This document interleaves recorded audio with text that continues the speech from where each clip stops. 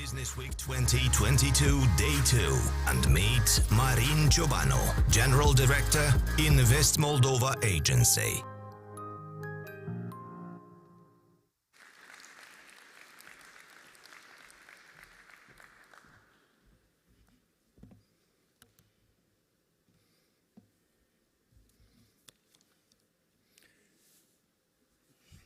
Bună ziua, stimați prieteni!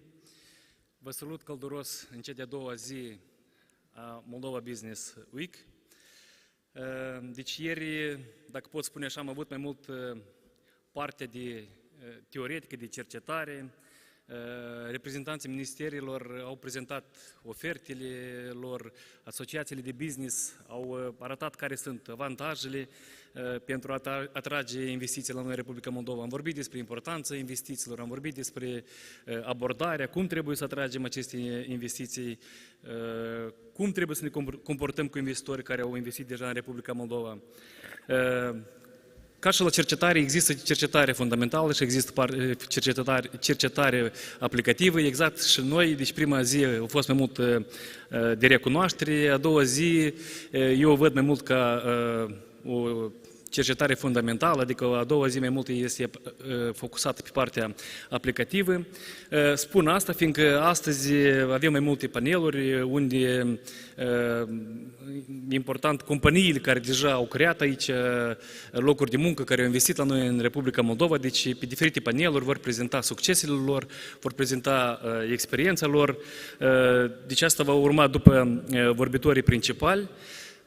Evident că este foarte important pentru cei care sunt din afara țării, care sunt aici în vizite de recunoaștere, de a interacționa cu oamenii care deja au afaceri. De ce este important? Eu vreau să fac trimitere și pe această cale să aduc mulțumiri.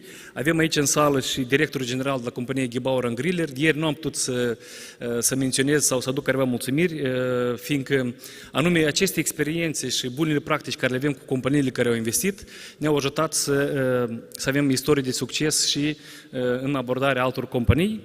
Deci în sală este și domnul Dan Călin Botean și rog deci, cei care vor dori să aibă informația din prima sursă de la o companie care a investit foarte mult în Republica Moldova, deci profitați de această ocazie, fiindcă compania dată a ajuns la un nivel foarte înalt în Moldova și dacă nu greșesc, și la nivel de grup, dacă nu greșesc, sunt numărul 1 la nivel de grup.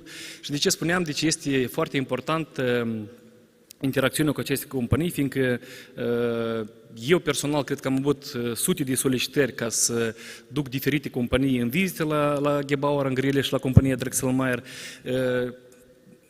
Cum nu ar părea de straniu, dar niciodată n-am avut refuz, deci am primit, chiar dacă pe alocuri companiile care vin la noi în Republica Moldova, într-un fel sau altul, deci sunt competitori la compania Gebauer, deci ei au avut tot timpul o ușă deschisă. Vreau să scot în evidență, avem 3 moderatori la 3 paneluri de bază, deci eu cred că s-a reușit foarte bine anume cu selectarea acestor vorbitori sau moderatori de paneluri. Deci avem primul panel care va fi condus de Dumitru Ciorici, care are o experiență vastă în jurnalism, dar și în economie. Îl avem pe domnul Thomas Försch de la Asociația pentru Colaborare Internațională, care eu în general i-am pus titlul de ambasador onorific. Există consul onorific, eu îi spun ambasador onorific aici în Republica Moldova, fiindcă chiar ține la țara noastră și vrea să ne ajute și, desigur, deci o avem și pe Doina Nistor, care realizează foarte multe proiecte în Republica Moldova și, la fel, deci cunoaște foarte bine partea aplicativă a lucrurilor. De ce? Eu cred că în afară de vorbitorii care vor fi la paneluri, care vor prezenta istoriile lor de succes în Republica Moldova, deci moderatorii la fel pot fi persoane indicate care să vă transmită pentru potențiali investitori feedback-uri cum au loc procesele în Republica Moldova. Acestea fiind spuse, vă doresc mult succes și sper să fie o zi productivă pentru toți, iar noi stăm la dispoziția dumneavoastră. Vă mulțumesc!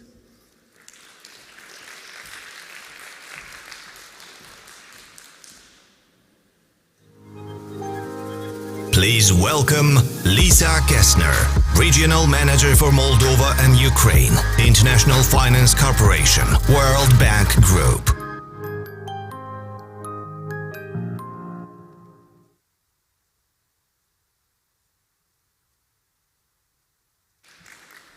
Good morning. It's a pleasure to be here. I'm very honored to be here. I'm the new country manager for Ukraine and Moldova for the International Finance Corporation. I started the role just in July, but I do have a history of working in the region, including Moldova, until about 5 years ago when I switched my focus more to Africa and South Asia. I think it's a really challenging and exciting time to resume this role. Looking at Moldova today and the private sector in Moldova, I think there's huge challenges. We expect that Moldova will be the most impacted country by the war after, of course, Ukraine itself. At the same time, I think it's really exciting to see the path, the clearer path to the EU. And I think it's going to open huge opportunities for the private sector over time. So I actually made this job shift. I was en route. I was packing my family up to move to Sri Lanka when the war started, and quickly pivoted to come back to this region that I had spent the earlier part of my career on. So I'm very pleased to be here. I do have some more prepared comments just to share with you a bit IFC's perspective on the situation in Moldova, some of the opportunities and some of the challenges, and a little bit about what we're doing. So as some of you may already know, IFC is a member of the World Bank Group, and we're the largest developmental institution globally that's focused exclusively on the private sector in emerging markets. We provide both investment and advice to firms and to governments with the aim of crowding in private sector investment and supporting green, inclusive, and resilient development. In Moldova, the war in Ukraine and the lingering impacts of COVID-19 are among some of the key concerns impacting all economies in the region, but particularly Moldova. These countries are likely to suffer considerable economic damage because of their strong trade, financial, and migration links with both Ukraine and with Russia. As we know, more than 100,000 refugees from Ukraine entered Moldova since February, which has prompted a challenging situation given the need for additional financial resources and the swift mobilization of humanitarian aid to ensure the delivery of basic services. That, on top of high inflation, energy security threats, and major disruptions in trade routes and trade logistics, make Moldova one of the most affected countries in the world.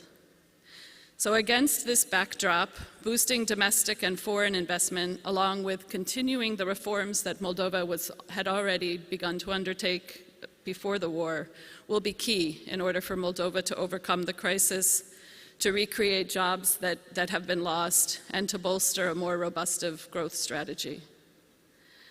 For now, IFC's goal is to help the private sector in the region, including Ukraine and Moldova, to tackle the economic impacts of the war and to ensure a resilient recovery. With 60 years of experience in unlocking private investment across developing countries, we're committed to our strategic partnership with Moldova and look forward to creating opportunities for investors in Moldova. We have recently, together with our World Bank colleagues, developed a report which we hope will be available online soon for all of you to explore. It's the Country Private Sector Diagnostic. This is a diagnostic tool IFC started rolling out 3 or 4 years ago globally. This is the first one that's been done for Moldova. And it's really looking at the economy with an idea of how can you address some of the development challenges, such as creating jobs, economic growth, leveraging the private sector. What are some of the key constraints to that, and what reforms or other actions could be undertaken to overcome those? So just to give you maybe a little bit of a teaser of some of the early findings, there's 3 cross-cutting areas which we think are relevant to most sectors of the economy. The first area is, of course, reforms for the business environment. And this is an area that IFC has been working on for many years in Moldova. Excuse me. Currently, we partner with the government of Sweden to identify and implement reforms that would improve the business environment.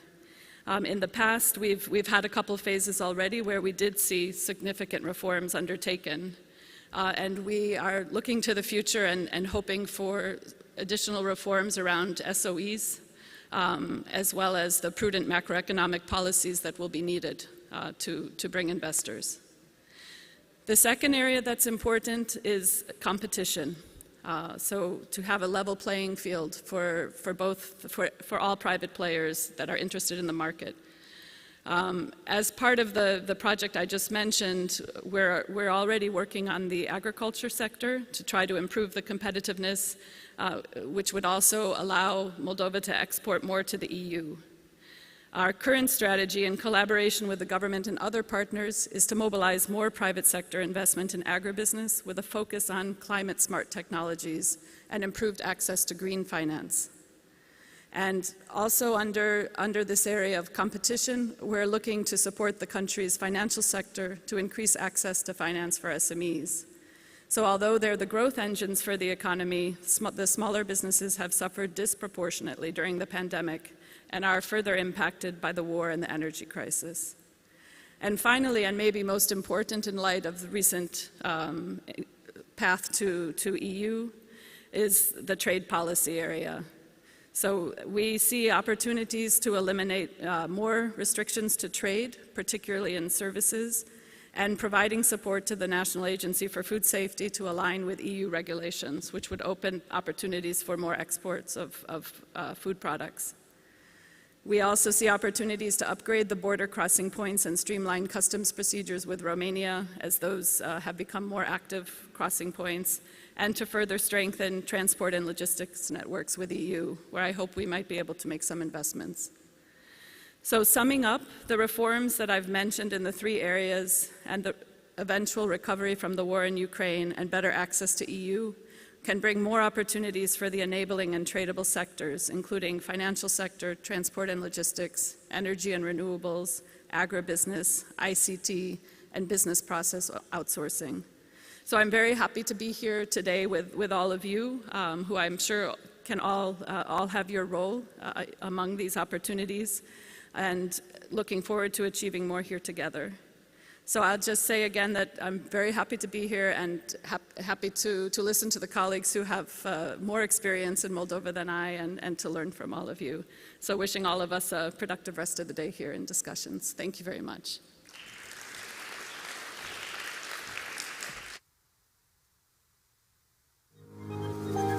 We kindly invite to the stage Natalia Oțel-Belan, Regional Director, Europe and Eurasia, Center for International Private Enterprise.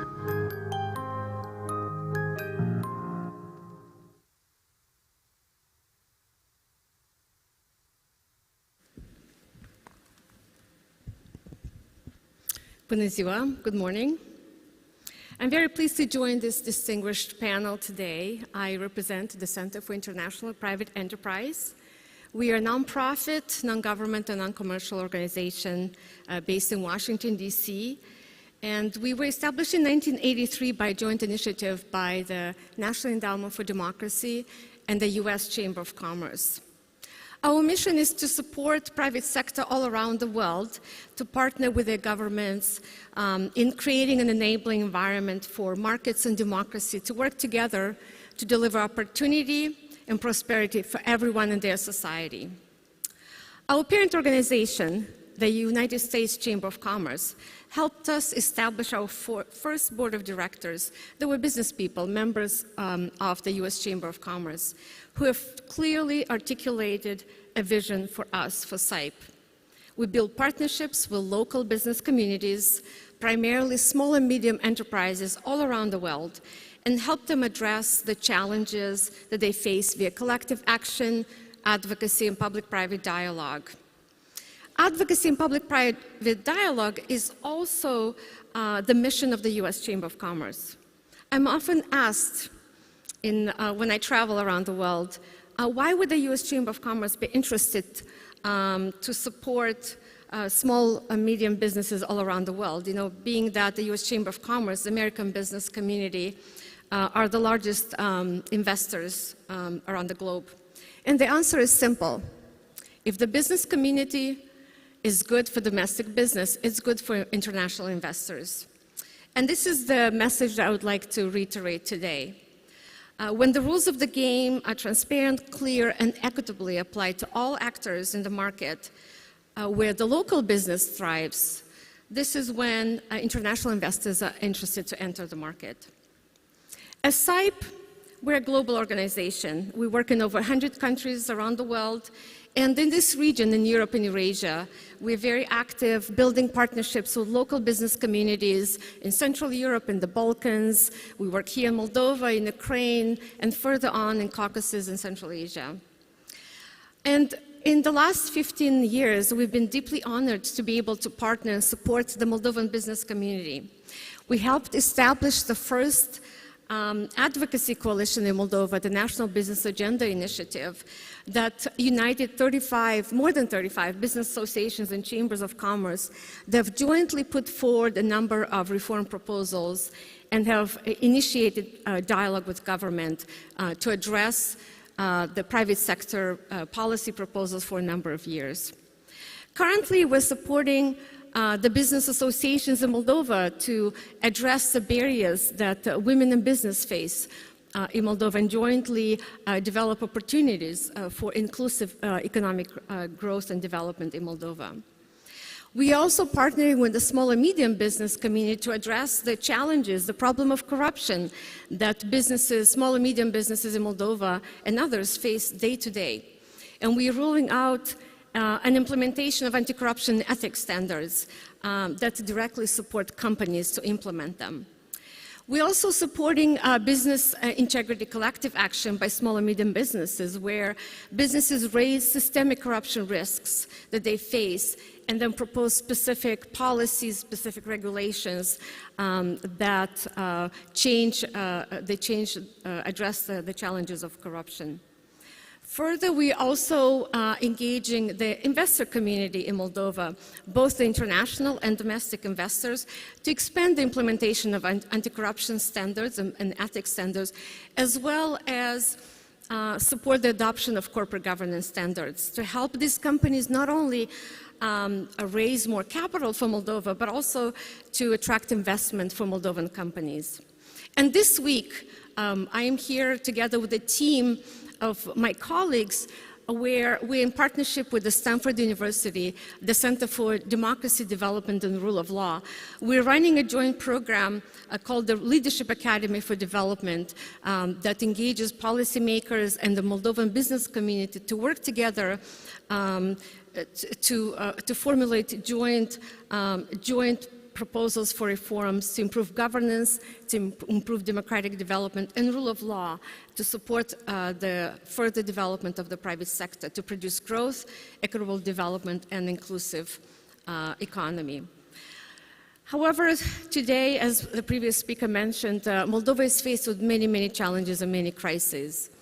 Despite those challenges, despite the war in the neighboring country of Ukraine, that is deeply affecting Moldovan business and economy, we still see Moldova as a market with many opportunities for growth and innovation.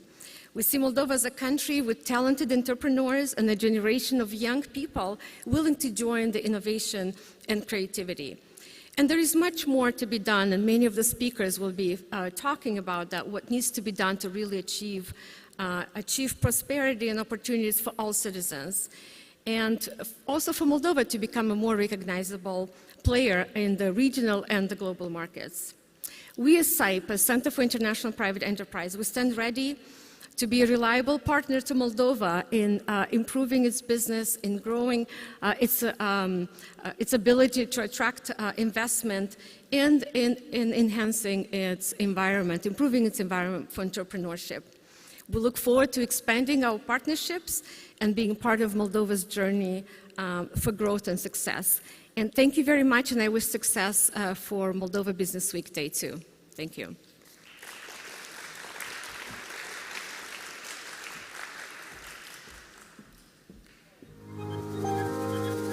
Please welcome Iurie Moraru, Vice President, Joint Chamber of Commerce of Switzerland.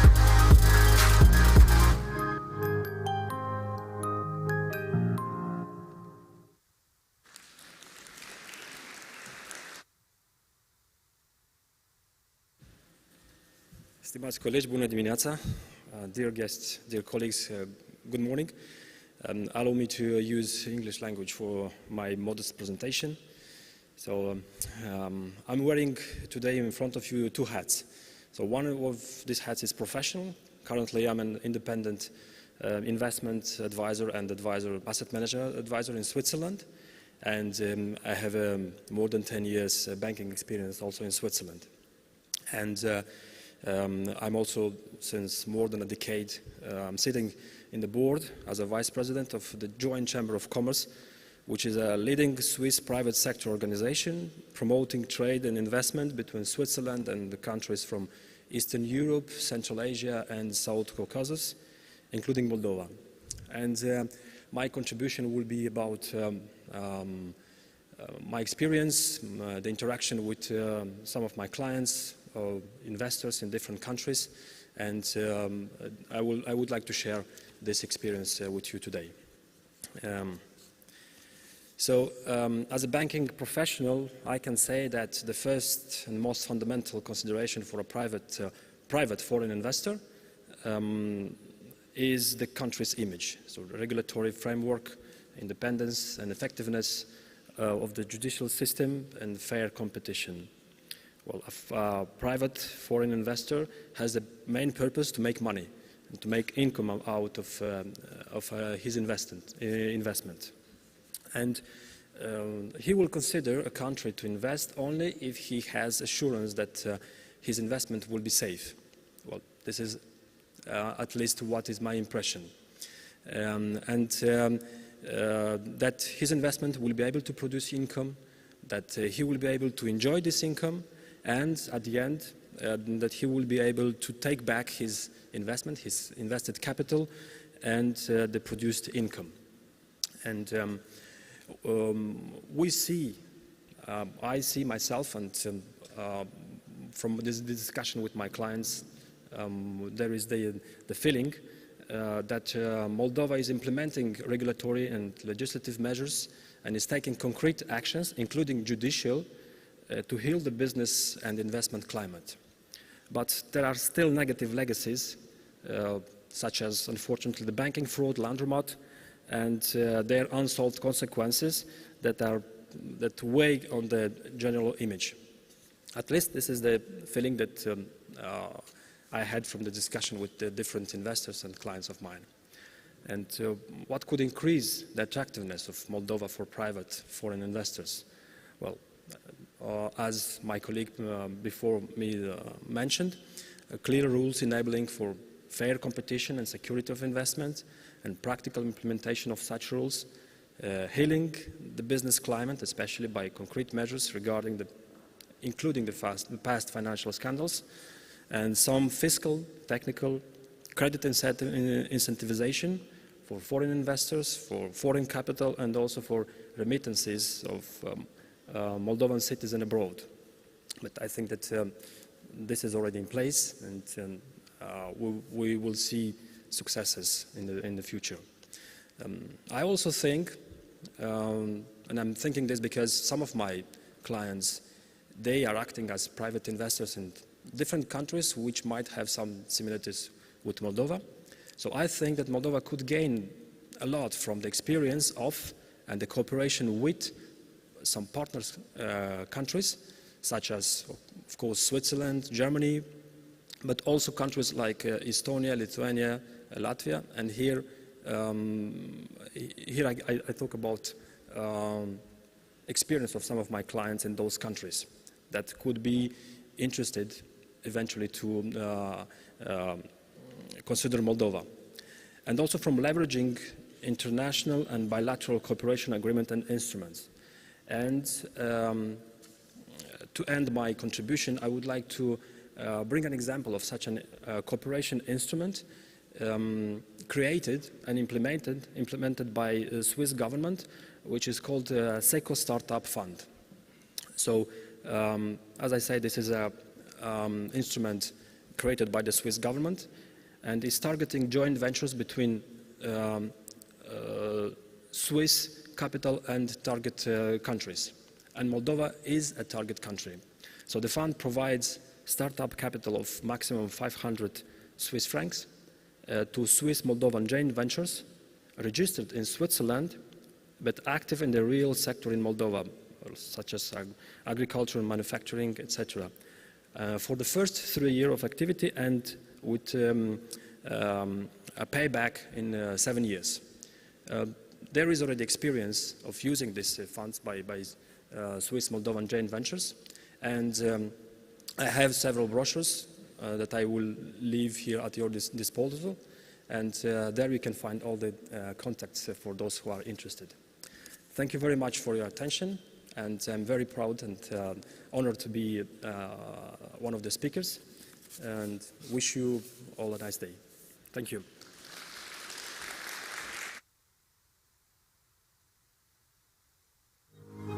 And now, we kindly invite to the stage Adrian Gheorghiță, Vice President, National Commission for Financial Markets.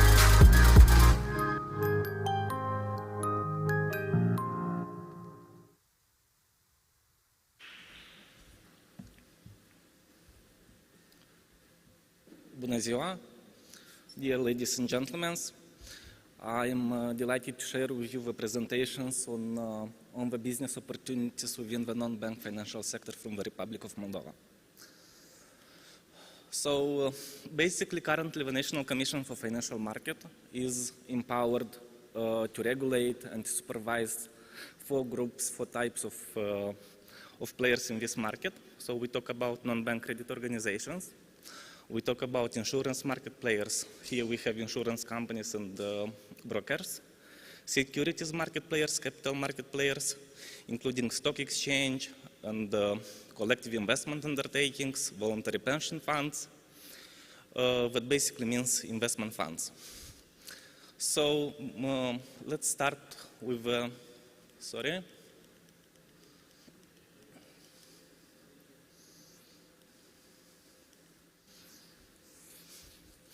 So let's start with the first sector, non-bank credit organization sector. It's quite developed in the Republic of Moldova. We see a steady growth in comparison with the banking sector.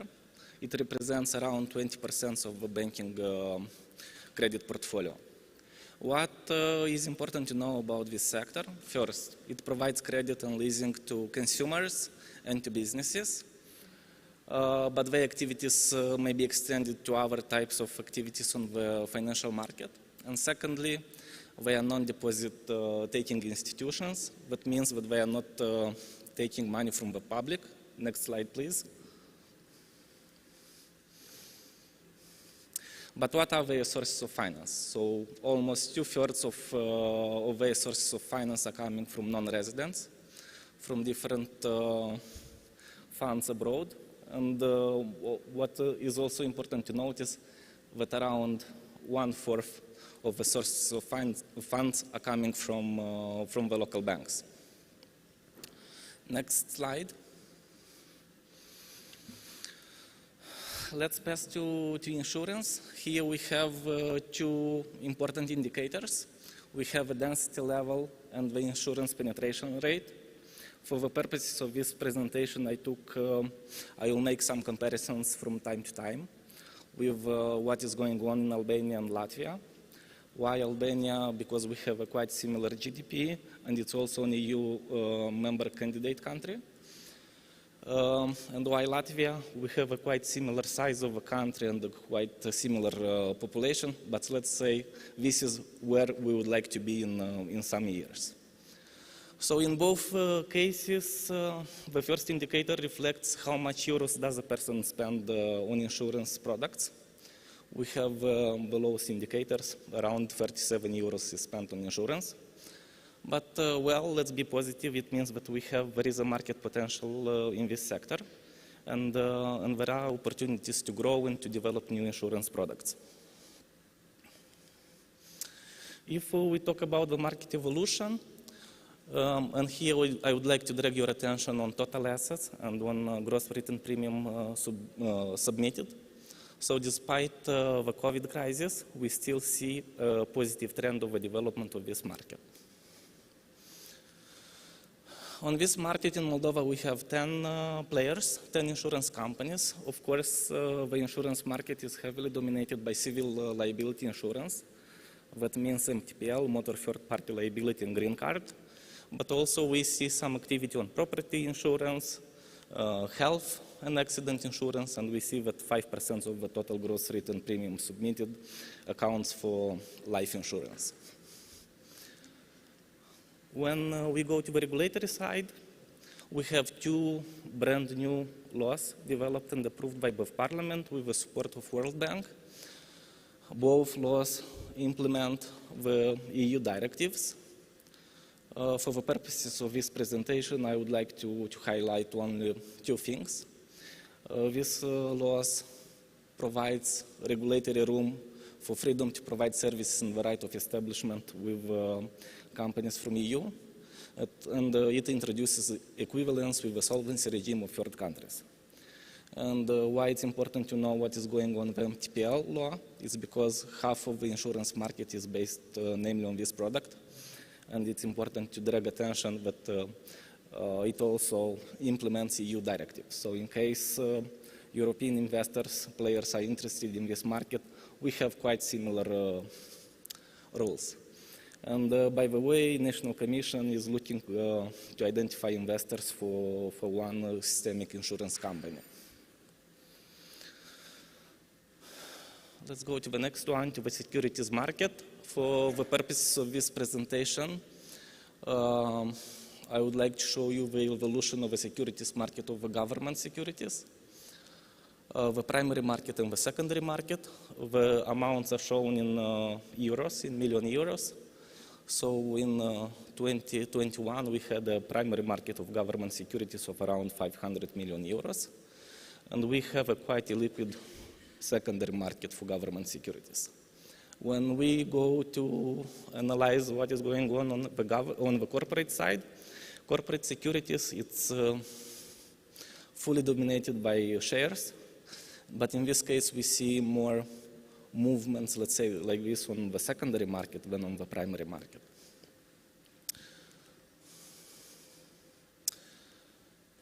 Okay, next slide. When it comes about the regulatory side, it's again, we have a quite modern law on capital markets. It transposed the MiFID directive, the directive on market and financial instruments. 3 important points for this law. It offers the possibility for investment companies authorized in an EU member country to operate on the local market. And of course, it replicates all other necessary regulations for the market to be transparent, operational, and to provide confidence on what is happening here. Let's see if potential investors would like to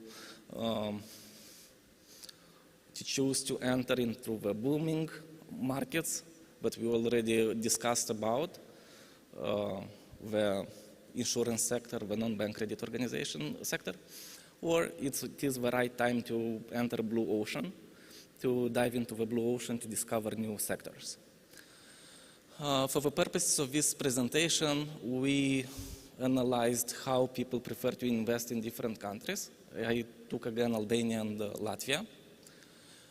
And we see that Moldovan people, Moldovan households prefer to invest in bank deposits. Actually, this is the main form of financial investments. In comparison to what is going on in Albania and Latvia, people may choose other forms of financial investments. So when we look at the life insurance to the GDP ratio, yes, as a form of investment, we have, as I stated earlier, one single company on the market, and the gross written premiums accounts for only 0.04% of the GDP. In comparison with what is going on in Latvia and Albania, Latvia being quite active and developed in this regard.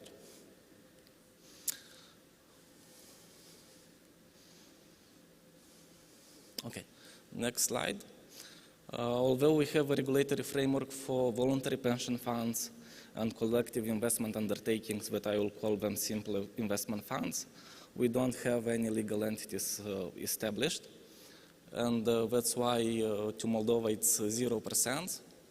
But the situation is interesting. What happens in Latvia and Albania. It seems like people trust more voluntary pension funds in Latvia than in Albania. But okay, these are relative data. It's also important the size of the GDP and so on. But basically, the main conclusion is that there is a market room, a market potential for investment companies, for voluntary pension funds, because currently the only option for local households is to invest in bank deposits. The regulatory side is also important. We have, again, quite modern pieces of legislation. New law on alternative collective investment undertakings, or simply called investment funds. This form of investment funds allows managers to choose to invest not only on the capital market but also in other forms of investment. It replicates an EU directive, it's important to mention, and it offers the possibility for managers that are operating in this business in EU to start to establish a voluntary pension fund in Moldova. And this situation is quite similar when we talk about voluntary pension funds. It again replicates an EU directive, and it again offers a facilitated regime for EU managers, for EU administrators to enter the local market without being subject to strict authorization process. That's what I wanted to present you. In case you have additional questions, I would be happy to address them within the coffee break.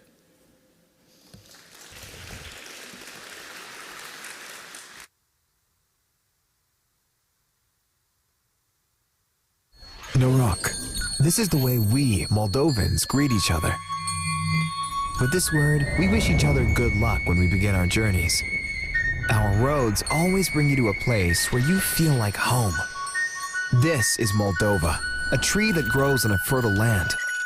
And this is how we want to be known to the whole world. That is why the tree of life is our symbol.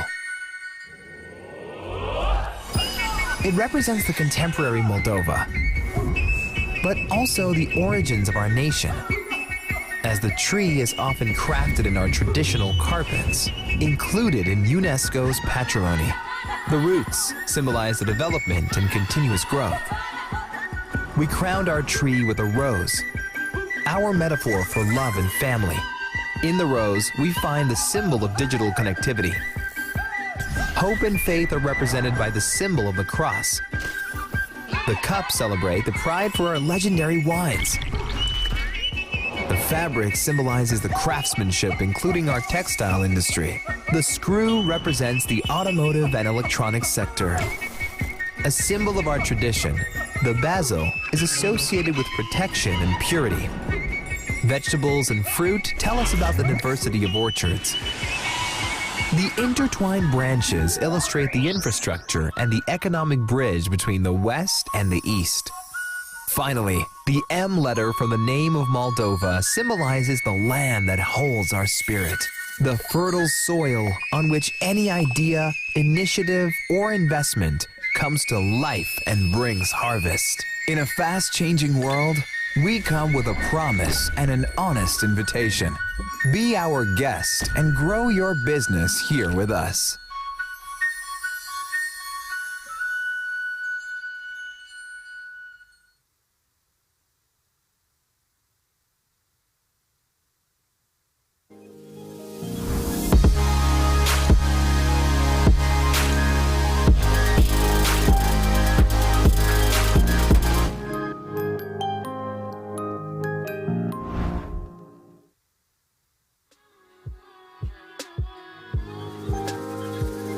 Please welcome Dumitru Cioric, the moderator of Moldova's Success Stories panel.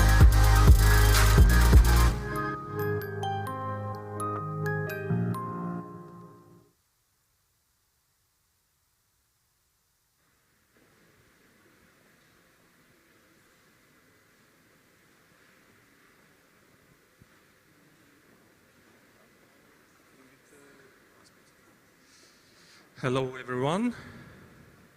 Welcome here to this panel.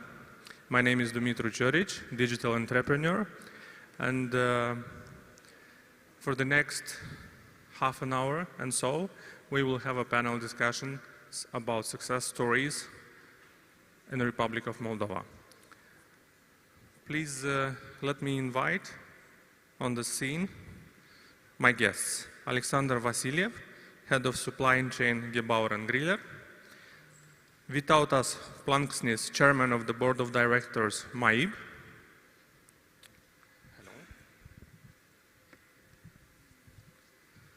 Mr. Ruslan Kasko, Executive Director at ADD; and Mr. Vyacheslav Panfil, Delivery Unit Manager at Endava.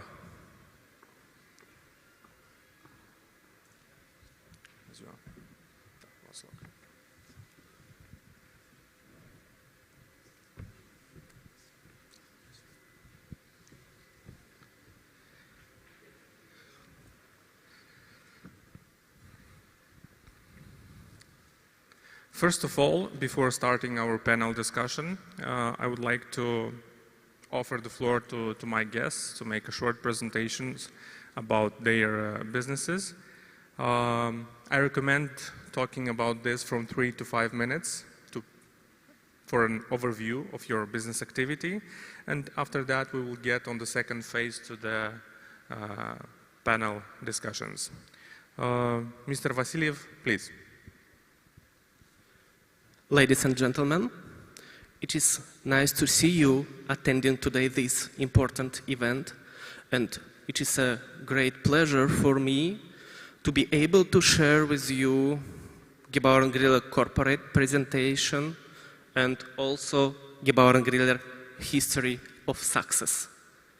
We at GG live our mission to enhance people's lives through energy and data transmission. Our mission is to ensure interactions of the world for the people who live in it. Gebauer & Griller is a global group of companies. We have been producing cables, wires, harnesses for automotive and non-automotive industrial sectors for more than 80 years. For example, for previous fiscal year, our group sales level achieved 553 million euro. Our key values are know-how, human focus, innovation, and of course, responsibility. If we are speaking about products and solution, it's e-mobility, high voltage harnesses, energy wiring, low voltage harnesses, automotive data cables, and other industrial data cables for non-automotive market. Yeah. We are Gebauer & Griller pioneers in aluminum application. First serious application of aluminum were in 1999 for interiors, and since 2006 in engine compartment. Also starting with 2019, aluminum in high voltage harnesses. Our customers, you can see here also some of them who are well known in a luxury segment of automotive industry. Gebauer & Griller headquarters is located in Vienna. We are present with 2 production plants in Mexico. Our biggest cable production plant is located in Austria, and biggest harness plant in Czech Republic in Mikulov. We are present also in China. We have a production location in Shenyang, and we are present with a sales office in Shanghai. We, Gebauer & Griller, prefer to be close to our customers.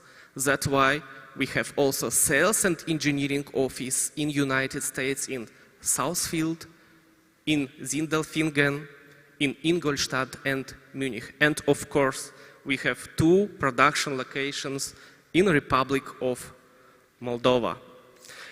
First plant was established in 2012. We have started with single core wire production for automotive business.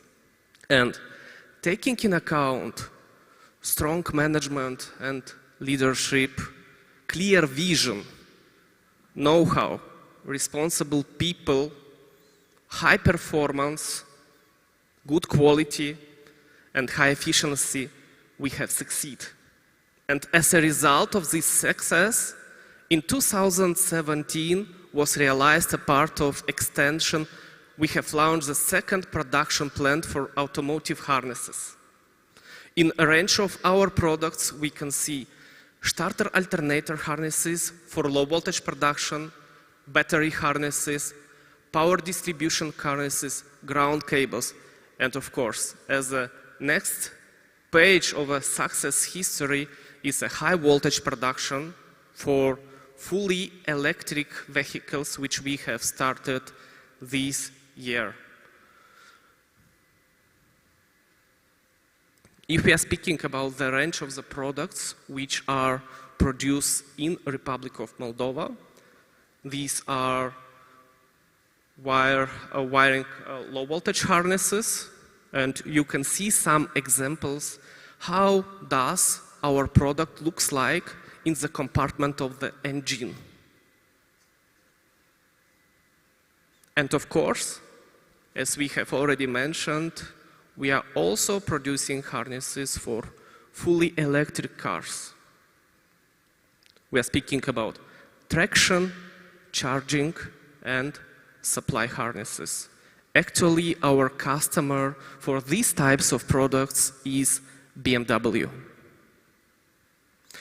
During 10 years of our activity in Republic of Moldova, Gebauer Griller has realized investments on the level of 55 million euro, starting with 2012. At the same time, we have paid over 11 million euro as taxes and duties. From sustainability perspective, we want to be the best partner to our customer. That's why we are focused on the next values like customer satisfaction, top quality, complete and on-time deliveries, continuous improvement, and of course, know-how. And at the same time, to our employees, we aim to be the best employer. That's why our values are empowerment of people, occupational safety and health, stability, diversity, and of course, opportunity for training and development. Thank you very much for your attention. Yeah, they really deserve some applause. It was quite impressive and very inspiring to see such products, high-value products, being manufactured here in Moldova. I saw you have some free spaces for another plans on the presentation, so, but we will speak about that a bit later. The next one is Mr. Planksnis. I was told he will be in connection with us online, or yeah? Yes, hello. Hello, Mr. Planksnis, do you hear us? Yes. Yes, do you have the floor? So I'm coming from Lithuanian investment and life insurance group in Valda NVL, which manages 1.7 billion euros in assets and has close to 300,000 customers, mainly in the Baltics. We are multi-asset manager, so invest in different asset classes. So we manage pension funds, then invest in companies with a name to convert them from local leaders to regional leaders and increase their value. Then we have products dedicated to farmland, forest, renewables, real estate, technology, and our connection with Moldova is as follows. In 2018, we, together with European Bank for Reconstruction and Development and Horizon Capital, acquired 41% in MAI, which is Moldova's largest bank. And we aim to transform MAI to the most customer-centric bank in Moldova. And so far, the bank is developing greatly, and we are very happy with our investment in Moldova. Thank you very much. We will get back to the panel session. Mr. Ruslan Kasko, Executive Director at ADD, please. Yes, hello. Can you pass me, please, the remote?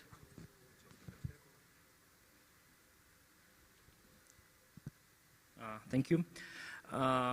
Dear audience, I would like to greet you on behalf of ADD Group. It's a pleasure to be at this event. For the first time at Moldova Business Week, and hope that we will have a chance to participate in more events of this kind. Few words about ADD Group. We are 30 years on the market. We are fully Moldovan company with Moldovan shareholders, with Moldovan R&D team, having a factory in Moldova. For the last 24 years, we were investing, developing solutions for efficiency of resources like energy and water. Specifically, we are designing smart metering solutions. For the 30 years of our business, we have delivered 7.5 million smart meters to 33 countries worldwide, which are located in Europe, Asia, Africa, and Latin America. All these products have been designed and manufactured in Republic of Moldova. And it is also important to mention that we are not only designing, manufacturing, and selling our products. We are also selling our technology and enable localization of the manufacturing in other countries based on license or franchise. It's like McDonald's sells franchises to countries around the world. We sell our licenses, but not for food, but for electricity and water metering products. A few words about our product portfolio. We have 3 brands, 3 products in our product portfolio. These are related to electricity metering, water metering, and sub-metering applications.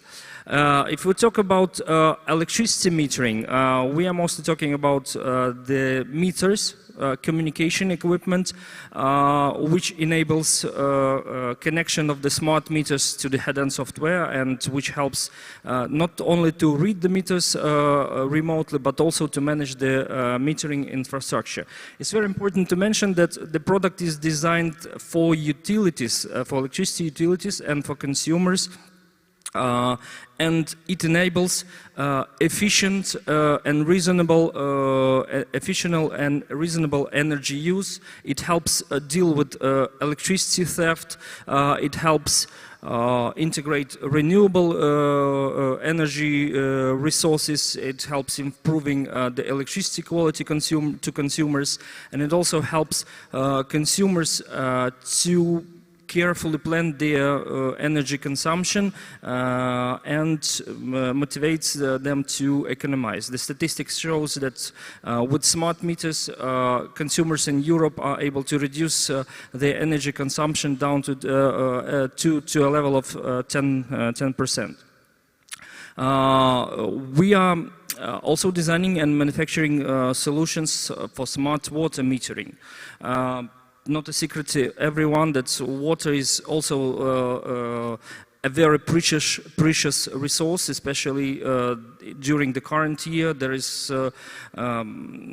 has been a lot of dry period of time, and in Moldova and other European countries, the rivers were drying out to a very low level, and it is very important to have solutions also to monitor and to control water consumption and to reduce the consumption to a reasonable level.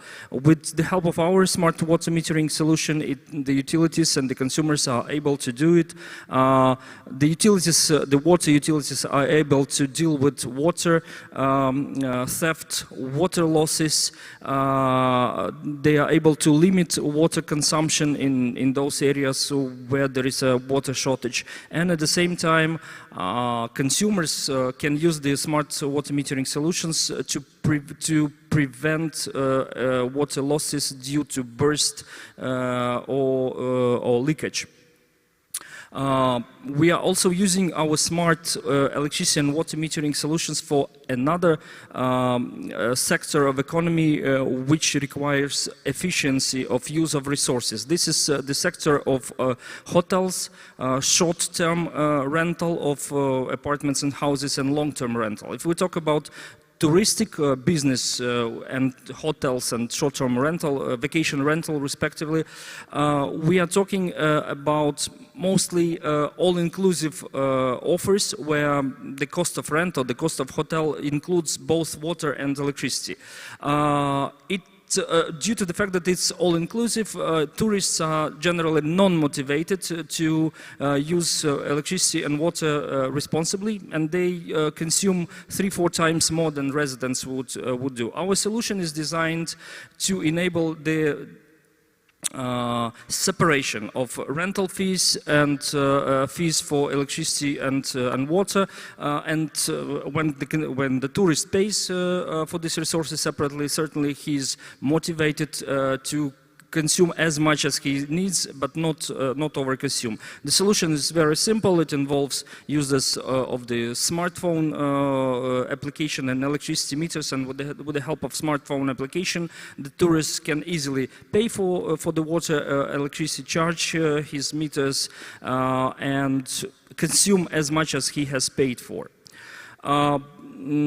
To sum up, I would like also to mention again that we have 3 product portfolios, and given that Moldova Business Week is also sharing the purpose of the event also to investment attraction, maybe I would like to say some message to the potential partners or investors.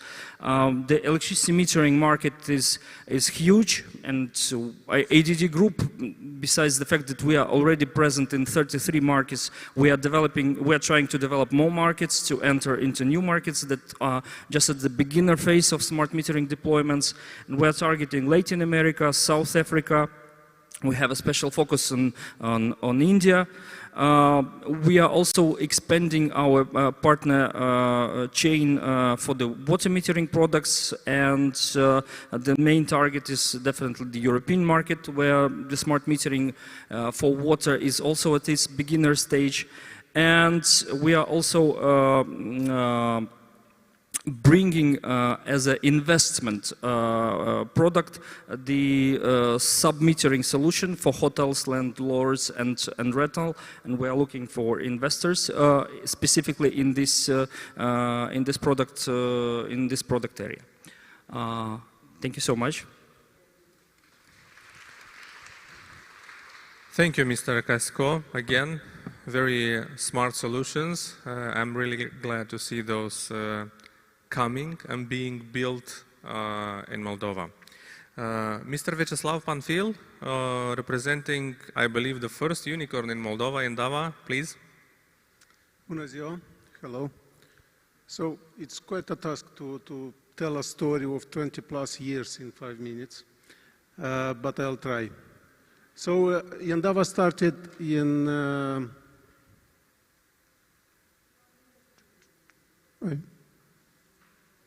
it doesn't work.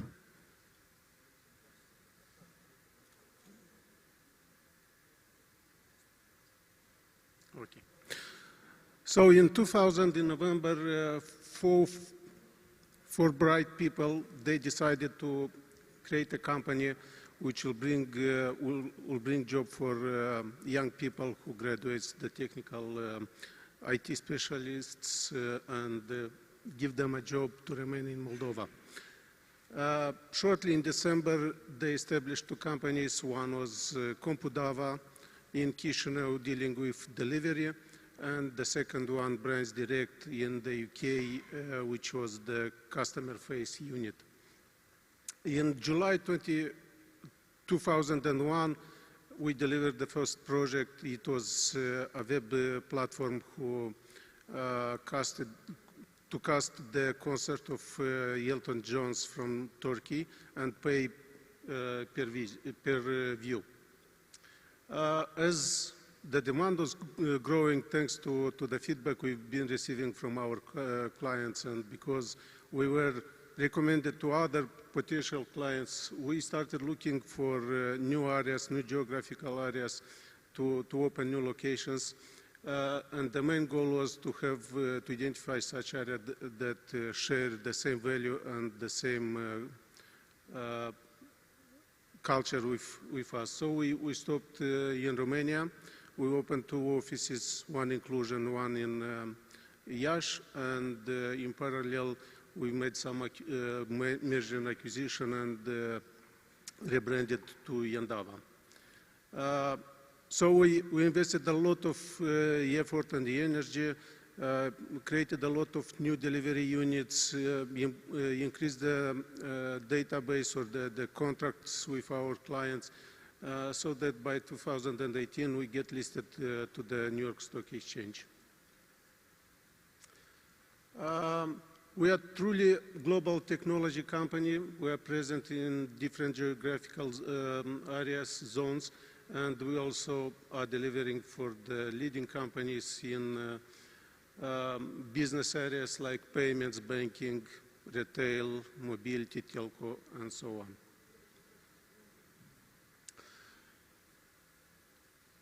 There are some boring numbers here. However, there is a story behind each number, and there is a lot of effort and energy that we put. Currently, we are more than 11,000 people across the globe.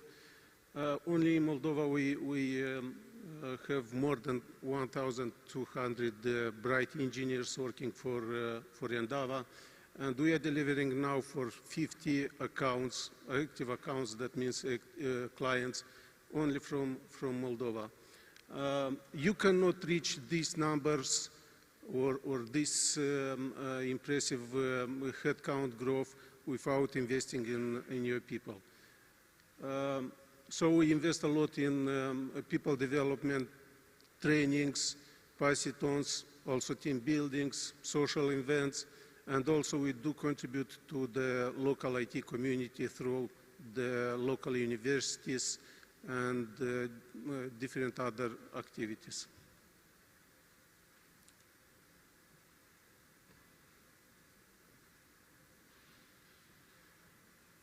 So, as everyone, we do have challenges, and we do face those challenges and find solutions. There are challenges that are across the globe, regional or global challenges, where you as a company probably don't have much to do to influence those. However, you can be prepared and you can react and get with a success from every challenge, like the COVID pandemic, which we were being prepared for this in advance, and when this started, we were ready to go working from home with no decrease on the performance, with no issues on our side.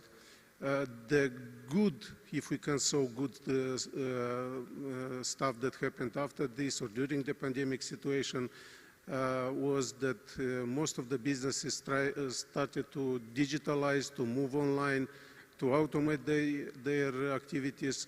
So a lot of new business were coming to us, and because of this, we managed to grow. And also because we were good prepared, we didn't have any impact on working from home, onboarding new people, training new people, So it was a good stuff for us. But there are challenges, local challenges that you have to face, and probably here you can influence those. For example, when we started, the local labor didn't have the job description for test engineer or for software test, software architect, Scrum Master, and so on. So we worked together with the authorities, we influenced them, we provided all the needed support, so they updated the legislation. Same for the tax facilities. We've seen a number of neighbor countries who were actively changing their taxes for the IT sector because this was quite a profitable one and they wanted to attract the investment. We also worked close with our authorities. We've done our best to influence them and to get those tax facilities that we have. It's worth mentioning that we worked with the local universities, we helped them to update their curricula, we train the students, we do support them so they prepare, they grow the specialists for the business needs. And Yandava is seen as a company where you can grow and where you can have a good career. However, you cannot have these results without a decent remuneration. So the remuneration, the investment we have on local market, the investment we have in training and development, all this together is the most part of the investment we have. And everything, it's about the people. If you want to grow, if you want to have good people, good projects, good feedback from the clients, you have to care about your people. Thank you.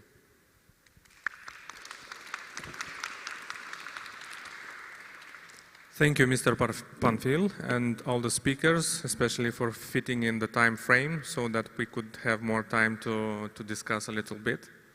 I'll have some questions for you. If you feel the need to comment on it, just make me a sign. I'll start with Mr. Vasiliev. Very impressive figures, high value products. Ingolstadt, München, next to Belz. This is very inspiring. How comfortable are you doing business in Moldova? Seeing that you have launched 2 plants, does that mean Moldova, it's comfortable for you? Do you plan opening more plants? How do you see this perspective? The one topic which probably I forgot to be mentioned is that our plants are located in free trade economical zone, belts, and from legal point of view, if we are speaking about customs facilities, about fiscal facilities, we have quite good conditions. And the second part of my question, do you feel there is more space to invest in other plants, or your company is looking for other markets, I don't know, to diversify the manufacturing? As we have already mentioned, there was taken a strategic decision. We have production in the Republic of Moldova of high voltage harnesses for full electric vehicles, so it is a strategic step. And basically now electric cars are just at the beginning of the era of electric cars, so that means the production is going to increase very much. This is our expectation. Okay, Mr. Planksnis, are you with us? You should be. My colleague said that we are connected online. Chairman from MAIB, Board of Directors. I have heard about your intentions to list MAIB at the Bucharest Stock Exchange. That would be a very important milestone. What's the long-term about the long-term view about MAIB? Because if I'm not mistaken, this is the first time when a bank decides to to list at a foreign stock exchange? Yes, it would be very important step to Moldova and not only to Maid, because our listing to Bucharest would allow other companies to follow our path. And Maid currently is the largest bank of the country, and we hold about 1/3 market share in and I believe diversification of sources of capital would allow to grow not only Maib, but also the whole economy. Because as the largest bank, we are financing and supporting majority of Moldovan businesses.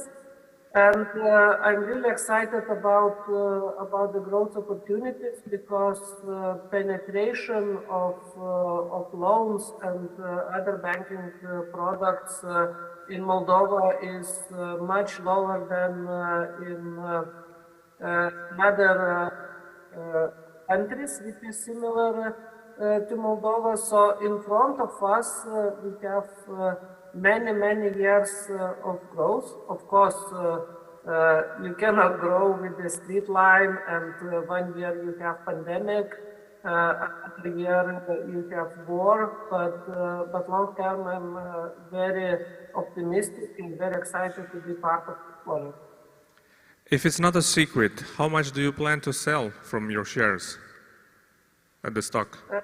Currently, first of all, Maib shareholders have to take the decision to list, and our consortium of EBRD, Horizon Capital, and Invalda owns just 41%, so we cannot take this decision alone.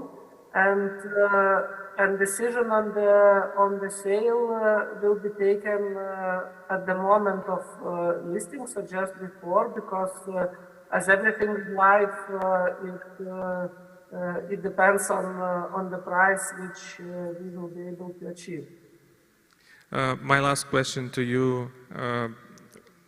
A company, a big business which is growing like yours, is being challenged very much lately by the fintech sector.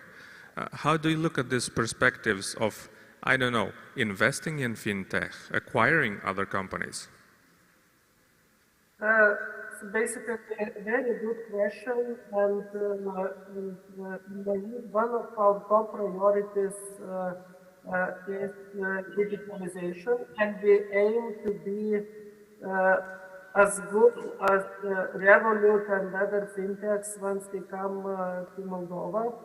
We've seen how popular they are in, for example, Revolut has banking license in Lithuania, and they really offer good products. So our aim is not to be on equal with them, and we investing a lot of improving user experience. And yes, we are interested in different forms of cooperation and open to investing in fintechs as well. Thank you very much. Good luck, and thank you for joining with us via video conference. Mr. Casco, I'm proud to see such products like water metering, electricity metering being produced in Moldova. I found the first time about your products this summer when I was organizing an interview with the representatives related to your industry. How hard was it?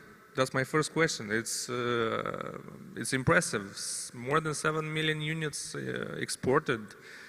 Many more countries from different continents. How was it? How was the road? Well, I would say that we started design and development of smart metering solution in 1998.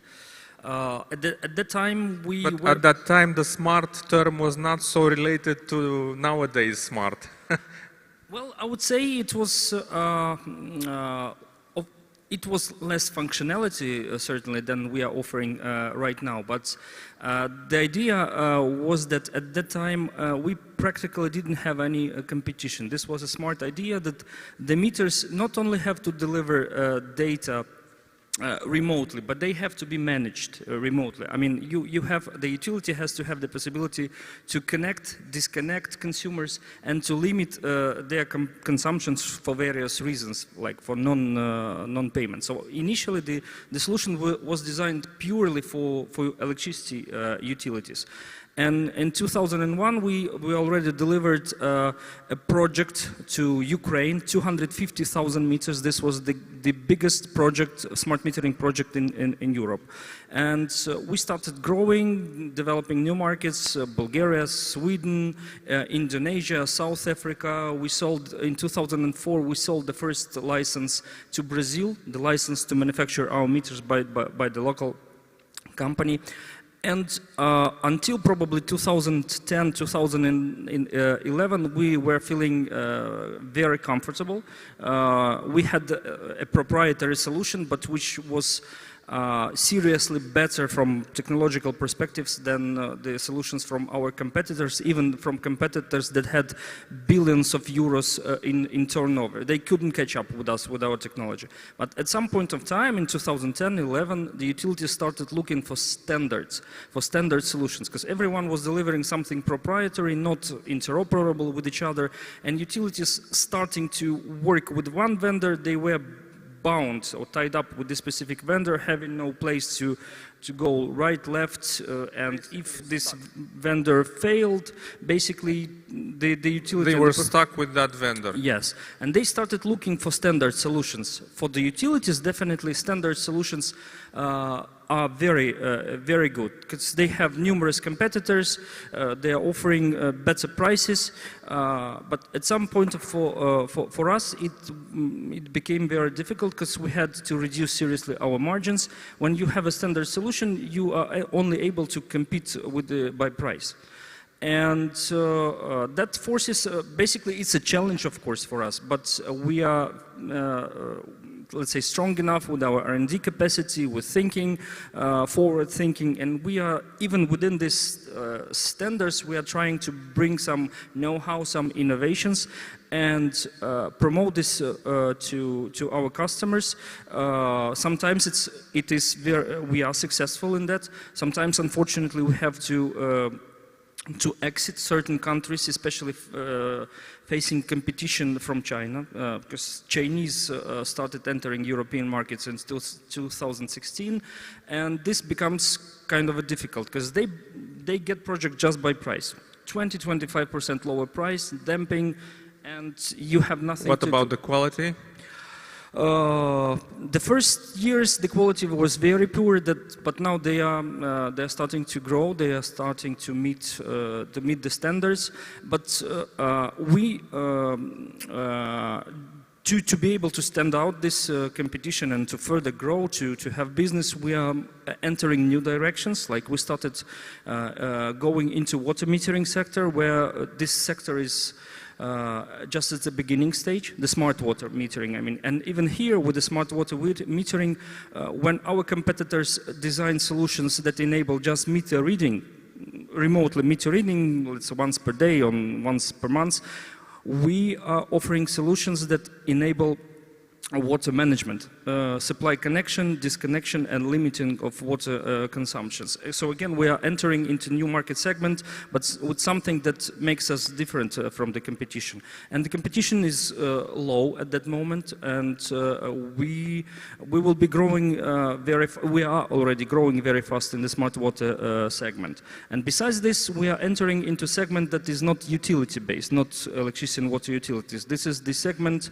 of landlords, hotels, short-term rental and long-term rental, which is a totally new market and it's like a blue ocean for us, because nobody offers similar products. This is a challenge for us because we have to build the market, but also an opportunity because we don't have competitors. How many people does your company employ? Right now about 350 people. 300? 350, yeah. Impressive. My last question to you, Do you believe this profession, job of being an electronist is a future job in Moldova and is able to, I don't know, to move the popularity of economists and legal jobs? I do believe that's the future for Moldova for sure, and honestly I started to believe this just maybe very recently, because when we entered the Association of Moldovan Electronic Producers, I actually found out that we are so many. I mean, it's more than 100 organizations, and we are growing. Me as personally being in electronic industry for let's say for almost 20 years, for me it was a surprise, and definitely thanks to Acem, we are making ourselves visible to the world, to the local markets, to foreign markets, and there is huge potential because we have brains. And I hope we can educate, can create these brains, the intellectual power, with the help of our authorities, with the help of educational institutions and organizations. And maybe ADD Group is just one of examples, one of many examples, where the examples that we are able to create products in such a small country that are able to compete with the global industry leaders. I do believe we have future. Very good job. Keep up the good pace. Thank you. Thank you. Mr. Vyacheslav Panfil from Endava, quite a very known name in Moldova and abroad, listed at the New York Stock Exchange. How do you feel being the first unicorn born in Moldova? This is a kind of responsibility also. Yeah, we are very proud of this, and I would like to thanks everyone who is working or used to work for Endava, and really proud of this. You have reached very many important milestones. I don't know what one could wish more, but as I see, Endava is developing, opening new offices, new continents. What could be more for you? What are the next milestones? So for Moldova, I can say for Moldova only, because I'm not allowed to open the future plans. Secrets of the other colleagues. Endava, yeah, that's because of the New York Stock Exchange legislation. For Moldova, we'd like to grow our headcount. We'd like to continue working with the universities, with the local authorities, because we see a lot of potential in Moldova, and I think Moldova can be quite advanced in providing IT services, and not only. What are the biggest markets that Endava Moldova, the unit from Moldova, is exporting to? We are working with almost every single location that we are working for. That's European Union, United Kingdom, United States of America, everywhere. So we have teams working in parallel with different other locations. For example, people working with a delivery unit from Colombia, and they're working together for a client in the United States. Statistically, but that's probably only for the moment, probably most of the projects are located in Europe, and the second one would be United States. One would say that Moldova is from Far Eastern Europe, low wages, low quality. What would you say about this, and how do we stand on the global market in the IT sector? We are more close to Europe than somebody thinks. And as you can see from our results, we have quite bright people. We are quite developed, and we can put more effort and show this to everyone that just doubt our results. Thank you very much. two last questions for all of you. If you could refer shortly, each of you, on them. The labor market became quite complicated in the last year, and it's not just about Moldova. It's in all the region. It's the same. How do you solve that problem? And secondly, what would you expect from the government to do more in order to improve the business climate in Moldova? Mr. Vasiliev, would you like to be the first?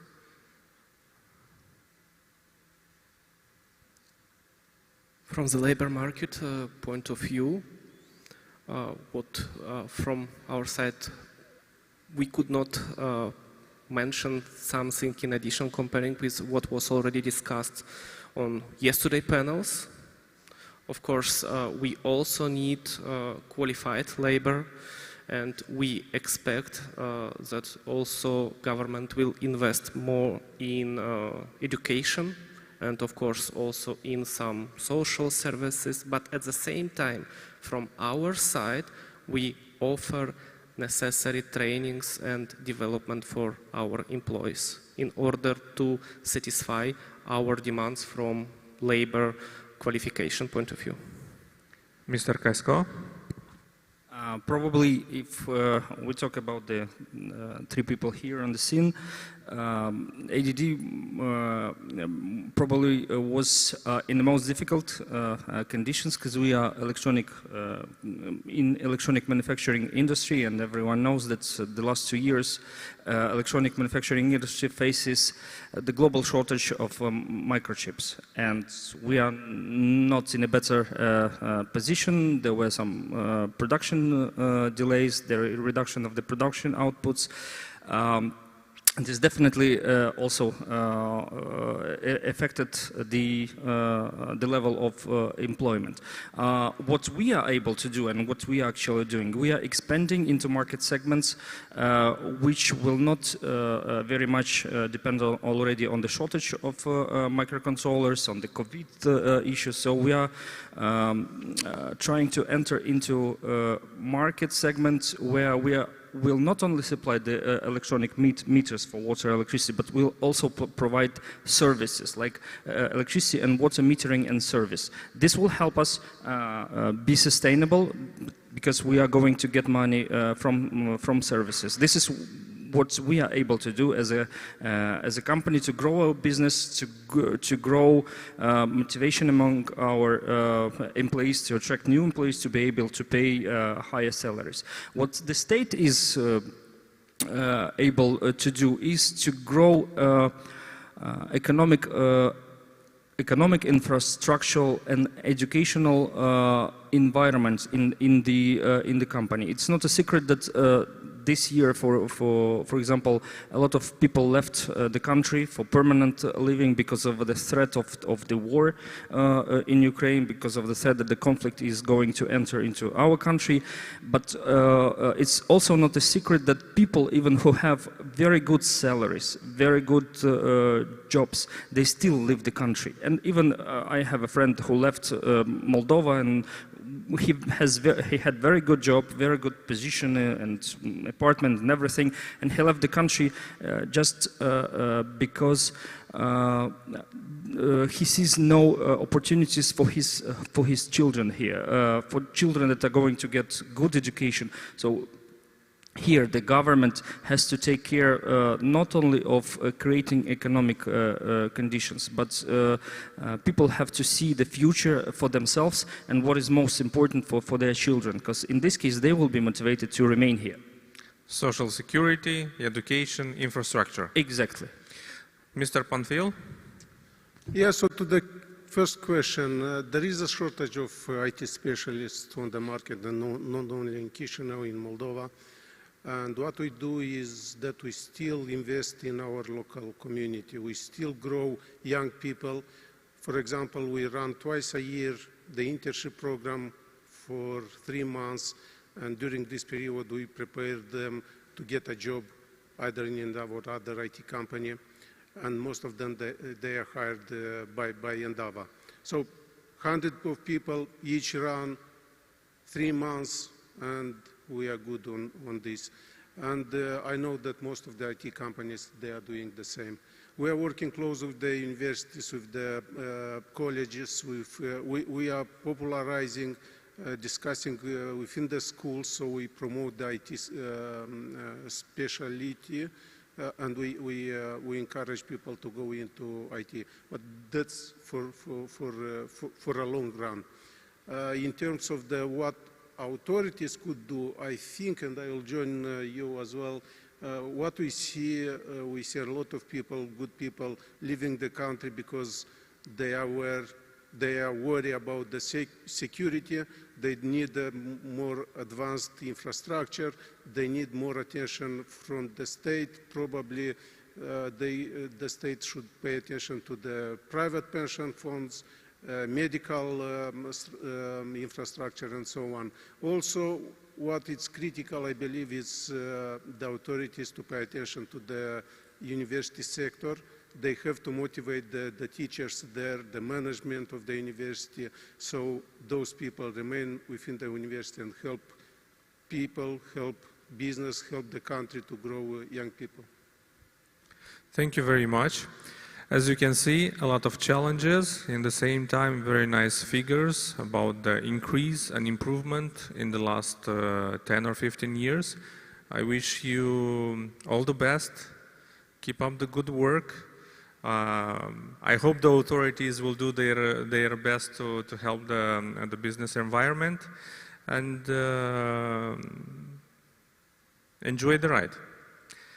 Thank you for watching this panel. Stay tuned, the next sessions are coming. Thank you.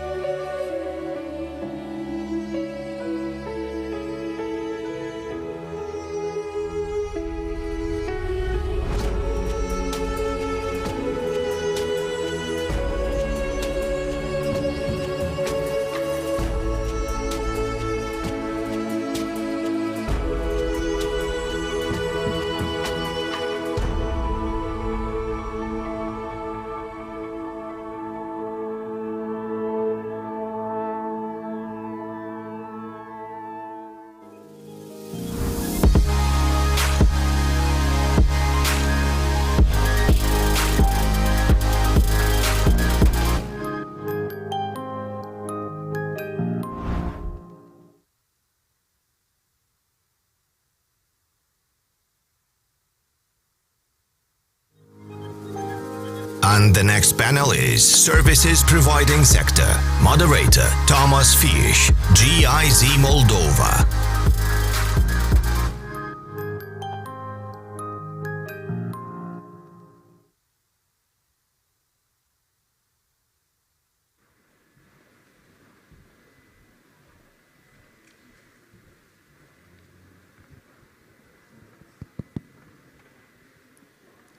Bună ziua, and also a very warm welcome from my side. My name is Thomas, and I'm working with the German Development Agency here in this beautiful country for a couple of years, and we are implementing on behalf of the German government, of the Swiss government, and we're also implementing for the European Union a number of activities which also focus on investment promotion. That's why I'm especially happy to be here today to talk about some of the most exciting opportunities in the country.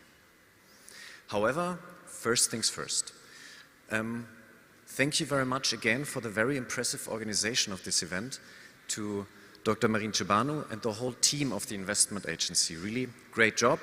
I'm looking forward to what the future might bring for Moldova. All the best for your work also in the next years. I want to start a little bit unusual. I want to share a personal story from mine. I have a son, he just turned 7. And as kids in this age do, they have a lot of questions. And one group of questions of him was about, why did I choose or what am I doing in my professional life, was the first one. Incredibly difficult to explain. The second one was then, how did you know that you want to become this type of worker or profession? And what should I do? He wants to become a volcano expert, by the way. But it was a tricky conversation. It sounds so easy, but it was not. Maybe it is for you. I'm sure some of you have also children and had similar conversations. Or some of you have friends who have children or are already grandparents. I don't know. What would you advise your kid? Which profession to choose? Which group of profession? What to do to move towards this profession? Again, it sounds easy. I struggled. Then, if you follow up on this, there was a very interesting study by the IT giant Dell Corporation. And they found out, or they are predicting, that 85% of current jobs will no longer exist in 2030. 85%. That means if in the audience you look left and right, out of the 10 people sitting next to you, only 1 to 2 of the jobs they are having will still exist. Wow. But of course, I'm not here to talk about my son, but about what this implies, not only for the labor force, but also for the companies that are employing these people, for the economic sectors, for the countries that are looking for jobs, that are looking for a contribution to the taxes, etc., etc. And we are having today with us 4 speakers representing 3 different types of sectors. And these are the sectors where we have hope that they will produce the next success stories in Moldova, that they will produce the new types of jobs and professions. Of course, we don't know how the future looks like, but there's good reason to believe that in these sectors, in these types of companies, the future will be made.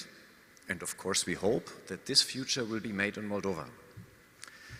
I would like to ask the panelists to come to the stage.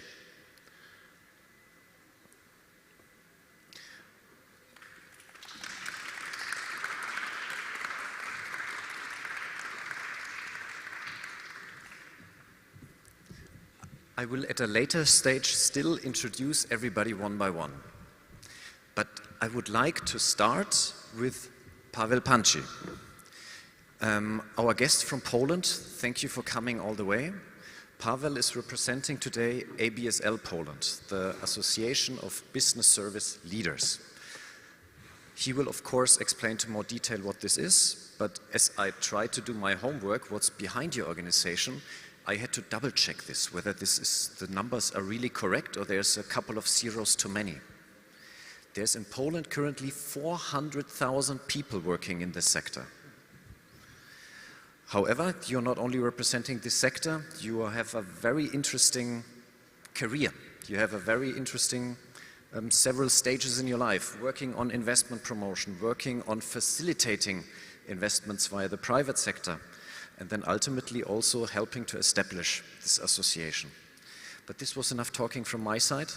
Let's move to our first keynote speaker. Please, Paweł. Thank you. Ladies and gentlemen, I was supposed to tell you about the success story of Poland, but I want to tell you something that's very relevant. So I'll give you 2 points, 3 points actually, why it's worth to deal with business services. When talking about Moldova, one of the most recognized products that you have is wine. The first traces of the history of Moldovan wine is when you delivered it to the Roman emperors. so thousands of years. Nowadays, the export from Moldovan wine that has history is 300 million euro. The business services has been here in Moldova officially starting from 2008 when you created the IT park. That short period of time today exports 400 million euro of value. So with all due respect, I would love to drink the wine, but I would like to be the IT expert in Moldova. That's why, the first reason. The second reason is that when you think about working today in the business services especially, IT, but also finance and accounting, HR, it's a remote work. This is an incredible chance to spread the business not only to Chisinau from abroad, but to other locations. All 3, 4, 5 cities that you have, the major cities in Moldova, can benefit from having the business services operations because people do not have to move to work in the main city. So they can keep whatever they have in the locations, being wives or husbands, and having a happy life. And the third is the best practice. You already have the IT park that you introduced a couple of years ago, as I mentioned, 2008. If you multiply this experience, in the next 5 years, you could double the number of people working in the IT sector in the business park. So that's why it is worth, because it's historical, it's large in the volumes, and it allows to function on a high quality of life in tier 2, 3, or 4 cities. And it keeps people happy. They don't have to leave and work abroad. 10, 15 years ago, the jobs that we have in Poland were available only in London, Frankfurt, Zurich. Nowadays, you can be a part of the team in London, Zurich, or Frankfurt, living where you want to live, not where you have to live. Paris, Rome, London are nice cities, but if you can visit them, if you have to live there, it's a nightmare. I walked through the streets of Chisinau last night, and I have to tell you, the quality of life, the joy that people have walking down the streets, sitting in the parks, not strolling through them, is a proof that you have a way to live and work. The life and work balance is achievable in Chisinau. If you broaden the experience from IT Park to other business services, to the BPO, as I said, you will have, in 5 years, double the number of jobs, and you will keep the happy people in Moldova. That's what I wanted to say. Thank you.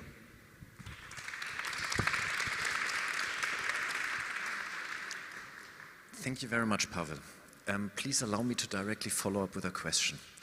I mentioned in the very beginning, 2030, 85% of all jobs will be obsolete. And the higher the standardization of a job, the repetition of a job, the more likely the job will be obsolete. And there are critical thinkers who say this will be especially also true for business process outsourcing activities. So are you right now growing industry, or how do you say for animals, about to extinct? Could you repeat once again the first sentence with the statistics from Dell? 85%. Blah, blah, blah, blah, blah. This is what I can tell you. I mean, really, Dell stopped producing the computers and they had to come up with something. They missed the train. Yes, there will be automatization, but I was talking to the guys that work in the translation business. They say, yes, about 45% of some of the books you can translate, but otherwise you have to use people because the texts are non-transferable, so robots will not do all the translations. Yes, the automatization will be happening to the jobs that, for example, nowadays are in 60% already in India. We don't want these jobs. I mean, we're happy that someone is doing it, but we want the jobs to be more creative, and IT is one of the most creative places in the world because it's changing. I mean, whatever you do these days has the IT behind it. It may not be in that way in finance and accounting or HR, but still you're dealing with people. That people business will never be 100% automatized. So there will be the future of some of the jobs. Of course, it will not be growing 25%, it may be growing 5, 6, 7. But if you miss the train of changing the legislation in the next months, not even years, then you will jump on that train. You will start introducing some of the processes in Moldova, and then when they are being automatized, you will have people ready to pick up the new jobs. All right, now I have to watch out how I address my questions to you, and I'm quite happy that Marina is sitting between the two of us. Nevertheless, let me follow up with one small question. You have such a big experience in Poland with this sector and with the development. I'm old, that's what you wanted to say. No, I want to ask it the other way around, because the standard question would be, what are the best practices, what can we learn from you? I want to ask it the other way around. Can you share with us what not to do? What are the mistakes you made and where you say, in retrospect, maybe Moldova, you can learn from that, we should have done it differently? When we started working with the business services sector, we thought it's very similar to other businesses. It is not. When you look at the production or logistics, the average age of people there is 47. In Poland, the average age is 33. In Moldova, 29. So this is a completely different mindset. Do not compare this business to anything else that you know. Try to listen to people, because at the beginning we thought, okay, if HP is coming with the business services, it's like producing the laptops or anything else that they do. No, it's not.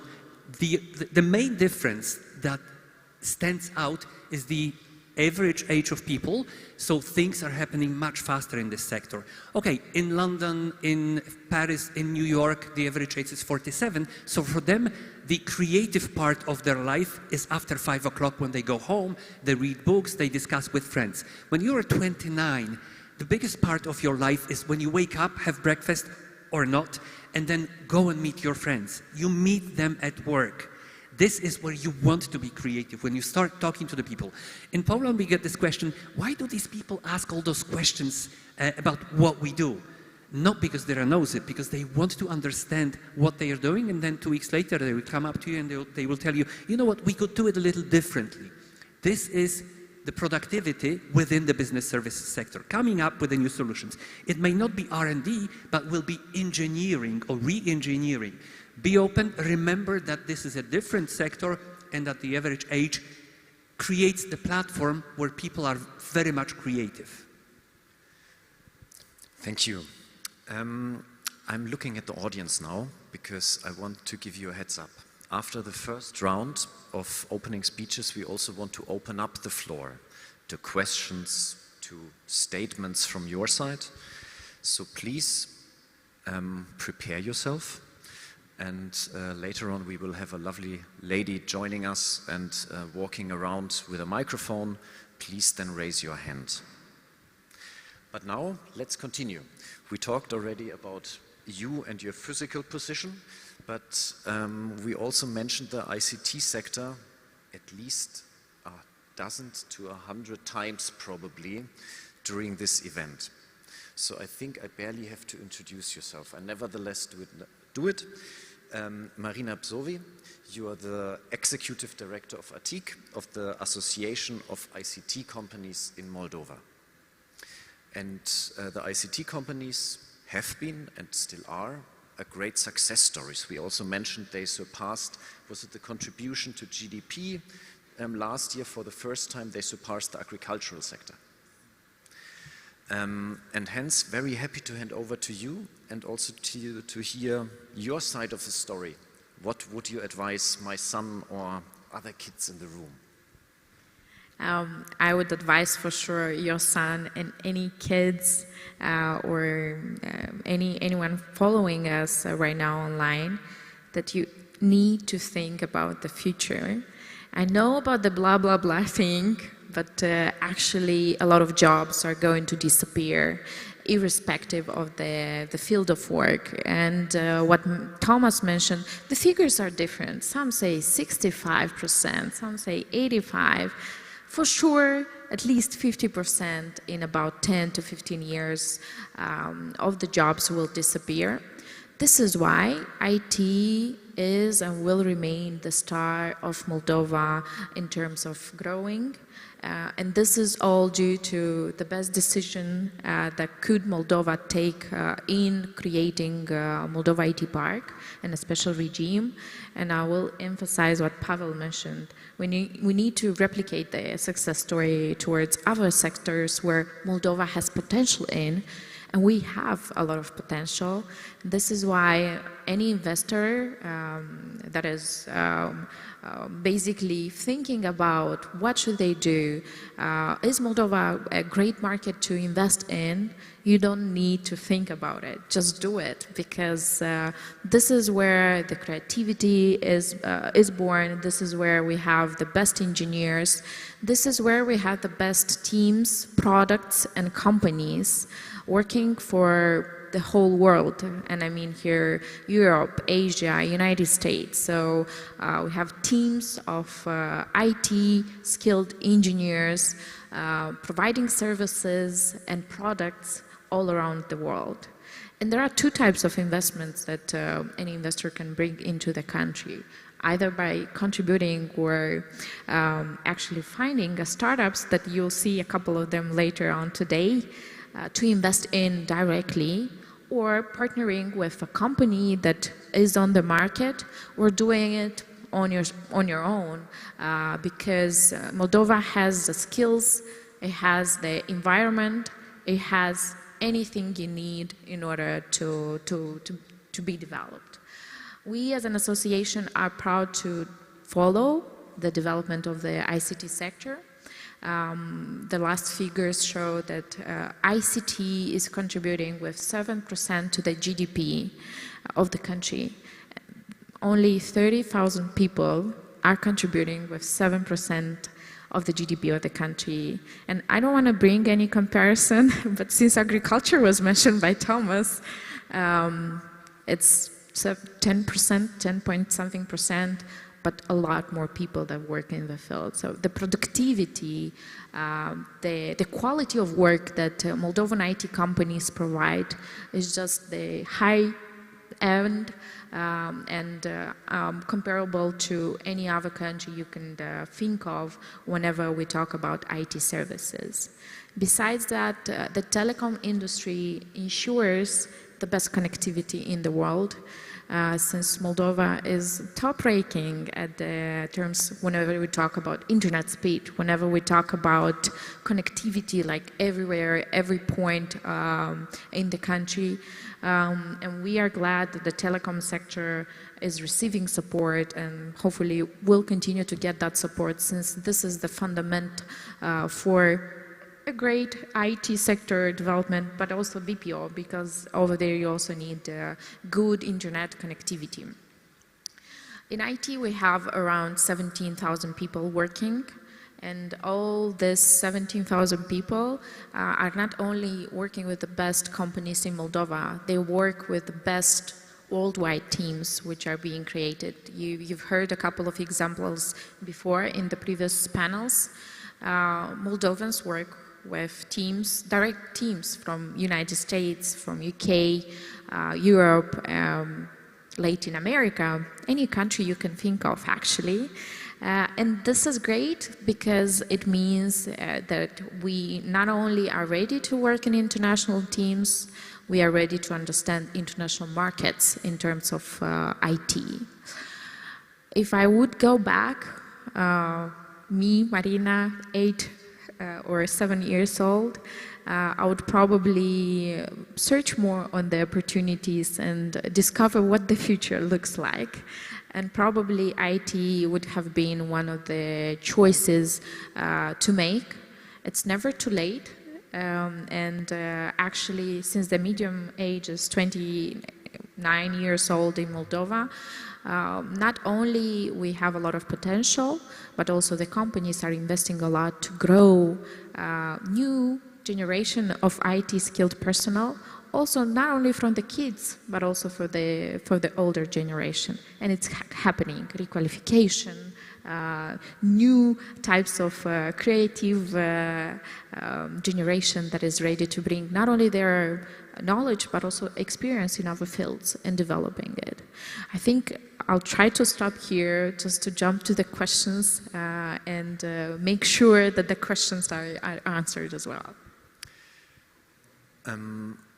You mentioned rightly that a rather small workforce, 30,000 people, contribute 7% of GDP. This, of course, implies that they are very productive and most likely also that their salaries are quite high. And if you talk to IT companies, IT associations around the world, not only in Moldova, one of their first headache is always, oh, the war for talent. We are struggling to find, to keep, to retain the right employees. We could even employ more. And as an association, I also understand it's also your role to try to mitigate this, to try to train and educate existing and future workforce. Could you elaborate a little bit on this? What is Moldova doing to really train the workforce? I think if you come to Moldova, you'll see that IT is a trend in education. This is why our association, but also all other relevant stakeholders together with the donor community who is supporting us a lot, and of course, first of all, the government and all the educational institutions around the country are investing directly into educational programs oriented towards IT. This is why there are programs like Tackle in Every School, which teach English, IT classes, AI, front-end development, design to kids in schools. But not only to kids, but also to the teachers. They go through a training program. Universities are collaborating directly with the IT sector. We have partnerships with the companies that invest into the educational system in Moldova. And I would rank the studies that are being done in IT in Moldova one of the best in the region, just because of the investment of the companies. Absolutely, that from personal experience. What impressed me about Moldova is also that parents are also very well aware that the future of their kids is in the IT sector. So for example, if you talk about the summer holidays, which are quite long in Moldova, how many summer programs with a focus on IT, on STEM subjects are? Also, of course, from the IT association with their help. So this is really impressive. I would like, however, to move on right now for the time being. We mentioned before that the more standardized a job is, the higher the likelihood that it will be replaced. Now I want to focus on the creative industry for a second. So we have with us today Vasily Braga. He's the head of core. And in your name is already creative. So I hope that you have a future-proof type of jobs, type of company. But please help me first of all answer the question, which is maybe in the heads of quite a lot of people here in the audience. What on earth are creative industries? Yes. I be this kid with a weird kid with presentation. If I'll have my presentation there, it will be very nice. Because my presentation is very dramatic. Okay, what is this creative industry in general? Yeah, you don't need to read anything because it's not so important. I'll say why. Both the text and the image is automatically generated by the AI. And it all changed in a year. And it's dramatic, and the people are thinking, what we'll do later? When will be automated the, I don't know, the movie production with AI, when will be automated animation and things like this, the guys from IT forced to go into zero code, and I know why, because a developer now in Moldova is a backend developer from 4,000 euro and go to the 8,000 euro, and this is why we are going to zero code. Yeah, can I see the next slide, because it's also important? Yeah, we have here a problem. What's the difference between IT and creative? We use same things. Actually, all the text and the images I generated for all my presentation. I didn't write anything, I didn't draw anything for you to know. Okay, it's the difference between the tools and content. The IT is generating tools, and the creative is generating content. This is why you have a quite different approach in business and sales, because you know the content is consumed and the tools are aging. Better or less, this is why it's, if you want to say what's about this creative industry, think about food industry. It's near to the food industry, and you need to think in the same terms in general. Can I go further, please? Okay. Give me the stick, I'll do it by my own. Okay. What's the creative industry? I know the guys from London, from UK have a big list of what's creative industry. I'm against all this. The roots of any creative industry is in the culture. Yeah, it's the capacity of the business to monetize their culture. This is why in different countries the creative industry is quite different. It can be publishing, games, movie, I don't know, spirits, and what do you want to see there? Okay, about global markets, it's only interesting because it's now also automatically generated, nothing here interesting, a lot of, I don't know, for me, 2.5 trillion and 2 billion, it's only numbers. They don't say it's big. The only one thing what I know to say. But here, I want to say, but yes, what's the difference between, one more difference in Moldova between the creative and IT industry? We have a lot of exporting goods, not only in services. And it's a good thing to know and a good thing to see in our country. I'm happy because, you know, you'll have a problem in a small country.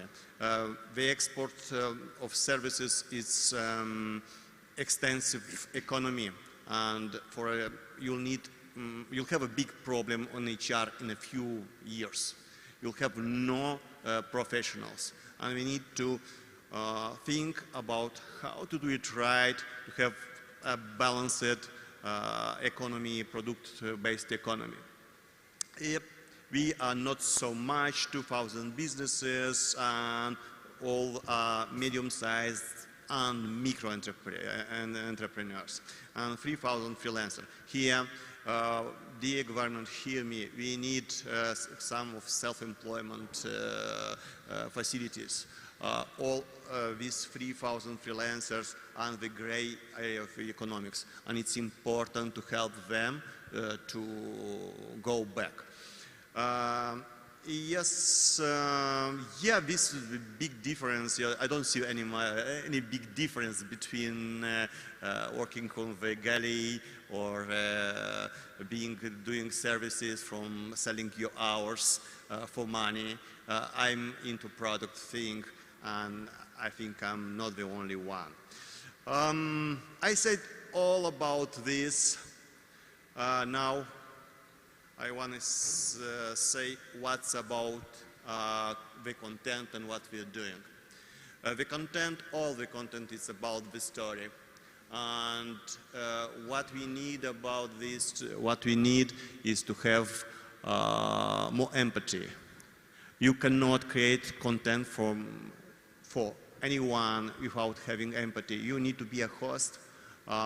Making content is like getting guests in your house where you need to be a good host to give them all what they need, not what you want to do and what you want to present, and thinking about their needs. It's a big problem behind of us to teach how to be more empathic in our businesses. Another thing, we started with helping with universities. We have like three new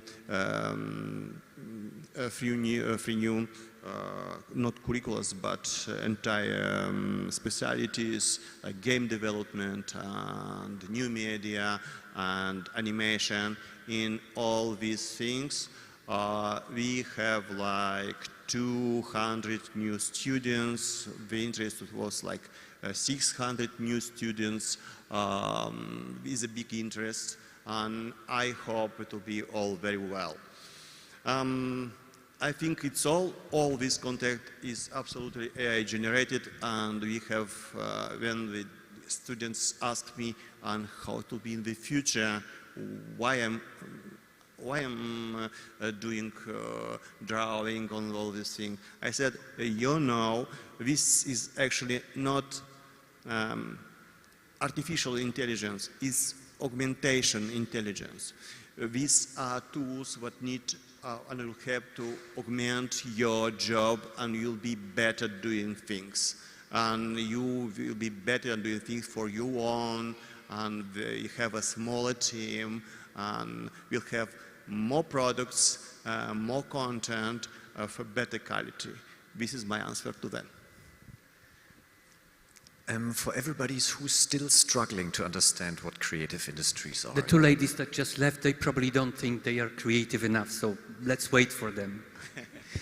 Could you give us one or two success stories of creative industries, companies in Moldova about their products, for example? Okay, I'll start with game development, because why game development? Because we have almost only product companies in game development doing products here.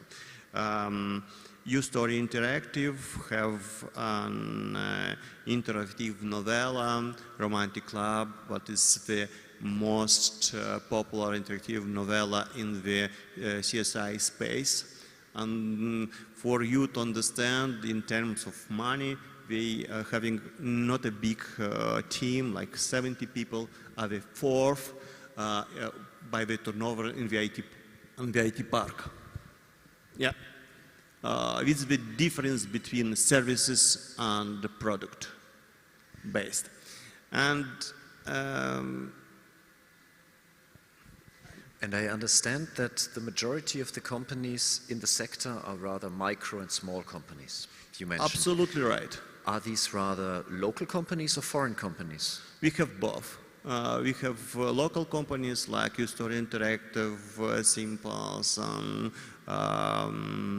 Stellar Group, but we have foreign companies like Ringtails. It's Estonian-based company now doing game development here.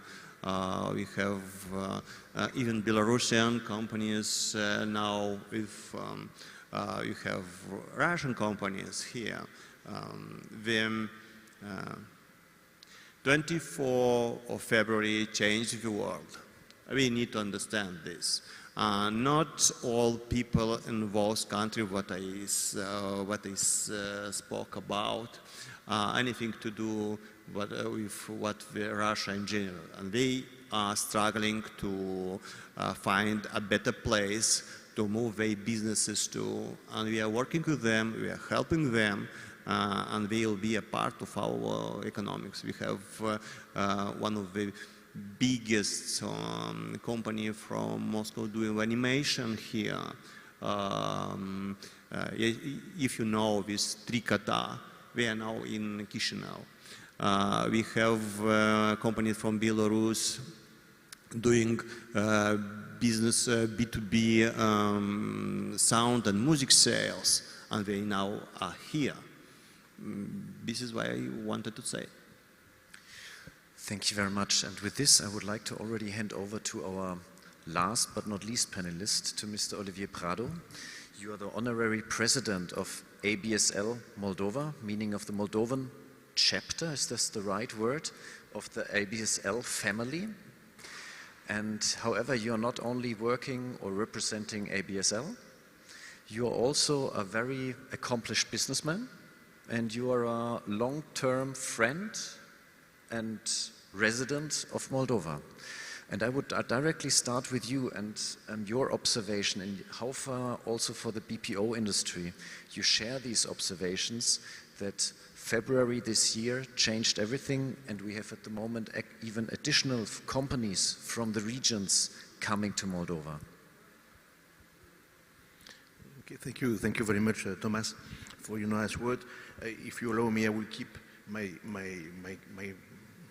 plan with me, because I am afraid to be too long and to make too many digressions and to be too long that you would cut me. So I will keep my plan with me. So indeed, I'm very glad to be the one to speak about and introduce the business service sector in Moldova. As you mentioned, we have created an association of, let's say, BPO, I will explain in a minute, called ABSL, which is the Association of Business Services Leaders, and includes the shared service center, the business process outsourcing, and the R&D sectors. I know by experience that I already need to stop a minute here, because BPO, from my experience, is not always well understood, and I need to give you a very, very short introduction. Any kind of business process outsourced by the company is a BPO. So customer service would be a BPO, data entry would be a BPO. It can be very simple things like data entry mentioned, but it can be also much more complicated things, HR, recruitment, accounting, data mining, media monitoring, and I can go on for many hours. That's why I need my paper. If it's more complicated, usually we speak about KPO, which is knowledge process outsourcing. Some companies like mine are working for different clients, for different countries, in different languages, but some companies work only for one client. We have many examples of that in Moldova. If this company is the mother company, then we would speak about shared service center. The industry is not very old. It was born in parallel with the internet, so starting around the 1990s. And in 2005, I don't know if you had the chance to read the book from Thomas Friedman called The World is Flat, which is the Bible for this industry. And he was explaining exactly the birth and the development of the service, the sector.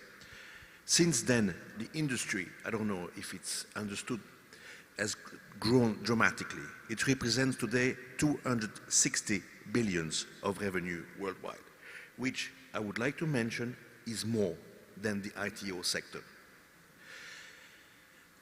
The perspectives are very good. The compound annual growth rate is more than 9% for the period starting now until 2030. When I started my activity in Moldova around 2005, there were not many players. Honestly, I was almost the only one doing this BPO. The situation has changed dramatically also, and we have now shared service center, we have now BPO companies doing very different kind of things.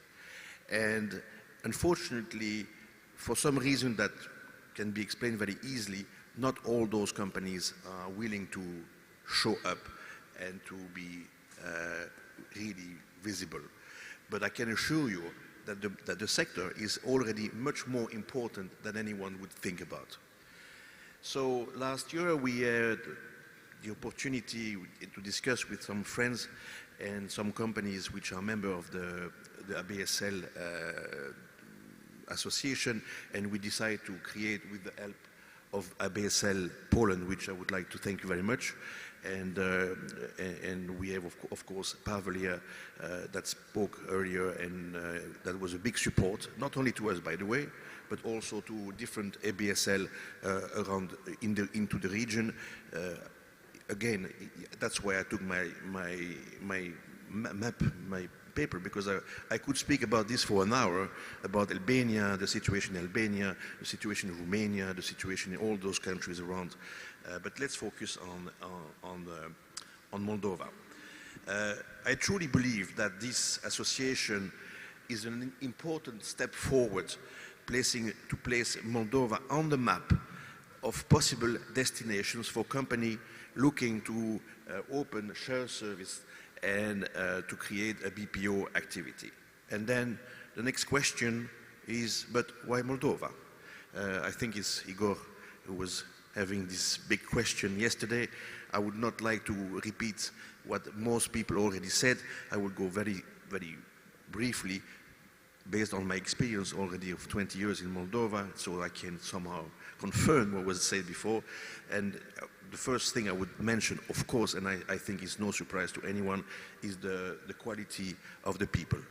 I think it needs to be mentioned, and also something very particular, which is very important to the sector, is the multilingual aspect of this in Moldova. It's absolutely really impressive how many languages those people are speaking. Secondly, very rapidly, but everybody understood it, it's the excellent technological infrastructure. I don't think I need to repeat what was said before. Thirdly, maybe more interesting, the position of Moldova as a near-shore destination. Near-shore destination is, of course, the physical proximity with the European market, but also, very important, the cultural proximity. We have many examples of past experience. I'm going out of my paper, going to be too long, but anyway, with countries like India, Philippines, which sometimes are disappointing because of the gap we have, and we are meeting with their cultural background. I think nearshore is definitely a big trend in the sector today. Then, last but not least, the favorable business climate, the fiscal climate. I think all have been said about this. I don't want to repeat again what was said before, and I would really emphasize on the support of the government, of the authorities, and also from the international organizations that are supporting us extremely heavily. This is really important as you understand that the competition is growing. Many countries around the world, and I can give many examples, understood the importance not only of the growth of revenue that this sector can bring, but also the importance for the youth, to give them jobs, to give them opportunities. I would like to say that for us, any kind of person which knows languages, sometimes not even, just having a diploma, would fit and would qualify to enter our companies and our business. And I think that therefore the potential of growth is much higher even than the IT sector, because of course you are limited by the number of people that you can bring into the sector. While we don't have this limit, and as it was mentioned before, the BPO usually is the ecosystem in which the IT sector can develop, and in most destinations, the BPO sector is much more important than the IT sector, which is normal. But in Moldova, at the moment, we have just the opposite. Again, a lot of opportunities showing up from the sector. So I think this will become strategically important to Moldova, because you all understand, and we all know, and it was mentioned many, many times during those 2 days, that we have young people leaving the countries, and they need to have those perspectives, and this is what we can offer them. But this is going to be only possible if we continue to work and collaborate with the authorities so that they can help us to continue to grow. And I'm not speaking only about the fiscal facilities. I am speaking also about the improvement of the curriculum of the universities in order to prepare the next generation for those changes.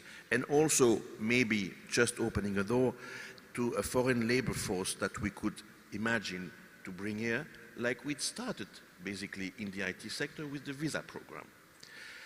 I will conclude by inviting new companies to consider Moldova as a destination in order not to protect the piece of pie that we have built so far, but to enlarge this pie, and so that we can continue to grow in this beautiful country that has adopted me already 20 years ago.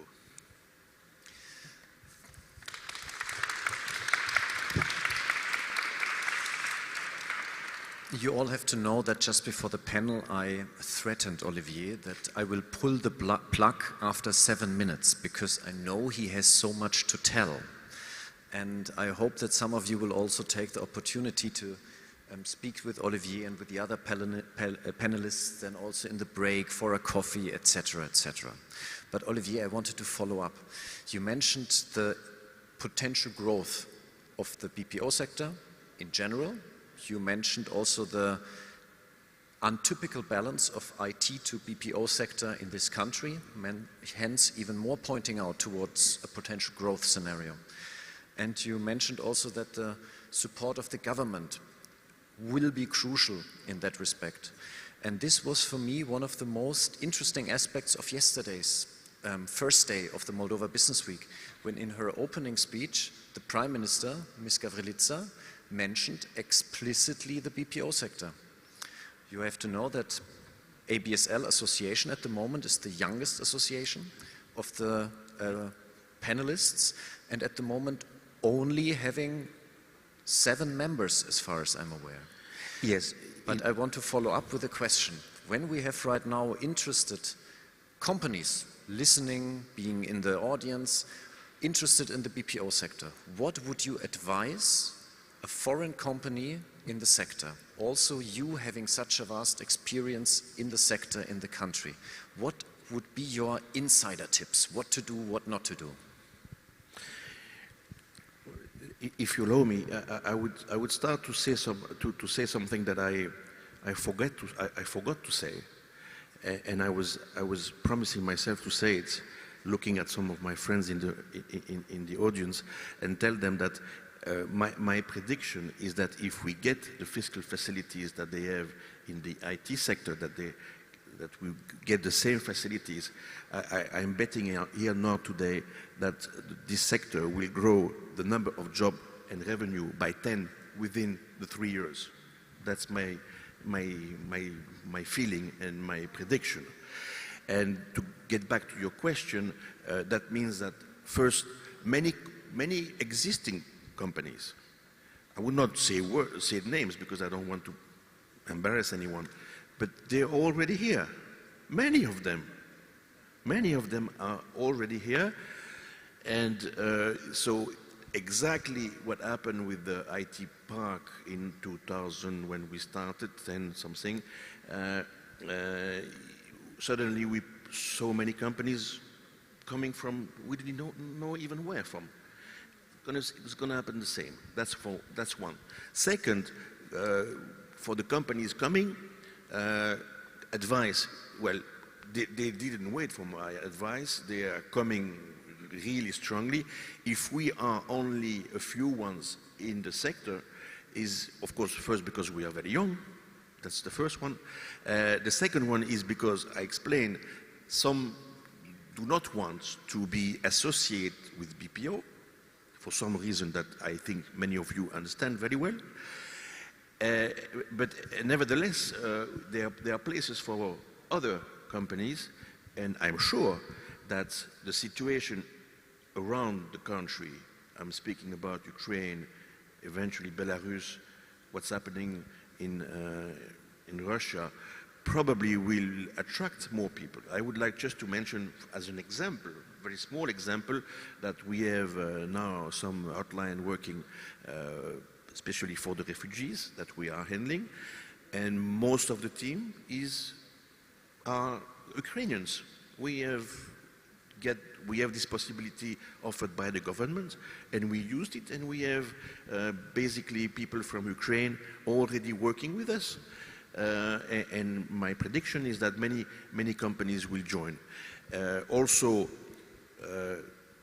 I think that probably we will benefit what's happening with the IT sector, which definitely is a big success, and we start to see Moldova with a better eyes, and I like very much the campaign about a small country with big heart, I think was brilliant, because I mean, I don't think it's a secret to say that Moldova is not the best well-known country in Europe, and sometimes in the past it had not such a good image, and this situation now has changed completely.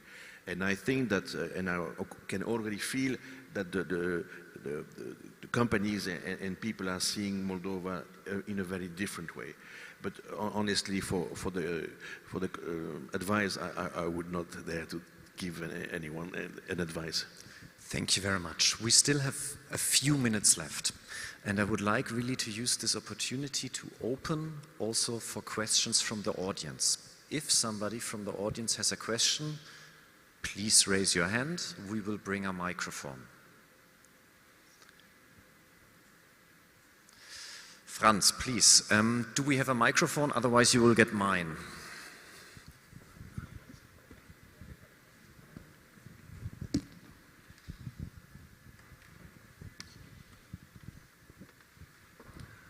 Yeah, thank you. My name is Franz Anton Plitt. I'm the president of the supervisory board of the German-speaking Business Association of Moldova. Olivier, we met once, so I say Olivier. Yeah? What is the state of the negotiations about putting this law about the BPO taxation into force? Has that happened? Will this happen soon? I think yes. I mean, this is really what we have been focusing on with my colleagues from ABSL. We have been working very hard, and we have, I think, the support from most of the government.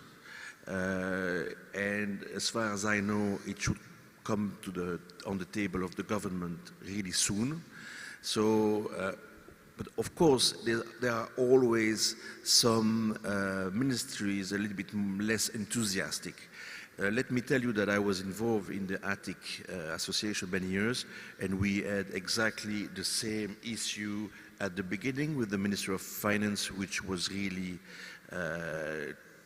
not that hot about the ID, and again, we have the same. But I'm really confident that it will happen, because I think that most of the stakeholders understand exactly what we are talking about, and I know, because we have been meeting many of them, most of the people in the government are absolutely convinced of what I have been saying, and so I'm very confident that it will happen, and most probably very fast. Olivier is very, I would say, not saying too much, but I can say that this morning we had the meeting with the Minister of Economy, and from the external eye, I can say there is a huge support from the government. Of course, as it was mentioned, some of those dealing with the budget may look at this as taking away the money from the budget, but the Prime Minister mentioned the importance of this. The Minister of Economy mentioned the importance of this. 21st of September, it's going to be passed by the government, hopefully. So from the outside, I can say from the perspective of Poland, I think it's going in a very good direction. Let's hope for the best. It's for the government. I mean, you should clap to them, and if you have a chance, just repeat them how important it is.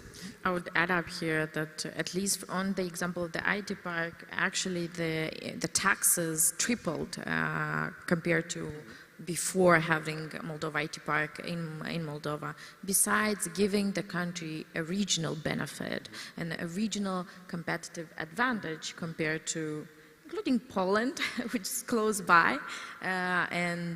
With Moldova IT Park, we were able to attract top niche companies that not only are developed in Moldova, but invest a lot in the human capital development, in everything what's happening on the IT market in Moldova.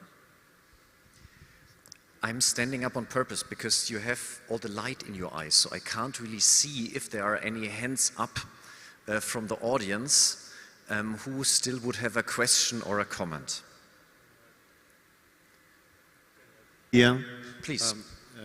We have 2 or 3 more laws in creative industry, like a financial one, cashback for a movie. If someone thinking to start a movie production here, this is the time to start. We started to do the 25% plus 5 if you are shooting something about Moldova, and it's interesting. We are starting to do this film fund, and we have pitched there a lot of interest now in cultural, creative production, movie production, even books. And we are going more intensely into the IT park. And now we have only a few of our specialties down there, and it will be much larger. Movie production also, and we will have help from being an IT park, having only 7% to pay and cash bait of 30% back, and this is huge. Thank you. I'm looking once more to the audience, and if I don't see any further hands up there, I would... You know, there's one... There you go. Please. Yeah, thank you.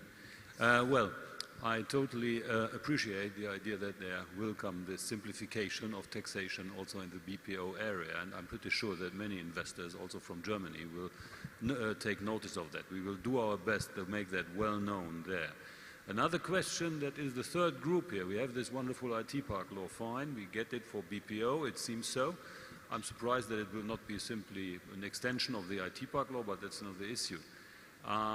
About the creative industry, as far as it is not already part of these other packages, would it not make sense to have there a similar law as well in the future? Actually, all of what is IT industry, we are going into IT park step by step. We have post-production now, mainly all post-production. You have all the design and game development. And now the IT park is not, it's an industrial technological park, not an IT in sense of old IT. This is why we are going with the movie production, animation, and so with all what is creative. We have rested only with publishing, like books publishing. It's a big part. It's huge, book publishing, but we need to find for them something to have this 7% too. But all what is digital, it will be in IT park. And everything else what's left, but it falls under BPO, would fall under the draft law that is now on the bench of the market, on the government. So I would estimate that most of the creative industry would be covered since Olivier opened up quite well and described quite well. IT needs BPO, creative also needs BPO. It's kind of a mix of services where a lot of things are interconnected. This is why you can find creative industry in the IT park, and most. I'm quite sure that you'll find some IT services maybe in the BPO park if it doesn't fall under the existing the existing park. All right. Looking at the time, now it is really time to wrap up and also allow the next panel to enter the stage. I would like to take the opportunity to really thank all 4 panelists for coming here, all the way from Poland as well, respectively here from Moldova, for sharing developments and experiences from your sectors. I think we really saw that we have here 3 particular sectors of the economy who have the potential for growth worldwide, and that Moldova has in principle very favorable conditions, starting from what the investment agency presented yesterday morning, the regular framework conditions, from human capital to the simplified taxation and administrational systems. And the last point was also mentioned by Olivier, which maybe has not been highlighted well enough. As you mentioned, that Moldova gained some awareness worldwide, that due to the unfortunate circumstances, more and more people worldwide know where Moldova is on the map and that Moldova is a country. But this exactly is also a potential for investors, because you might find opportunities here in the country you will not find elsewhere, just because the country has for so long not been on the top of the map, on top of the list for other investors. If somebody from the audience here in the room or in front of your computer has any further questions, please don't hesitate to reach out to the panelists, or of course also to the investment agency, which have also dedicated experts for the topic. You will also find plenty of information on the website of the Moldovan Investment Agency. Hence, thank you very much once more. One element, I mean, we were all talking about important things, but you started from the negative, that 85, 65, some kind of jobs are going to disappear. No one says that 55% of the jobs that we have today did not exist 20 years ago. That's what it is. And if you look, the second parallel, if you look at Moldova, the wine, the valleys, it's very similar to what California has. Try to sell it. I understand that it's important, education, laws, taxes. Try to think positive about the elements that you already have in Moldova and try to speak loud about it abroad, because it will not happen here. It will happen somewhere else. The crisis is coming. The money has to come from outside. It will fuel the economy, the Moldovan companies, but it will fuel the whole world if you sell it well, and do it with the wine.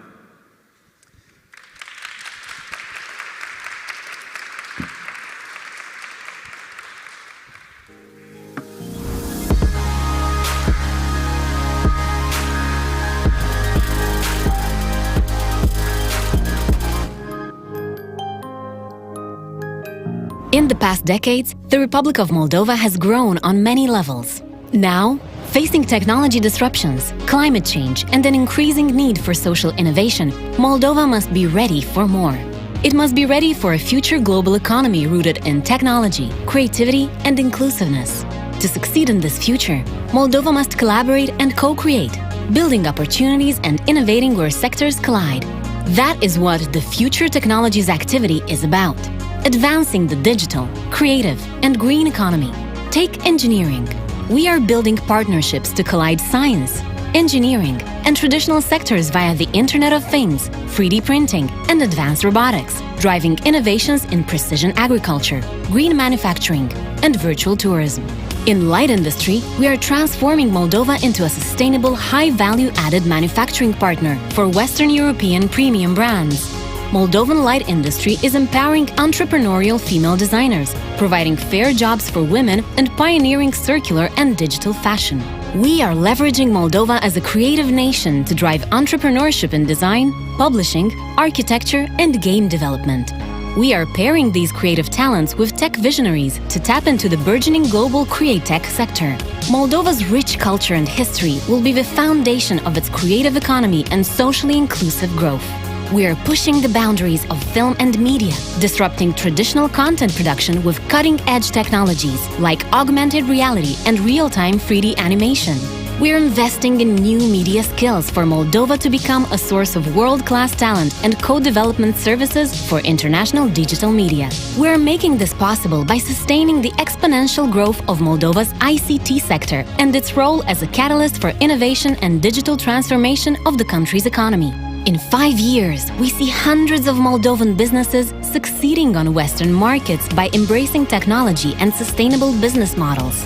Moldovan universities partnering with the private sector to prepare a future-ready and adaptive workforce. Young people embracing opportunities at home with digitally enabled jobs and startups. Innovation policies and incentives growing local and international businesses. We see Moldovan digital, green and creative economies flourishing within a top-ranked innovating country. We will succeed on this development journey together. The private sector, academia, the government, development partners, and most importantly, the Moldovan people. We challenge all of Moldova to collaborate, harness new technologies, believe in the power of creativity, and innovate. We challenge Moldova to build the economy of the future today. Start innovation.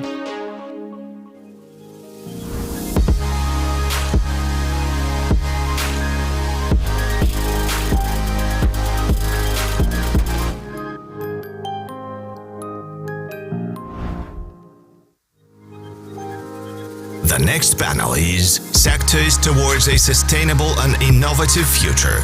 Moderator Doina Nistor.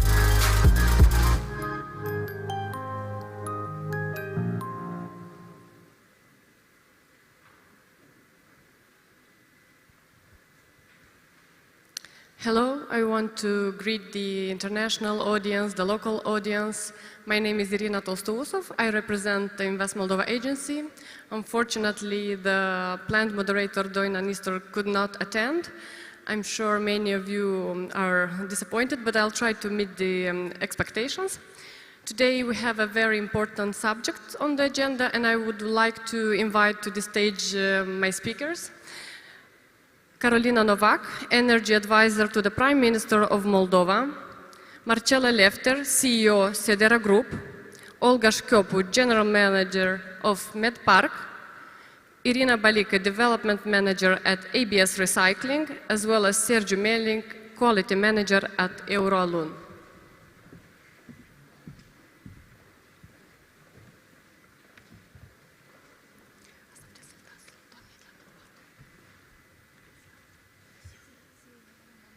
When we say sectors towards a sustainable and innovative future, we of course can mean many things.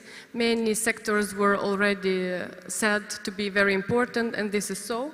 But today we will be focusing on some aspects. We will be speaking about renewable energy. We will be speaking about healthcare. We will discuss about waste management as well as agriculture. In this regional context, for the last 2 years, these subjects turned to be even more important than before, and we are all influenced by the changes that happens every day. Therefore, without further ado, first of all, I want just to say that we have another guest on the panel. This is a representative of the UN. Her name is Laura Maria Fiorotto. She's a team leader of the Moldova Resident Coordinator Office.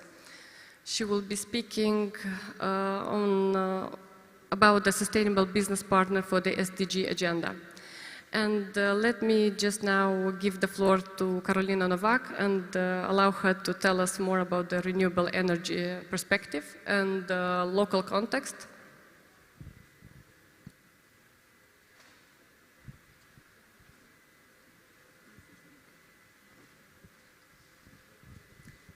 Dear Irina, thank you very much. I must admit this stage is quite impressive. And you know, on renewables, I think we need a separate panel in itself, but I will try to squeeze it all in 10 minutes as much as possible.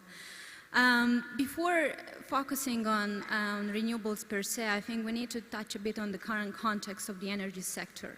We are seeing an unprecedented energy crisis, and that's unseen since the 70s or 80s or 2008 per se. And this energy crisis is not only in Moldova, it's not only in Europe, I think it's a global crisis. It became already a mantra, we see it all over the news. And what's clear, I think, is that no country has here a one approach, or no country alone can identify a one solution. Now, we've seen skyrocketing gas prices, followed by electricity high prices. And Moldova is not alone in that case. We are still fully dependent by the Russian gas. And that's, you know, we don't have any gas storage facilities or LNG terminals in that regard. And the same approach is being followed in the electricity sector, where up to 80% of the electricity imports, they come from Transnistria, where we have the same gas source. And the European Commission already came with a few solutions in that regard. So we've seen the Repower Europe, where they tried to diversify from the Russian gas. We've seen 3 days ago a full package which basically dismantles the whole regulatory market that we've seen so far built over 3 decades in Europe. And in Moldova, we have also, you know, the government has worked relentlessly on a plan to diversify, to identify alternative solutions, switching from gas to heavy fuel oil, working on, you know, firewood plan that you probably all know, and coal and so on. But these are short-term measures. Now, we know on renewables, this is a very dear topic to me as well, and that's a long-standing sustainable solution for our country.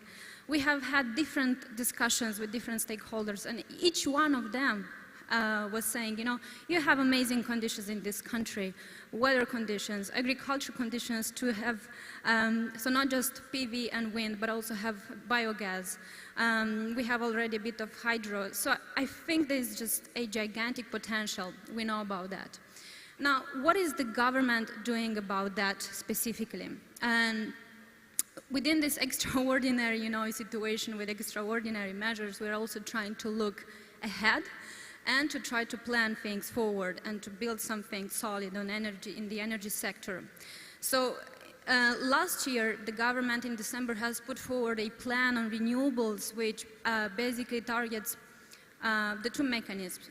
First, feed-in tariff, and second, the auctions. And we basically had back then 400 megawatts allocated capacity on renewables. Now, for your information, how much renewables do you think we have in the sector so far? Well, in the electricity sector, we have 3%, which is very little, and that shows the potential, the enormous potential that we have yet in the electricity sector only. Now, overall, in the energy mix, we have around 25%. Why? Because there's the biomass that people in the rural areas, they're using. And so, since the governmental decision, ANRE, the national regulator, has organized this year in April, they have organized this procedure for allocating the capacities for the feed-in tariff for the smaller capacities. And I've been there actually, and what we saw, which was quite interesting, so out of 235 megawatts allocated capacity for feed-in tariff, for PVs, where we had 70 megawatts for other spaces, we had basically, the demand was 5 times higher than the allocated capacity. And we needed to address that. And it was clear to me, people were standing in the line since one night before. And we said, okay, we need to meet that demand. These are local Moldovans, who some of them came from abroad, some here who found some money to invest into the PVs. So irrespectively of the war, irrespectively of the inflation and of the overall economic situation, they saw an opportunity to invest, and they did that. And then we have adjusted these quotas, and overall we have now 410 megawatts, where 165 is for auctions and 240 something, it's for feed-in tariff. For biogas, what we saw, it's still an untapped potential. We need the investors focused on biogas as well. As I mentioned, we have it's an agricultural country. We have super fertile soils that needs to be untapped. Also, it creates more jobs than even in PVs or wind. And we know it's the cogeneration, we know it provides both electricity and heating, so that's a very good technology to put your money in. Then another element, so what happened since this year, we have joined also the continental Europe's grid. What does this mean for us? That means that ultimately we'll manage to have imports and exports with the neighboring countries. Also, the government has finally implemented the electricity wholesale market rules, and that will also allow us to implement day-ahead and intraday markets, and that's key for this, for the imports and exports with Romania. Also, that implies that the renewable producers, so wind and solar, they would have to have better forecasting technologies, which so far we know, and we got some questions on that about the balancing situation for them. But that also comes with some obligations on their side as well. Then the government as well came forward given this whole energy crisis, and we said, okay, let's ease the whole permitting issue. And by the way, the whole Europe is facing huge issues with permitting, especially for bigger projects. So what we've done, instead of having a 30-day for issuing permitting, we squeezed it to 10. Then secondly, for wind installations, we allowed to be installed on the agricultural land as well. So that's, you know, we try to meet these demands. And another, I think, big announcement that everyone is waiting is on the tenders. So for bigger capacities, bigger meaning more than 1 megawatt of PVs and more than 4 megawatts for wind. So that will start in the earliest 2023. We are trying to finish the renewables law number 10, 2016. As you can see, it's since 2016, it's quite old. We are in soon 2023, and that needs to be reviewed as SAP. We've worked as well relentlessly on this law because it needs to be done right. Not only it needs to meet the investors' interest, it has also to meet the end consumers' and interest, so that you have a cost-efficient approach there. So that balancing is not all supported by the government, but it is also shared, right, with investors, as it should be. So it has to have a fair-based approach for the end consumers. We know Moldovans has already faced 4-time increase in gas prices since last year, and that we need, at least on renewables, which is domestic production of energy, which gives us more independence on energy, and that needs to be met. Now, in terms of priorities, I see 5 priorities. First, from a policy angle, so we, the government, need to come with a fully fledged approach. When we have already the EU targets, we have to come with the right legislation to meet, as I said, the investors and end consumers' interests, and that we install as much renewables as the system, the electricity system as well, can cope. And when I meant the tenders, I think that also has to come with the balancing solution. We shouldn't forget about storage, batteries, about more flexibility and grid development. We need to also develop our. So then the second priority is the grid development. We need to finish as soon as possible Vulcanești-Chișinău, to build the stations in Vulcanești and in Chișinău so that we can have electricity flows with Romania. We need to speed up the Bălți-Suceava interconnection grid. The third priority is the permitting.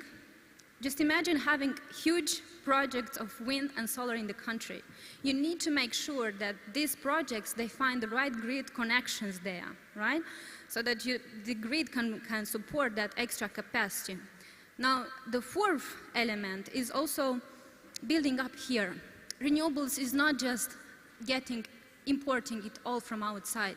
It's to actually look into this country and say, hey, we have a good working force here. We have the technical university, which creates lots of skills here. Let's invest something here. This solar system appliances and elements, they can easily be developed here if we all work together. And the fifth element is the coordination and cooperation. This is to achieve all the targets that we have as well towards the EU, since we got our candidacy status as well. We will need to all work together at one table, and we cannot do it alone, the government. And with all these targets, that implies hundreds of millions of investments, not just for the PVs and wind, but also for batteries and grids. So that's a coordinated approach, and I very much look forward for more investments in my country, and I look forward to have some form of discussions on that. Thank you. Thank you, Carolina. Indeed, you've mentioned the very many aspects from past, present, and future. It gave us a broad perspective, and you've mentioned also about how the government will try to make this as comfortable for the companies and for potential investors in this field. And we have today, one of our speakers is a case study.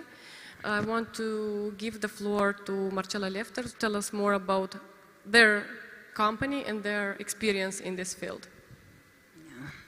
Thank you, Irina, for your presentation and for this opportunity. So I'm representing Sedera Green Company, is a regional developer of renewable energy projects. We started a few years ago development in the Republic of Moldova now, and we developed about 120 megawatts of wind and solar.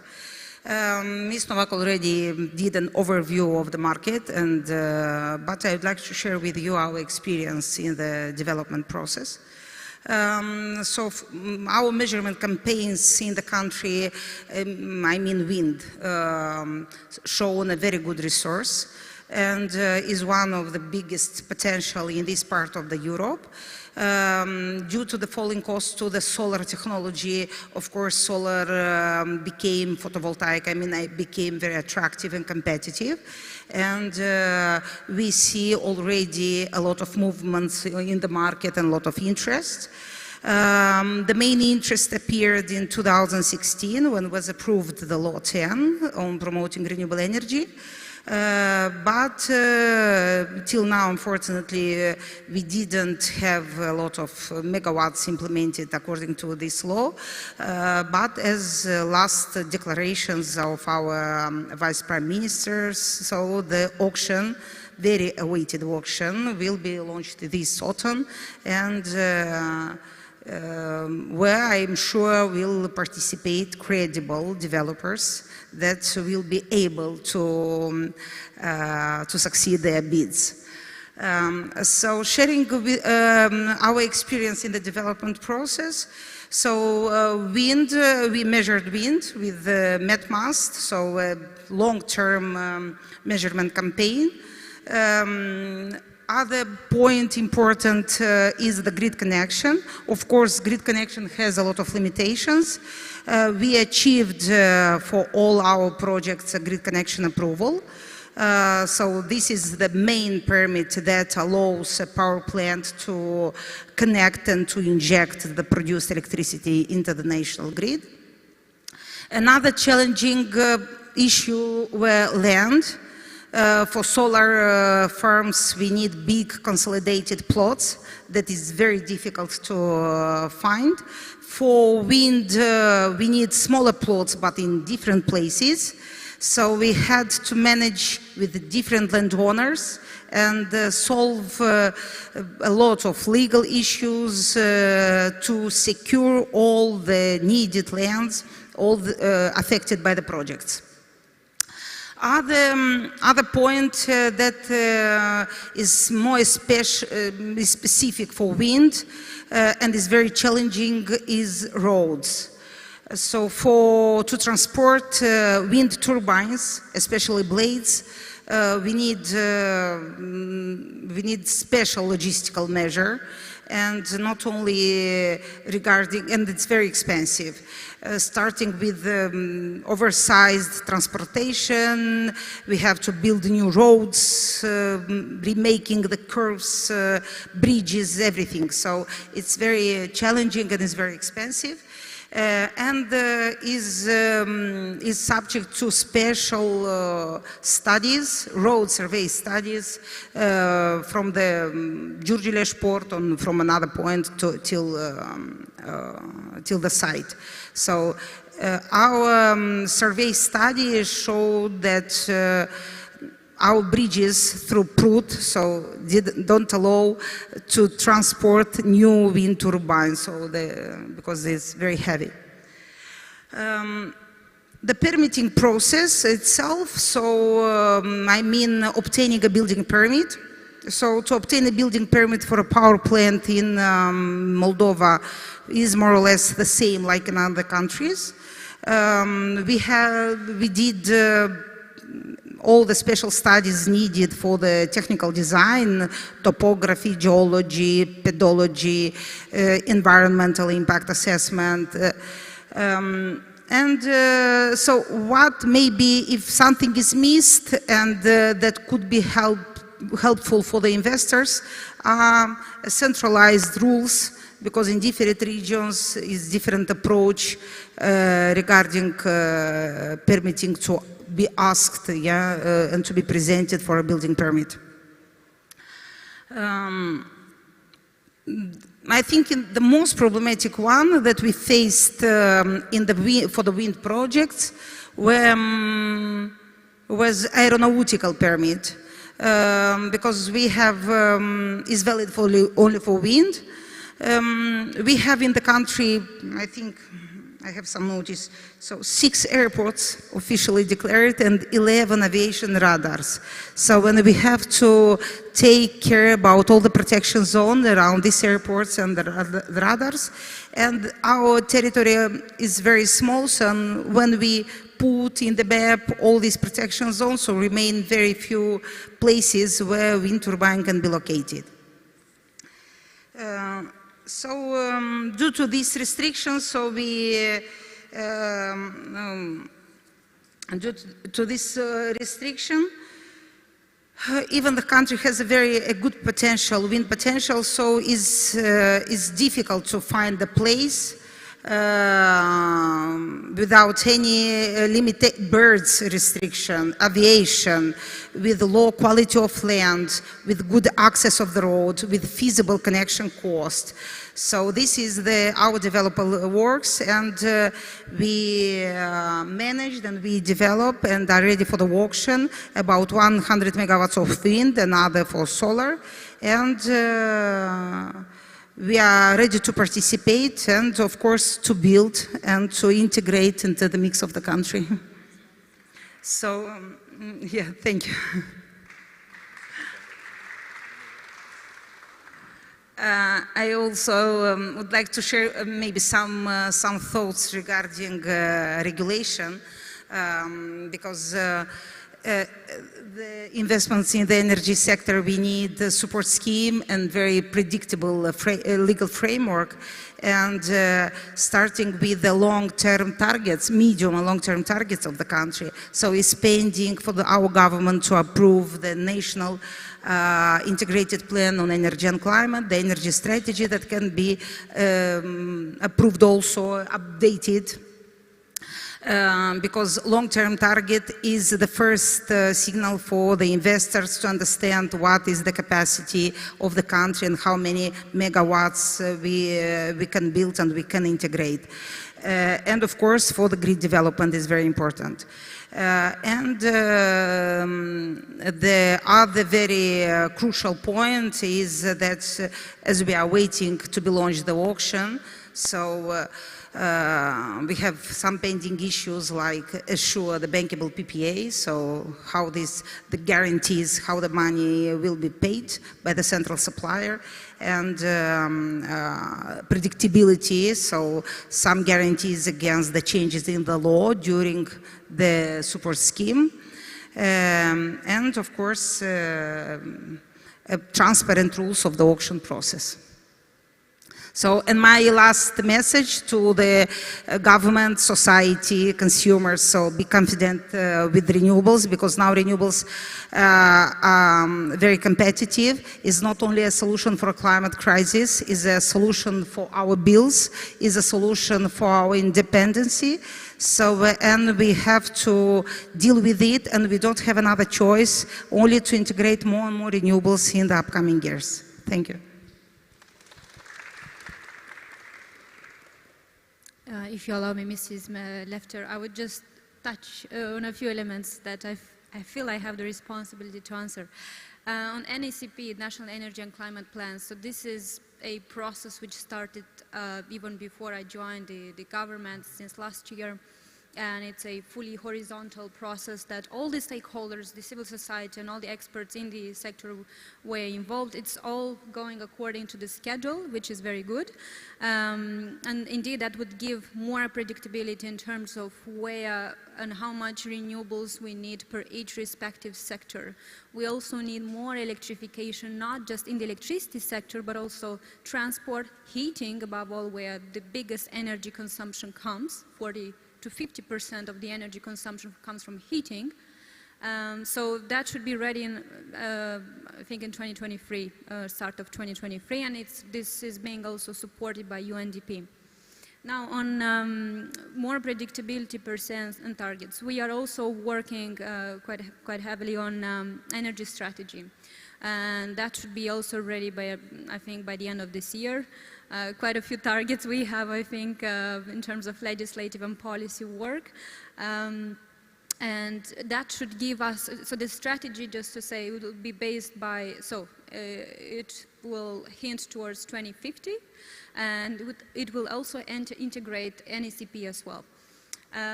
Then on auctions, indeed, the PPAs, we worked a lot on the PPA so that this is being reflected in the renewables law. There were some bottlenecks which are now, I think, are already covered and included. And just actually a small element here I wanted to say, and I forgot to mention it, but I think why I particularly love renewable sector is because it allows for so many innovative approaches and research as well. Like we had recently a meeting with Ocean Sun in Norway. It's a company which was interested to invest in floating PVs in Moldova. Basically, you have photovoltaics put on a lake. We said, okay, we'll consider that as long as it's being environmentally safe and it reflects the fauna, the aquatic fauna. But yeah, there's just so many ideas. I think we should get out of the box and reflect for extra solutions for us. Thank you. Thank you, ladies. It was mentioned about environmental safe, climate change, impact that we do to the climate. Therefore, I want to switch to the waste management subject. I know Irina is here with us. So Irina, tell us more about the company you represent, ABS Recycling, and how you deal in the Republic of Moldova. I will speak in Romanian. Bună seara. Bună ziua. Este întuneric și pare seara. Deci, eu reprezint compania ABS Recycling Moldova. Suntem unicul agent economic din Republica Moldova care se ocupă de un management integrat al deșeurilor. Asta nu înseamnă depozitarea deșeurilor. Aceasta presupune colectarea deșeurilor, sortarea deșeurilor pe 12 fracții care pot fi reciclate și reciclarea tuturor tipurilor de plastic, la fel, care pot fi reciclate. Domeniul dat este un domeniu nou în Republica Moldova, un sector care dezvoltă sau asigură un alt sector al economiei și anume economia circulară, integrarea materiei prime care rezultă din sortarea deșeurilor, care rezultă de la producerea unor, să zicem, produse care generează deșeuri care pot fi transformate în alte obiecte sau energie. Compania noastră este un investitor local și din proprie experiență putem să spunem că fiind unicii în această nouă industrie, putem să spunem că este destul de complicat de a dezvolta această parte de valorificare a deșeurilor, deoarece în țară nu există practic logistică. Conform legii 209, legea deșeurilor, ceea ce ține de colectare și depozitare trebuie să fie în gestionarea autorităților publice locale. Aici este un moment important de menționat că țara noastră este împărțită în câteva regiuni de dezvoltare și regiunea nord și sud este mai puțin dezvoltată în acest sens privind colectarea și depozitarea deșeurilor menajere solide. De aceea, valorificarea deșeurilor revine sectorului privat. Sectorul privat poate fi să revină atât investitorilor locali cât și celor străini. Însă este nevoie de deschidere locală și de parteneriate cu APL-uri. Noi tindem spre zero deșeuri, ca deșeurile să nu fie înhumate, să nu fie îngropate. În Republica Moldova noi putem să spunem că 99% de deșeuri se duc la groapa de gunoi. De aici revine o soluție pentru investitorii străini și investitorii locali să investească în valorificarea deșeurilor ca să nu ajungă ele în natură unde nu le este locul. Deoarece suntem o țară agrară și prestatoare de servicii, avem și multe deșeuri din aceste domenii. Deșeurile provenite din agricultură, în mare parte, sunt deșeuri organice, ceea ce reprezintă cam 70% la nivel de țară. Aceste deșeuri toate se duc la gropile de gunoi, gropile de deșeuri. De aceea este binevenit ca sectorul agrar să fie încurajat să investească în producerea compostului și biogazului, deoarece aceste deșeuri sunt o sursă foarte importantă de energie.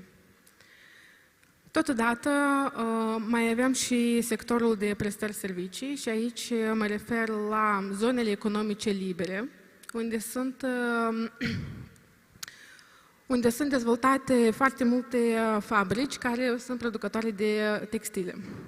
Aceste fabrici au o problemă foarte mare și anume deșeurile de textile. Nu au unde să le valorifice și, din fericire, cadrul legal european obligă agenții economici să arate trasabilitatea unui deșeu. Și Republica Moldova nu poate să ofere soluții pentru trasabilitatea acestor deșeuri. Respectiv, aici, la fel, este o oportunitate de a dezvolta această industrie de reciclare a textilelor. Totodată, țin să menționez că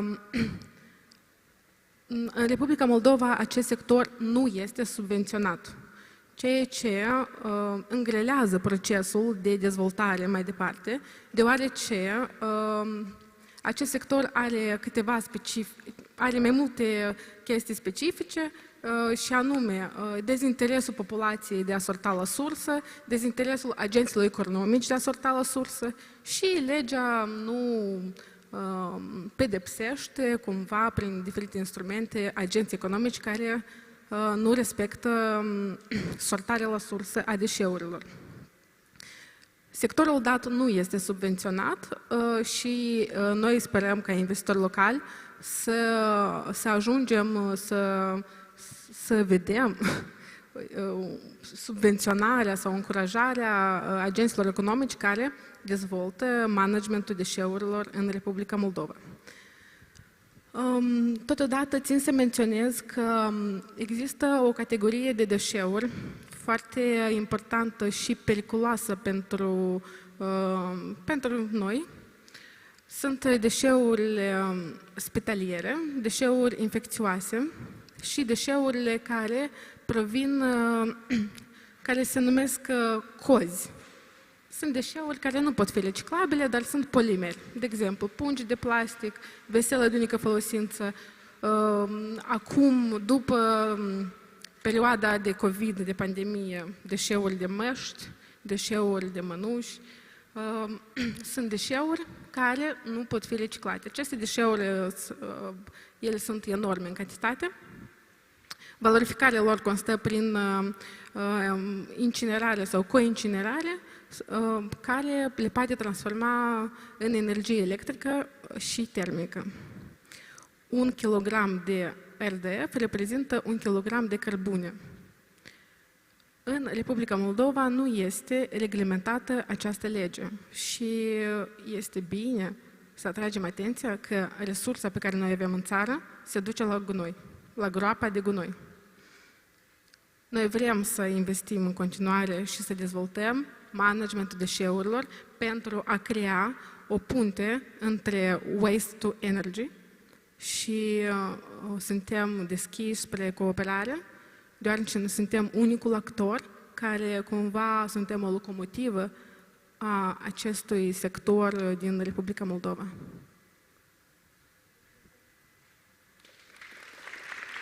Mulțumesc foarte mult, Irina. Cu regret, ca să facem spațiu pentru toți speakerii, nu voi adresa întrebări, dar vreau să vă felicit pentru campania lansată de astăzi de colectare și sortare. Mulțumesc. Eu am să adaug un pic. Noi am lansat o campanie. Noi ca și împreună cu o asociație obștească și în parteneriat cu agentul municipal local de colectare deșeurilor, am inițiat campania de sortare la sursă și cu această ocazie vreau să îndemn că toți, nu contează cine suntem, agenți economici sau persoane fizice, să sortăm deșeurile noastre la sursă, cel puțin în două fracții, reciclabile și fracție organică. Asta va ajuta enorm atât mediul, sănătatea noastră, cât și economia prin reciclarea acestor deșeuri care vor fi în punga verde. Vă mulțumesc! Mulțumesc mult! Switching to English again, and we will pass to one of the biggest investors in the Republic of Moldova from the health sector. I'm speaking about the MedPark Hospital, probably for the local community, but I believe that also for the regional one, this is not an unknown name, and I'm giving the floor to the representative of MedPark.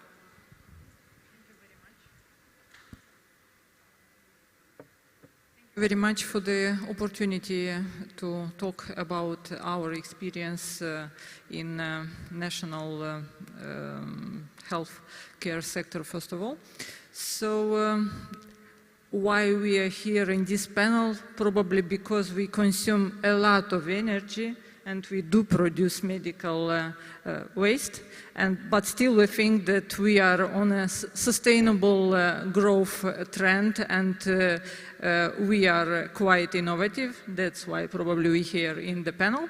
So I constructed my 10 minutes, and I will really try to keep to be in 10 minutes on what I think would be interesting from business perspective while I am joining some events outside of the country, and what I am interested to hear from the businesses that are operating in the same sector, healthcare sector. That's what I have put in my presentations, and because I prefer to focus on visuals, so I do prepare a couple of slides together with my colleagues, and if technical team will allow us to see them. Visualize, please.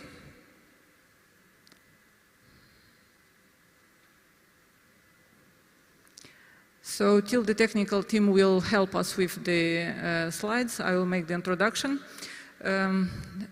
What is MedPark International Hospital and what we do in Republic of Moldova.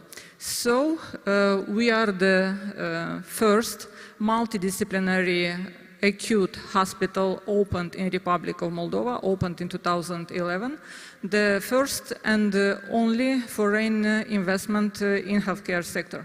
So the majority owner or investor of the hospital is in Turkish construction company, Suma, that is working globally at the moment. So a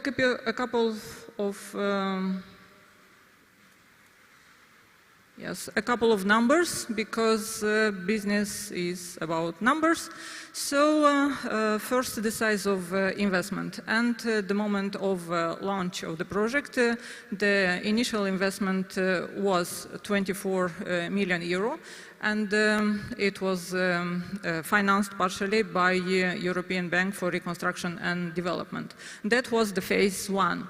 Now we are in the phase 2. We are building the second hospital, so the second facility. It is on the same plant. Actually, it is as big as the first one. We have already 12,000 square meters, and we are building another 11.5. And this is investment of over 15 million euro happening right now. So it will be launched at the end of this year. So total investment of MedPark International Hospital already is coming to 40 million euro, and the hospital or investor is ready for another 10 million because we need to complete our oncological branch, and we are in discussion for extension of that project as well. So about a little bit more numbers, so just some charts. The figures themselves are not important. The trend is more important. So the below two are showing us the dynamics in outpatient and inpatient department, or to be translated in simple words that everyone is used. The left chart is about consultations that are happening in our polyclinic department. So this year we will come to 160,000 of visits. These are visits for medical consultations. So the right lower chart is about the number of the surgeries and interventional procedures that are happening in our hospital, and this year we will exceed 8,000. And about the number of employees, because each and every business is first of all about people who are building the business. So we started the upper chart is about the staff employed in MedPark International Hospital. We started with 300 employees. And at the moment, we are already 650, and at the end of the next year, we will be over 800 staff members. So this is quite a large team already. Of course, numbers, I'm sorry.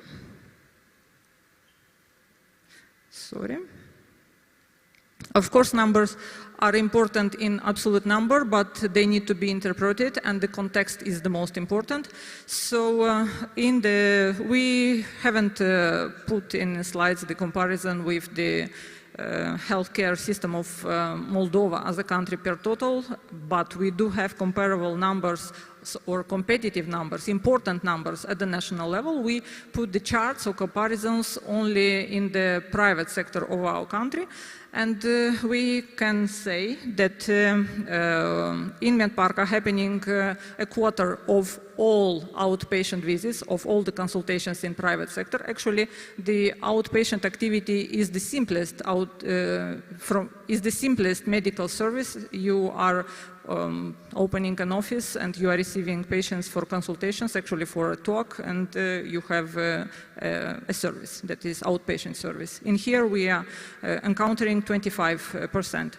About inpatient, we are performing 35% of all the surgeries in private market, and in deliveries we may say that we are quite dominant. We are performing 45% of all the deliveries in private healthcare sector in country. So this is not about Chisinau, about the country.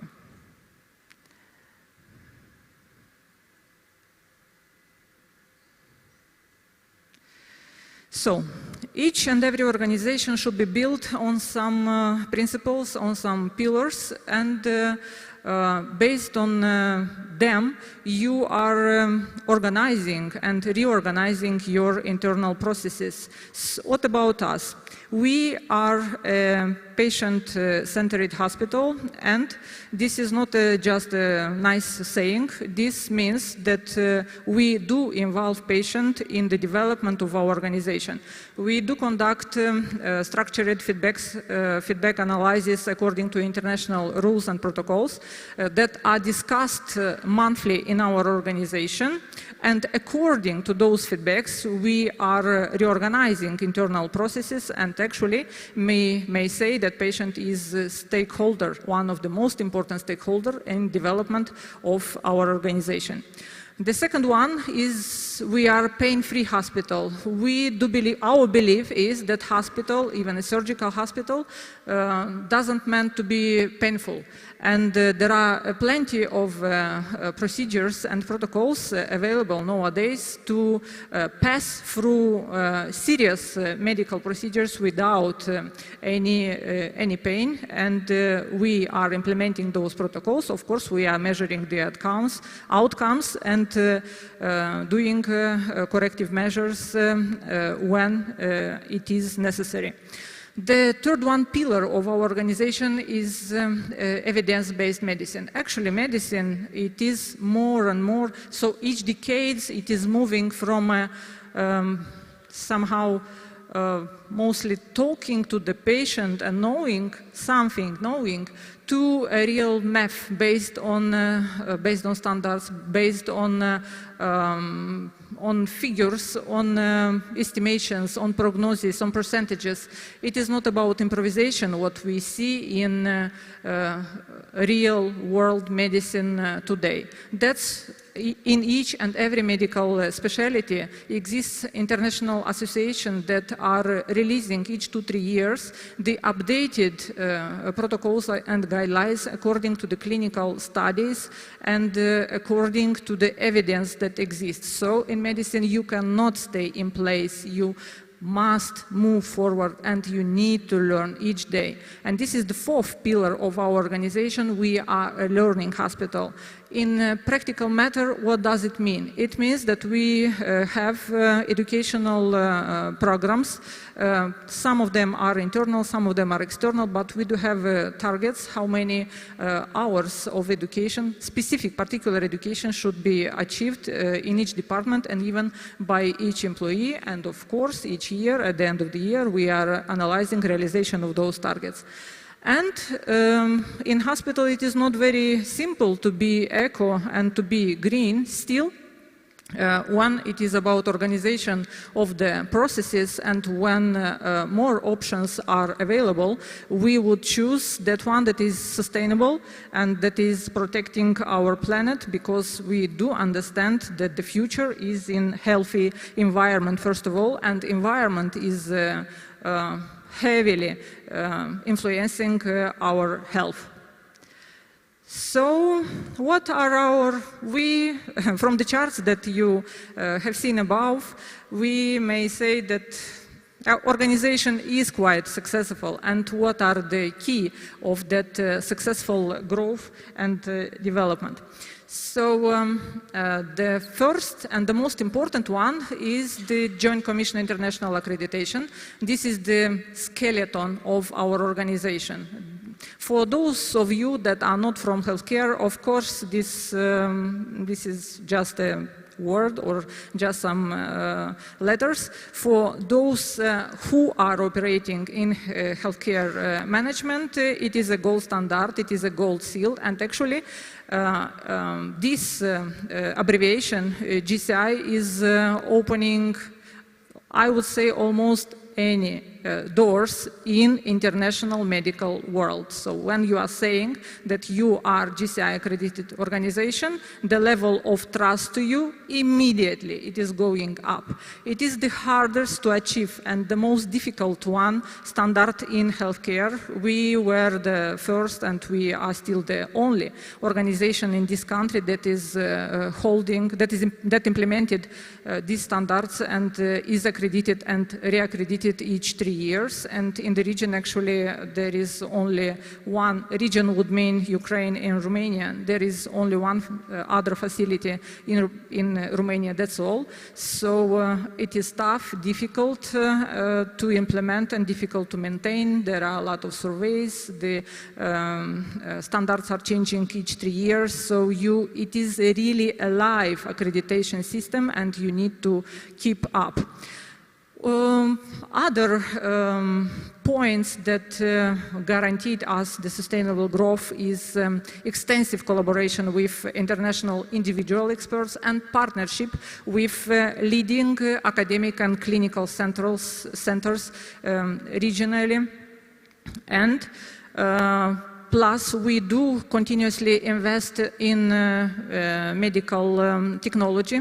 Technology is developing extremely fast. Of course, we cannot catch up, and we cannot compare with Central and Northern European countries, and of course not US, but still for regional level we are trying to be in front. And for you to understand, in the latest 2-3 years, around €1 million we are investing in medical technology. This is quite a lot for a small country that is Moldova.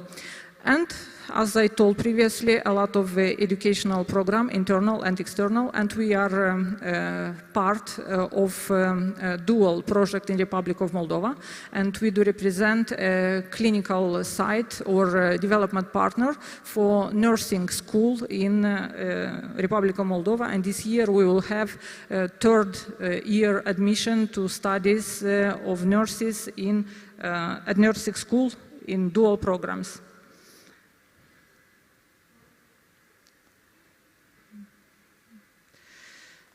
What about national and regional perspective? Of course, we cannot live separate from national healthcare system. We are integrated part of it. In Moldova, healthcare system is mostly public, and actually only 5% of the services, of all the services, are happening in private sector. And the national healthcare system is operating based on national mandatory national insurance. A national insurance company is buying services from public institutions, and only in those fields where capacities cannot be completed by public institutions, the services will be bought from private ones. Thus, MedPark is a part of the national system for control of cardiac disease, and namely of acute myocardial infarction. So we hope one day we will change our switch of in healthcare, so as a vision of only supporting public facilities, and we will move to selection of the providers based on quality criteria, on safety criteria, and not only based on property. We expect the day to come.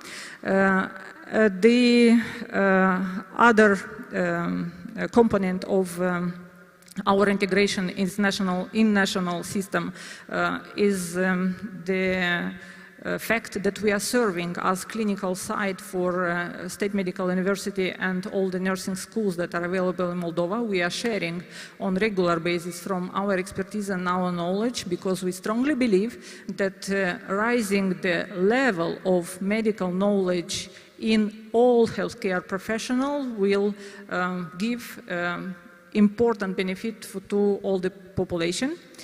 And we think we are, and actually the practice is proving it. We are a regional recognized player in healthcare market.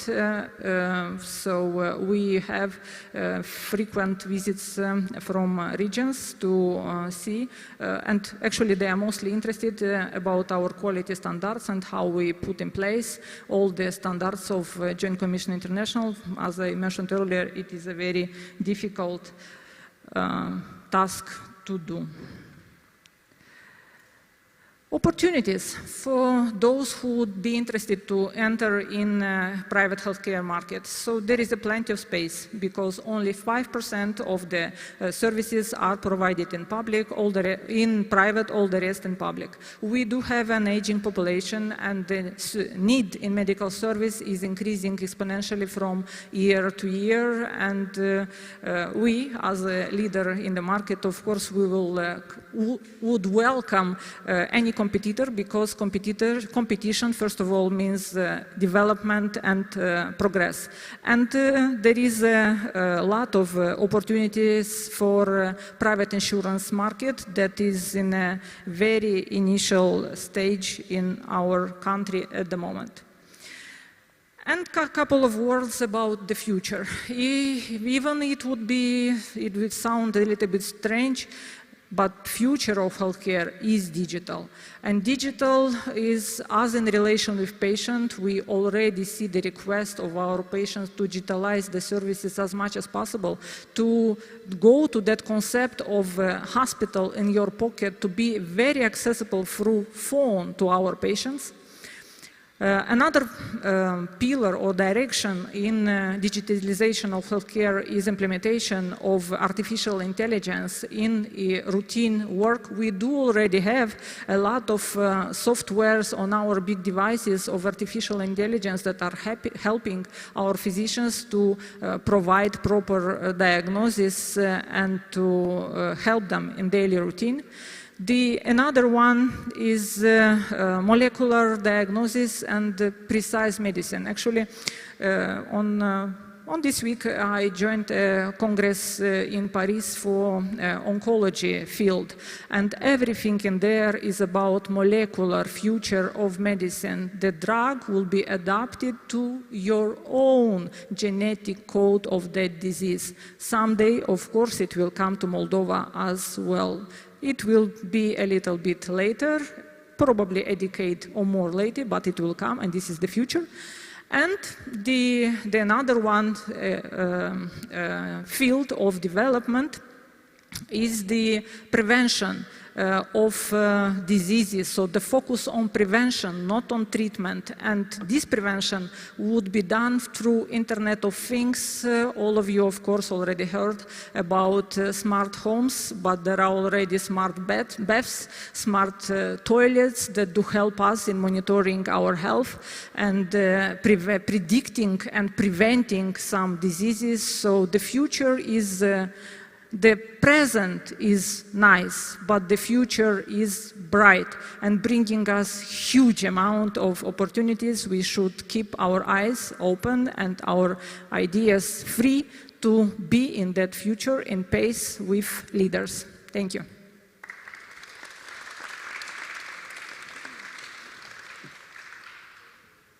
Shkyopo for this complex presentation. Indeed, it shows in facts, figures, statement that MedPark is a success story.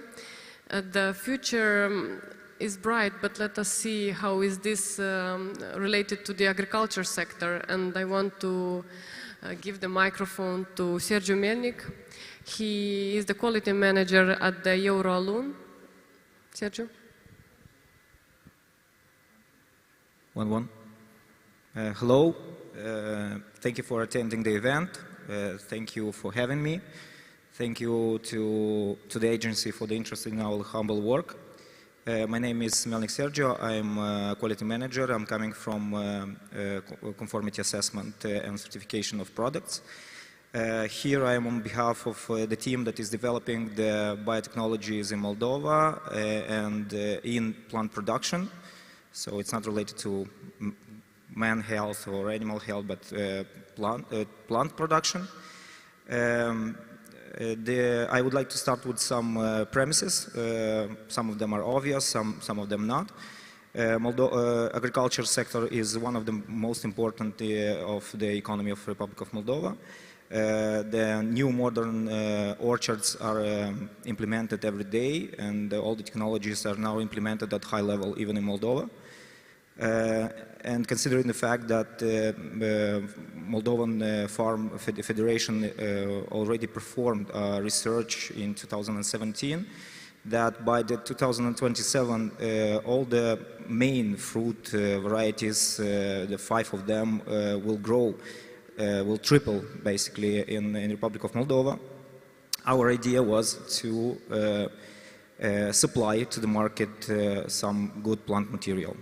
Considering the fact that some of our partners had the competence and experience in having a laboratory of such kind, and in 2020 we started a collaboration with the State University and founded the structure in the block of number 3 of biology of the State University, and started to build this the structure.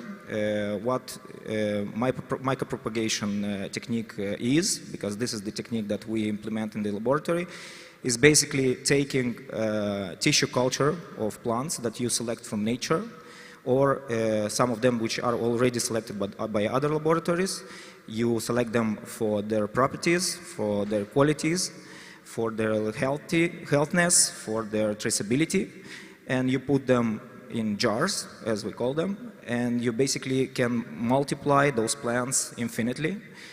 And the advantage of this technology is the fact that you can achieve to have thousands of plants of the same quality. So they are clones of the main plant that you took the tissue from.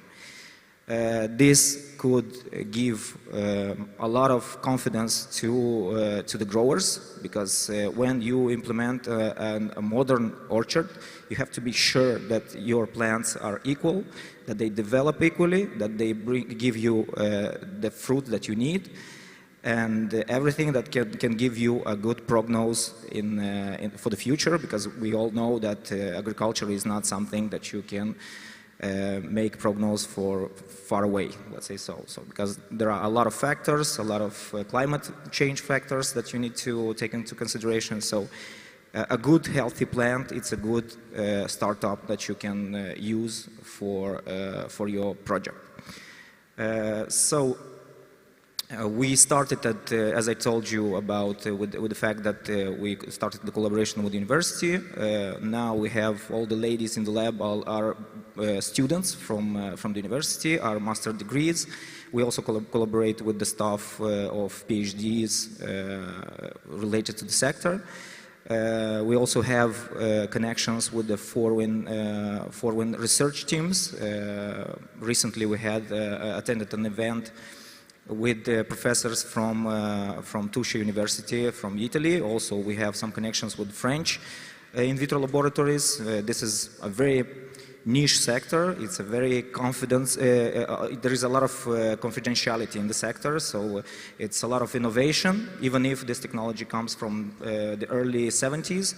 Right now there is a lot of research on biotechnologies related to light, related to water, related to temperature, related to the spectrum of light and intensity of it. So there are a lot of stuff that is going on in this industry, and I am glad that locally we started to develop something related to technologies in general in agriculture, not just I don't know, part of the supply chain for something, some big industries which are not located locally.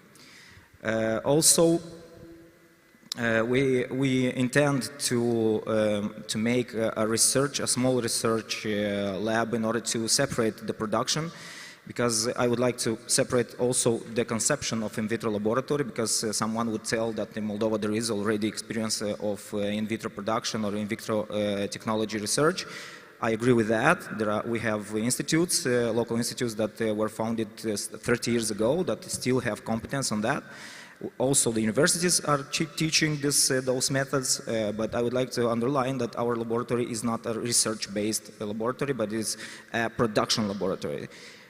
Only in the trial year that this year was a trial year that we tested basically and standardized every approach related to the production.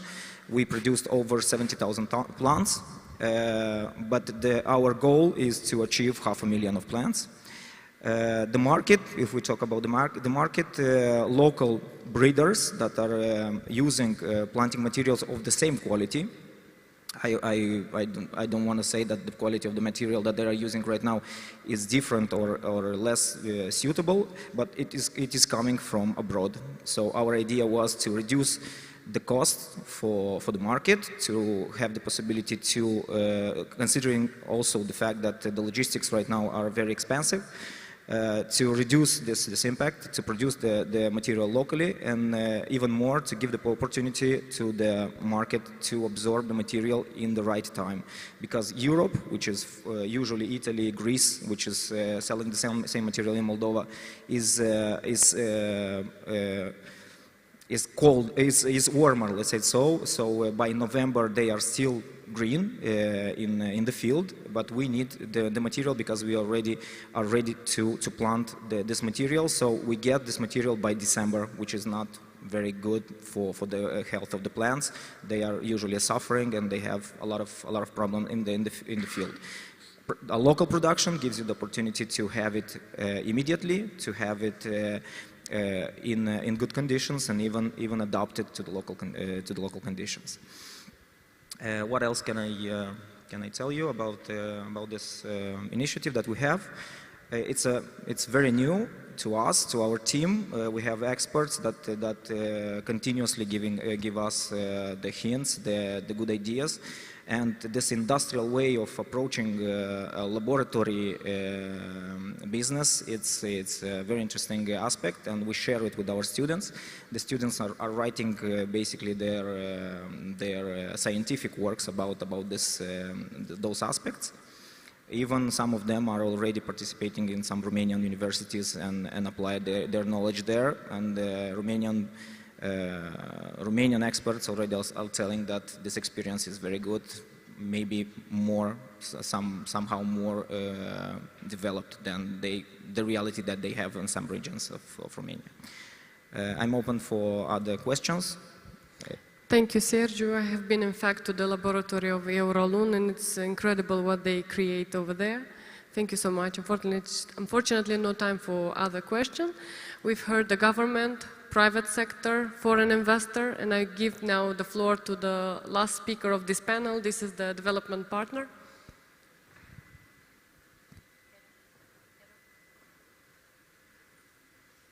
Hear me? Yes, now it's working. Thank you so much for the introduction. Yes, exactly. While we wait for the technical team to share my slides, I would like to say that I'm not coming from the private sector, but it's great that I'm learning from those such good experiences. I'm here to talk about the UN and Sustainable Development Goals and how the private sector can partner with us and how you can contribute to these Sustainable Development Goals. While we wait, I would like to start saying that in 1992, the Republic of Moldova joined, it's a member of the United Nations, and since then we have been working hand by hand to promote development in many areas.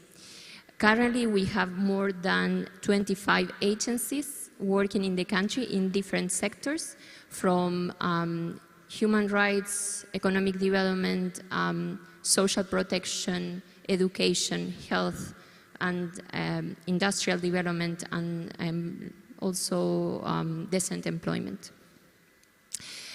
In this area, the UN develops a country framework every 5 years. Our new cooperation framework is going to start implementation next year.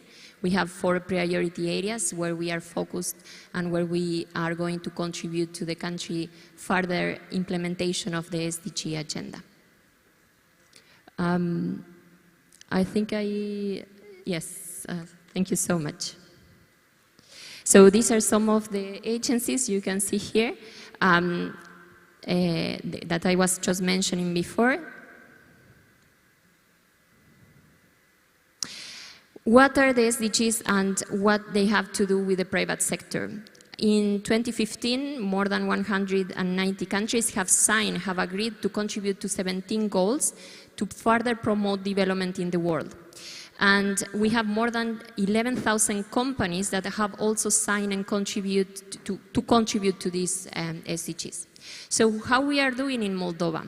As you can see, we have 2 indicators, 2 goals, sorry, that we are on track and we have visible achievements, especially on poverty and climate action. In other of the goals related to health, related to gender parity, related to water and access to clean water, decent work, peace and justice, we are doing well, we are in progress, we are improving. And for some other indicators, we are more stuck and we need to do more progress. So that's why, and we see here a lot of opportunities to working together and where the private sector is already contributing, as the examples we have just heard, and we can further promote.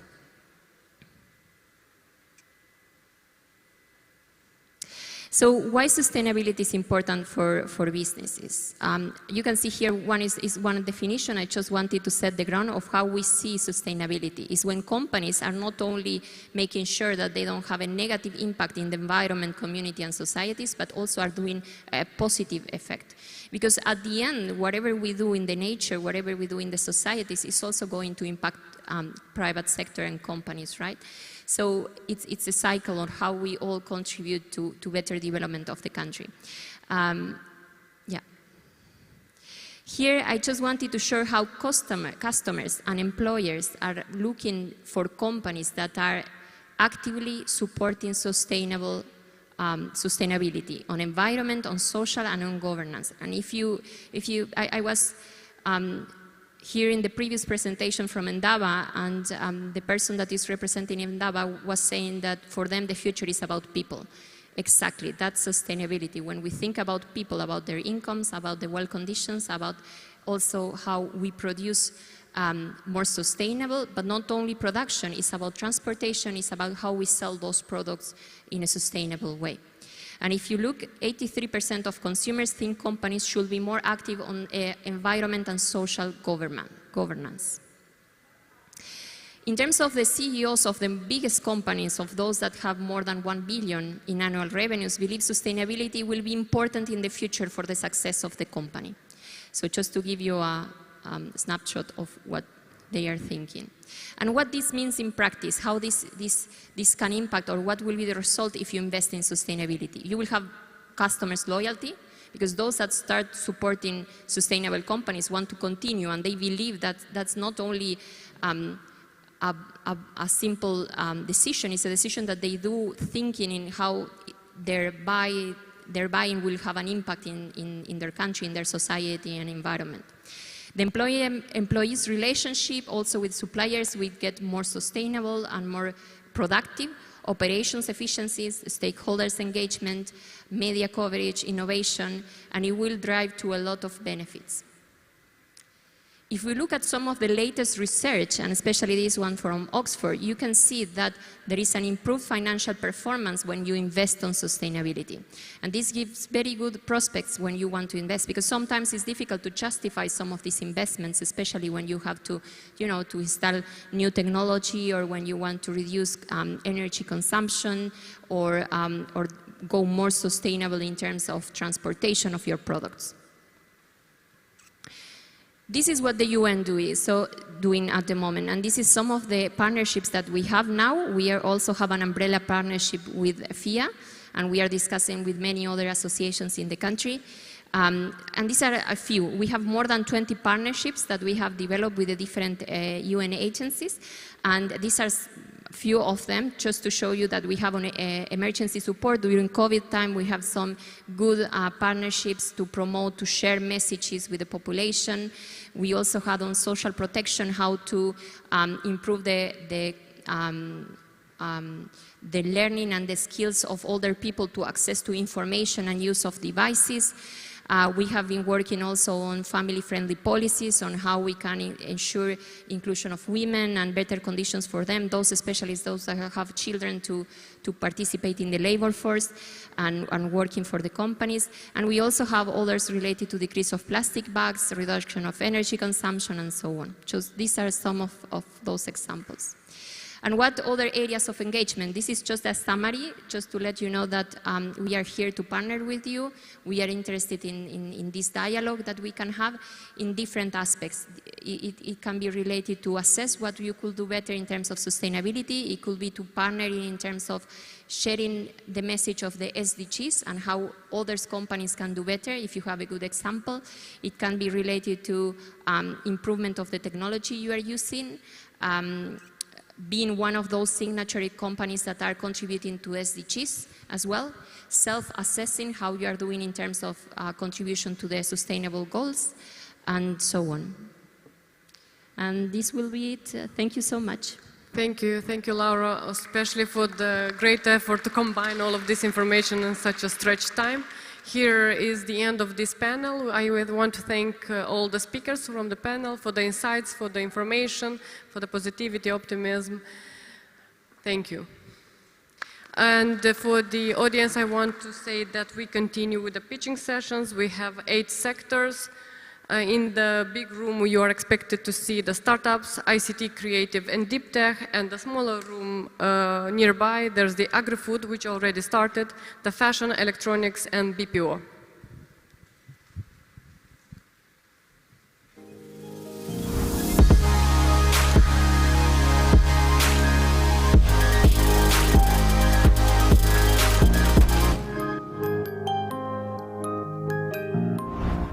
Norok. This is the way we, Moldovans, greet each other. With this word, we wish each other good luck when we begin our journeys. Our roads always bring you to a place where you feel like home.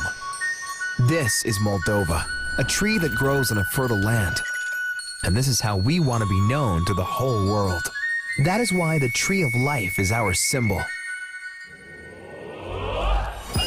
It represents the contemporary Moldova, but also the origins of our nation, as the tree is often crafted in our traditional carpets, included in UNESCO's patrimony. The roots symbolize the development and continuous growth. We crowned our tree with a rose, our metaphor for love and family. In the rose, we find the symbol of digital connectivity. Hope and faith are represented by the symbol of the cross. The cups celebrate the pride for our legendary wines. The fabric symbolizes the craftsmanship, including our textile industry. The screw represents the automotive and electronics sector. A symbol of our tradition, the basil is associated with protection and purity. Vegetables and fruit tell us about the diversity of orchards. The intertwined branches illustrate the infrastructure and the economic bridge between the West and the East. Finally, the M letter from the name of Moldova symbolizes the land that holds our spirit, the fertile soil on which any idea, initiative, or investment comes to life and brings harvest. In a fast-changing world, we come with a promise and an honest invitation. Be our guest and grow your business here with us.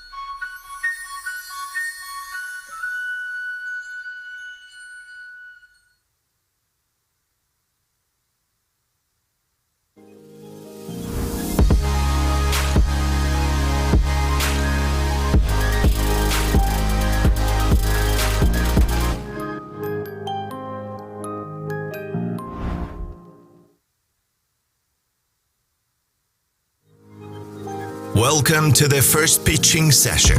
Startup Moldova. Moderator Natalia Bejan. Executive Director, Startup Moldova.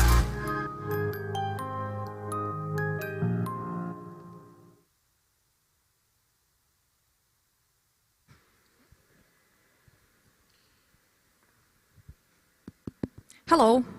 Super. Hi, everyone. I like the enthusiasm. My name is Natalia Bejan. I'm the Executive Director of Startup Moldova Foundation, and I'm super privileged today to be having this speech in front of you to present you just a couple of the technological startups that we have in the Republic of Moldova. We'll have five of them coming on stage with their pitches just a couple of minutes later. But before we do that, I would like to introduce you a couple of the details about the technological startups ecosystem in Moldova and what Startup Moldova as such is doing. If we can move please to the next slide. I don't know if we have a pointer or not. Thank you very much. Startup Moldova is a non-governmental organization. We've been founded by the Association of ICT Companies. We have only a bit over a year of our existence. And what we do, we are trying to be an active enabler, thank you, an active enabler of the technological startups that exist in the Republic of Moldova. And we have 3 pillars or 3 directions in which we are working, and basically the whole team is doing the effort. And when I say the whole team, at current moment, we are 3.5 people. But for me, it's an army. It's a whole army. We do the following in the very good sense of the army. I'm sorry. We do 3 things: ecosystem and community building. We do facilitating the access to funding, and we also do support and offering resources to the startups. What do I mean through this? And I want to guide you through a couple of very specific examples for each of those three pillars. The first one, how are we strengthening the community? We are doing founder meetups. We are trying to make sure that the community founders know each other, that the partnerships are being created.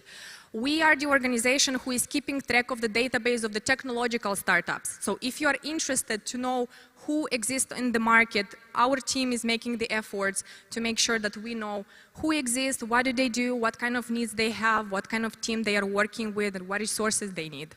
Also, we are doing promotion of the individual startups, those that we are proud of, those that you will see, for example, today as well on the stage, within this panel, but as well within the next ones.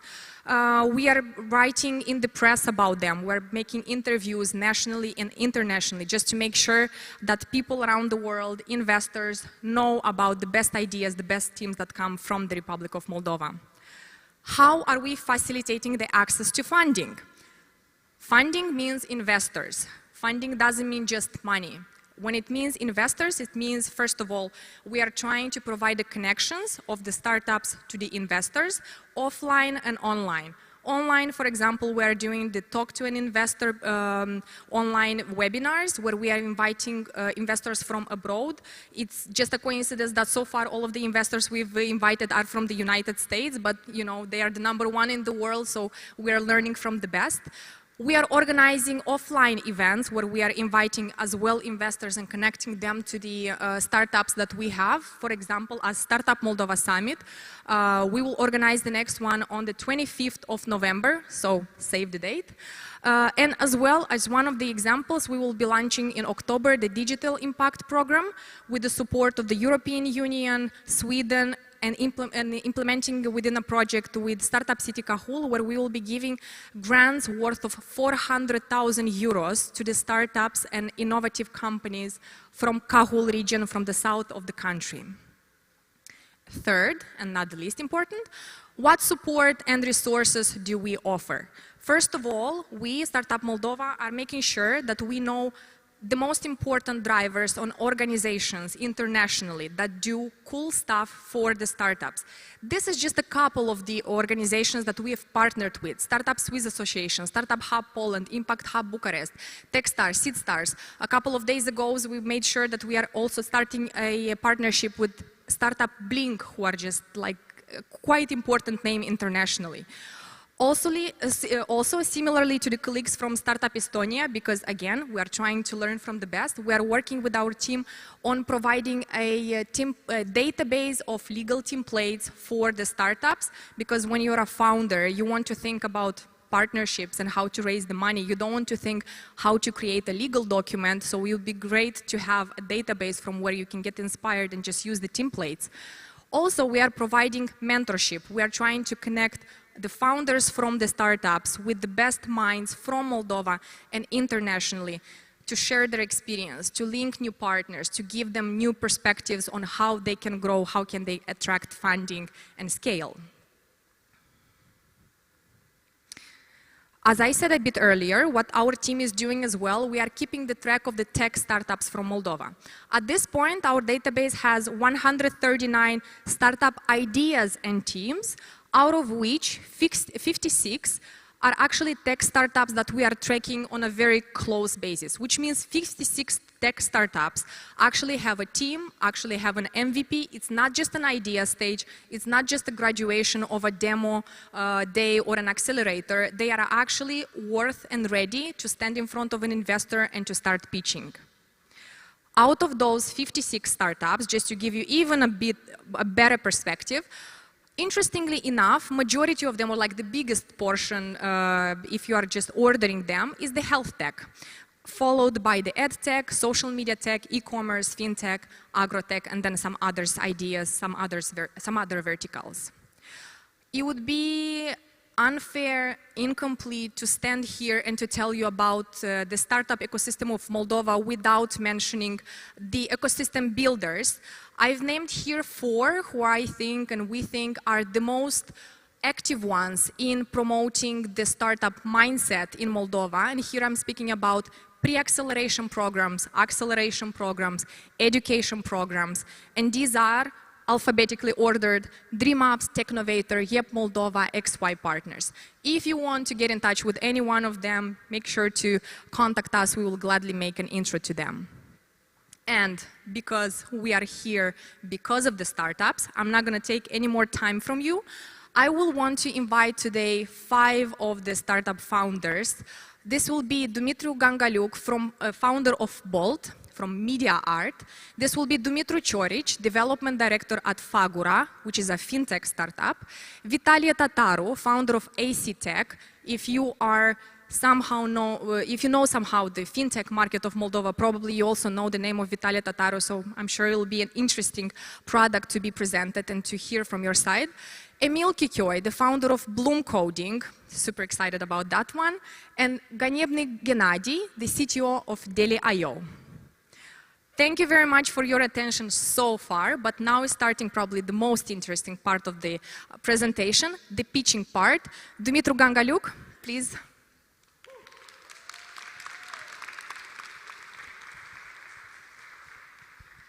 Thank you very much. Hi everyone, I'm Dumitru, founder of The Bold. So let's start. Click is here. Oh, not here, it's here. Yes. Hi, Dumitru is here, founder of The Bold, the platform that sells and rent verified and trusted immersive experiences for any type of event. Do you know this cool interactive installation or activation that brand using to interact with you like a user, provide you like a samples or another interaction? Do you know this cool stuff like laser show, projection mappings, AR booth, photo booth? All this cool stuff is called new media art by artists. Brands call it experiential marketing. But all this cool stuff has one idea, to providing an interactive immersive experience to you like a customer. So this is why it's important. This is important because 7 of 10 customers are more likely to buy a product after interacting with the product at emotional level. And this is why, and this is because 9 of 10 products fail each year. 3 of 10 fail due to poor implementation. This is why brands are more skeptical and more fair to try something new. They are afraid to try new innovation and implement it in their brand communication. And just that pain means 78 million losses each year just in pitch phase and just in USA.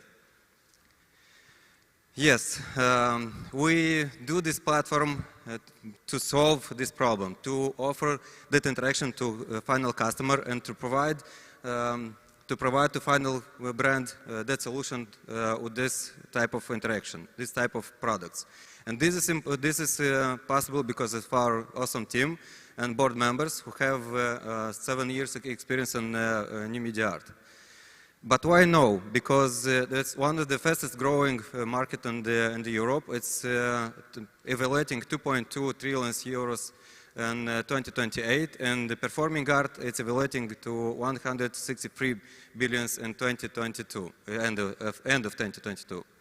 And yes, our beachhead market is Romanian. This means entertainment and media market. What is evaluating in 2.9 billion euro, and we take to aim 9 million in the next 2-3 years. This means 0.34% of that market. Of course, we have competition, but we have 4 strong differentiation from this competition.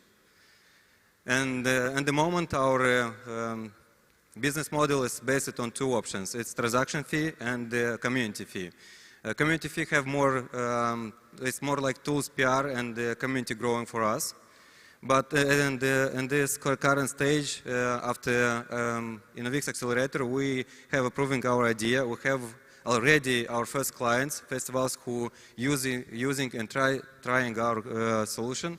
And this for us means 38,000 euros with having any line of coding or any line or any kind of product really released yet. So our go-to-market strategy is to hire a bold team to develop the product and to increase our database of clients and new media artists. That means using community fee-based business model. So what we're looking for is 200K euros. Mostly we're looking for mentorship in this field, like PR, marketing, and events. And the second one, we're looking to networking and any type of field. Thank you very much. Super. So any Thank you questions, very much, by the way? Dimitru. We don't have Q&A, yes? Yeah, thank you If very you much. can pass, please, to the next speaker. Thank you. Next on stage, I will be inviting Dumitru Cioric. Dumitru Cioric is the development director of Fagura, which is a fintech company, fintech startup in the Republic of Moldova. Thank you, guys. And he is representing the company that is the peer-to-peer lending marketplace. Dumitru, please. Hello, good day everyone. My name is Dumitru Cioric and I want to talk to you about Fagura. We aim to build the first community digital bank in Eastern Europe. Born in Moldova, but we want to be the best in Eastern Europe. We have two types of clients: borrowers looking for lower interest rates and investors looking to maximize their returns. They meet on our platform and enhance the experience. We have built a proprietary credit scoring which is analyzing dozens of criteria: financial data, credit scoring, taxes, and it takes the decision in 1 second to be funded or not. We have been active on the market for more than 3 years and we received validation from different stakeholders. We've received support from USAID.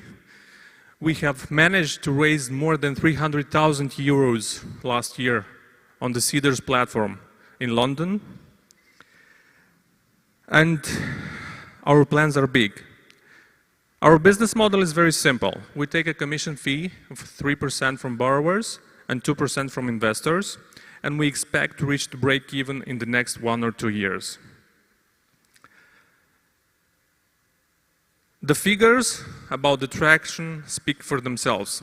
We are thrilled to announce that we have managed to intermediate in the last 3 years more than 2 million euro total loans funded, with a very good figure on the NPL, comparable with the European market, 6%. This summer we have launched a new product dedicated to startups and SMEs, and more specifically we have opened the procedures for funding SMEs and startups. Like on the individual side, we are analyzing dozens of criteria of the company, but also of the founder. And in the end, we've decided whether this SME deserves to be funded or not. We've decided to launch these operations because startups and SMEs have very low access to finance. New created companies don't get loans at the banks or at the microfinance because their credit history is zero. Well, we are a game changer and we are doing this differently. The next year is a very important milestone for us as we are preparing to launch transfers and payments. We have about or more than 1 billion euros sent to Moldova each year by the Moldovan diaspora. That means we want to enable our services so we can accommodate all those funds that come to Moldova. We want to become a fully digital community bank by allowing borrowing, investing, and transfer money instantly throughout our platform. The next addressable market is the European market, but this is the next step that we will pursue. Major milestones for our startup are the next year, when we plan to launch the digital banking. And in the next 2 years, we're planning the Series A round investment. In the next couple of weeks, we will be launching our second crowdfunding campaign to raise about 1 million euro. We have more than 200,000 euro already committed, but the official campaign is going to start, I believe, at the beginning of October next month. With those money will be invested in product development, headcount, and marketing. All of this would have not been possible without our great team. We know each other for more than 15 years, and we have managed already 5 business exits. A special thanks to our partners who were near by us along this road. Thank you very much, and if you're keen to invest, come with us to build the first community digital bank in Eastern Europe. Thank you.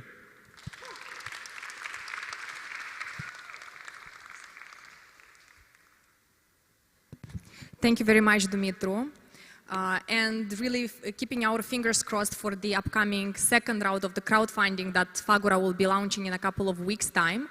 Next in line, I would like to invite Vitalia Tataru, the founder of AC Tech, who will be presenting the startup called Atlas.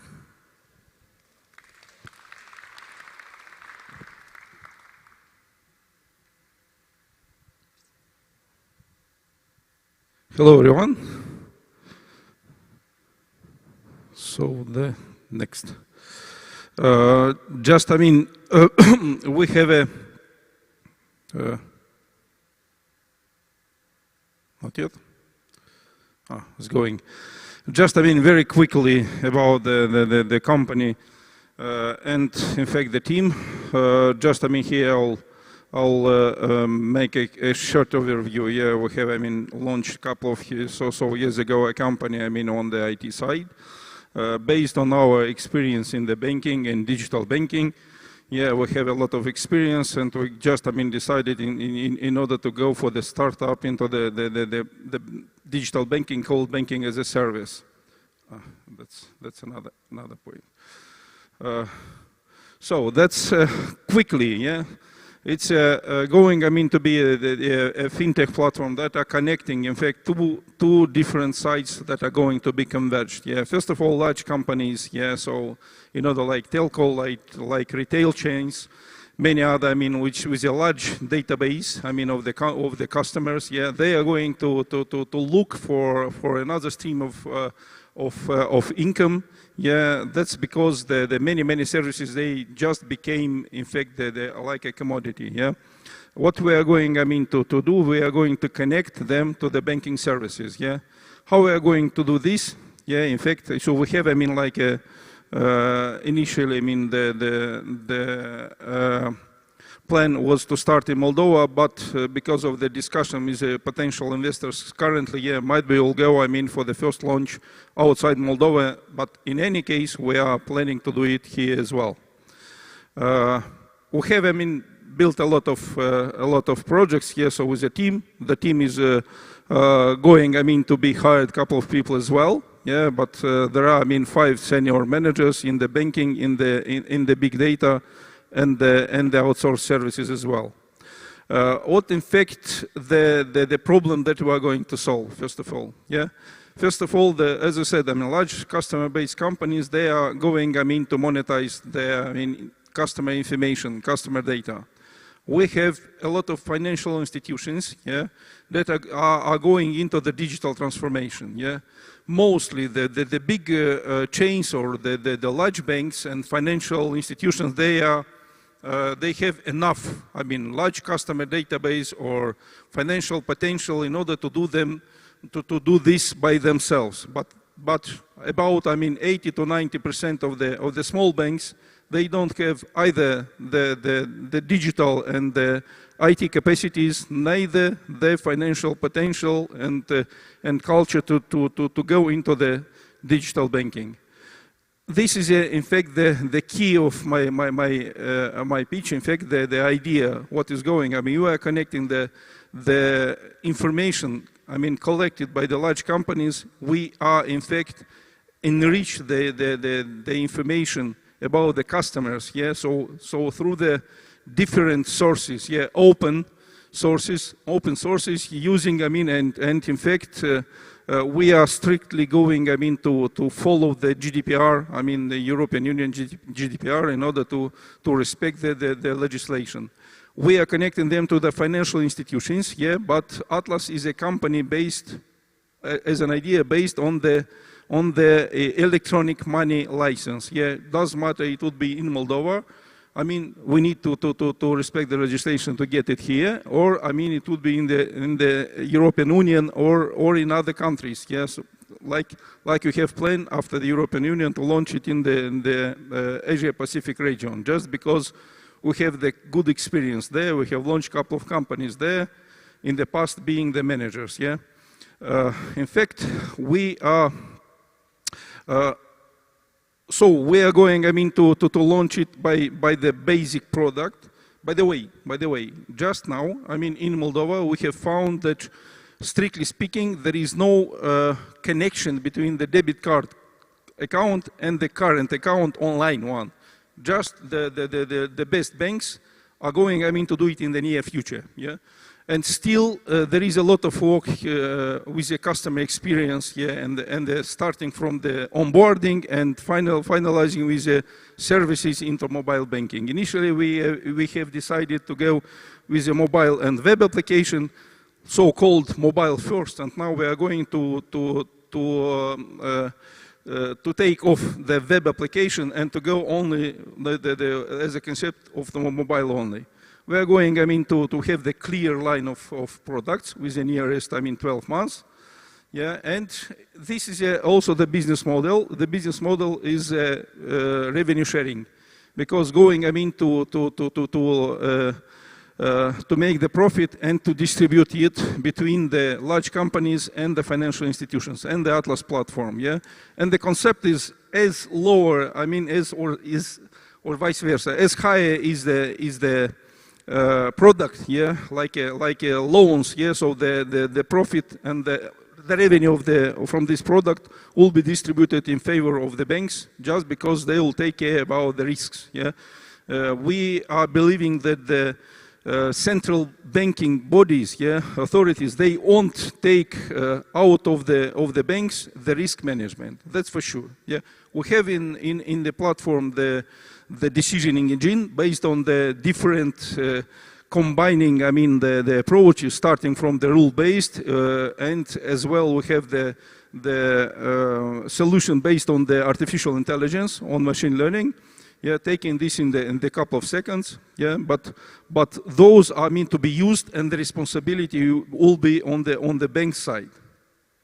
So just, I mean, if we have we believe that we have a good market opportunity here in Romania. Moldova is, I would say, might be now in our, I mean, current times, it's not might be the best climate, I mean, in order, I mean, of investments, yeah, because of the war, because of the many. So, but Moldova, despite of its small size, it's on our understanding, it's an ideal sandbox, yeah, to go, I mean, to launch and to go outside of the country. So we are looking for the Romania and European Union, but as I said, we know, I mean, the market in the Asia Pacific as well. So that's the plan, in fact, how we are going to launch it, yeah. Nevertheless, we already have a couple of the investors who have the term sheet already signed for the first investor, I mean, the private one. We are looking, I mean, to go to the investment boutiques as well, yeah, and might be depending on the discussions and the agreements here, might be we'll launch it first in Romania or in Kazakhstan perhaps, yeah. And that's, I mean, we are looking, as I said, I mean, the 2.3 million euros for the not only for the launch, it's in fact the launch and the break even within the up to 15 months. As I said, the 500,000 already, I mean, the first term sheet is signed by investor. This is just, I mean, some like a forecast compound annual growth rate in Moldova. We expected in 99%. In Romania is 170, and the European Union will be up to 250. I would not bother you with technology details. You will have, I mean, the questions and willing, I mean, to discuss. Yeah, so I think the connections, I mean, will be through organizers. Yeah, thank you.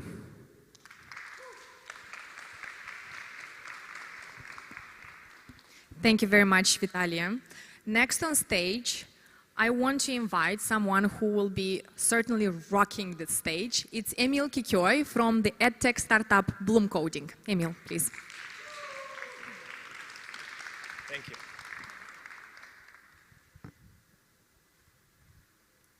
Meet Bloom Coding.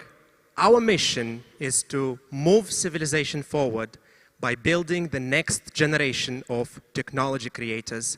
And today, we are teaching children how to code in live online classes. So we asked the most advanced AI network in the world, DALL-E 2, what does the future look like?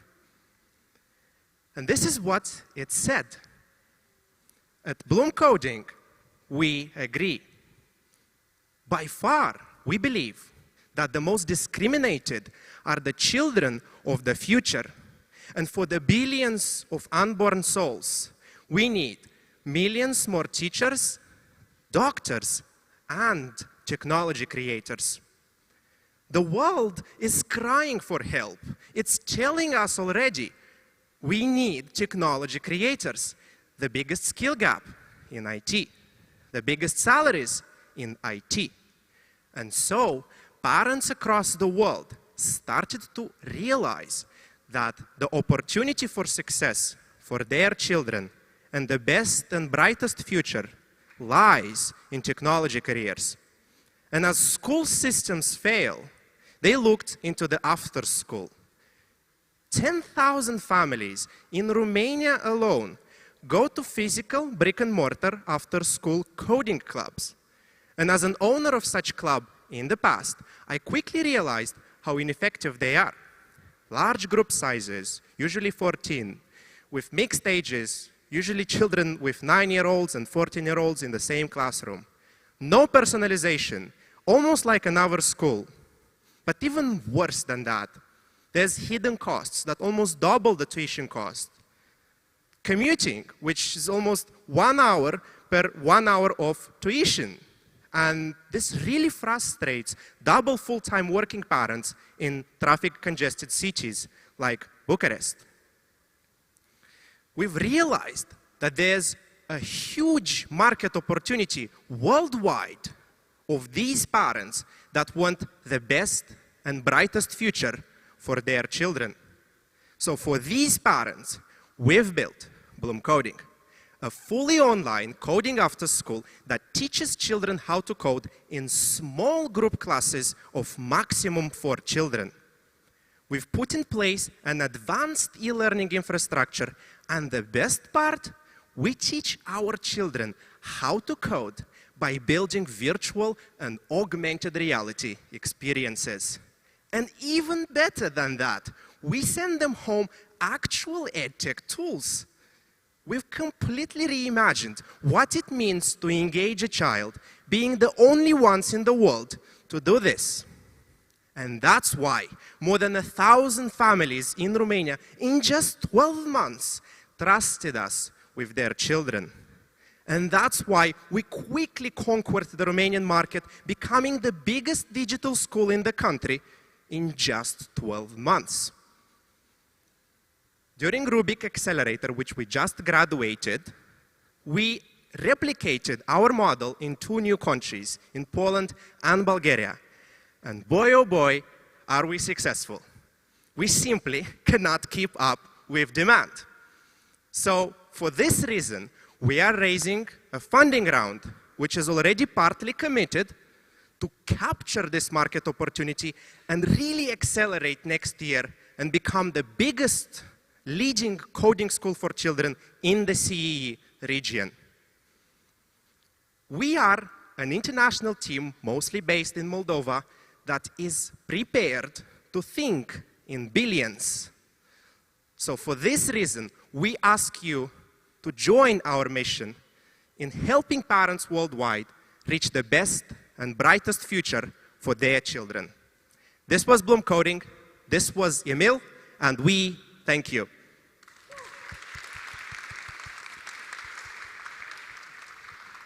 Super. Emil, thank you very, very much. I really appreciate it. So we've had 1 startup from creative tech. We've had 2 startups from fintech. We've had 1 startup now from edtech. It is my pleasure now to invite Gennady Ganebny, who is the CTO of Deli.io, and we are going into the food industry, delivery industry. Gennady.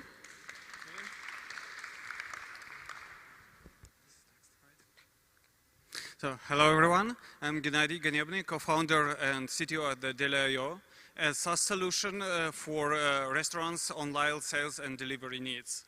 And here's the other team members of Deli.io, including my co-founder Anton Perkin and the whole pool of wonderful developers and QA specialists, UI designers, and even people and culture managers.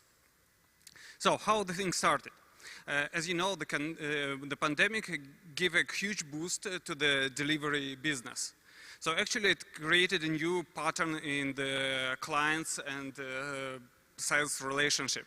So like my own example, since the pandemic started, I think I go to the food store maybe once a month.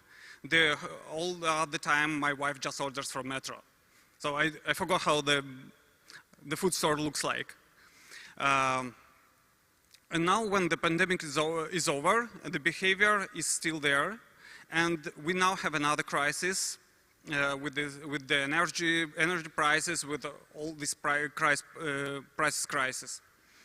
And the restaurants start looking to lower their costs, and the delivery marketplaces, they jumped in.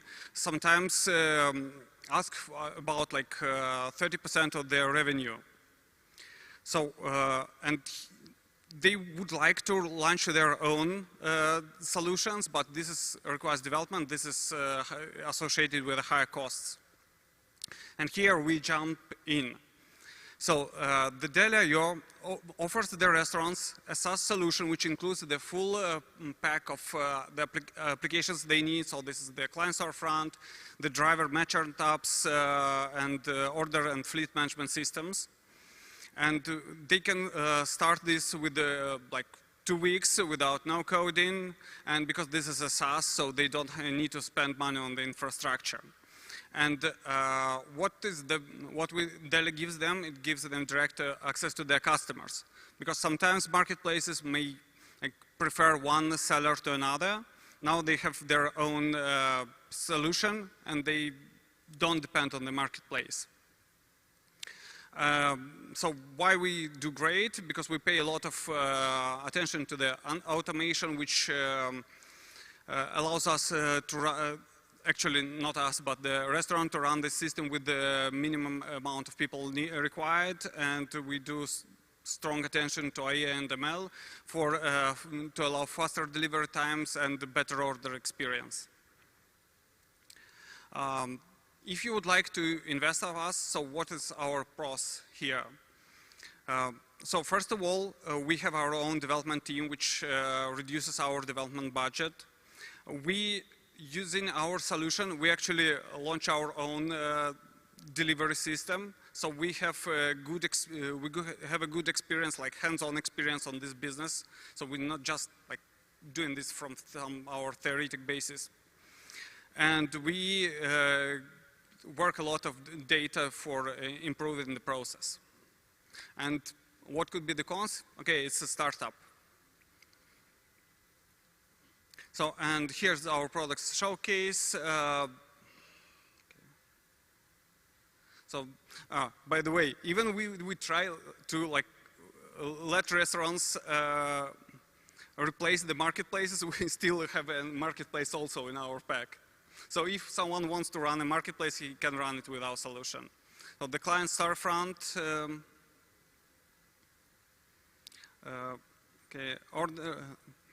order management for restaurants, driver application, administration panel, yeah, and some numbers about our business. So we launched in 21. So far, using our systems, more than 100,000 orders were made, more than 700,000 visitors, and we have 3 white label implementations so far. So our best showcase is the iFood MD, the delivery solution we run here in Moldova. It was launched in 20, and annual turnover is like 900,000 and more than 25,000 users per month. So this is our competitors we're looking at and we try to compete with. And our business model is based on two things. First of all, this is the subscription fees, which is at the end of all ends are lower than what marketplaces charge from the restaurants. And we also offer this as a standalone solution. So if someone wants to have better control over what's happening with the system he's having, we can deliver it as a standalone. So in total, at this moment, we're looking for like $1 million investment, and we have quite ambitious plan for further automation and more integration with the different e-commerce platforms to help restaurants to build even better online sales experiences. So, thank you. That's it.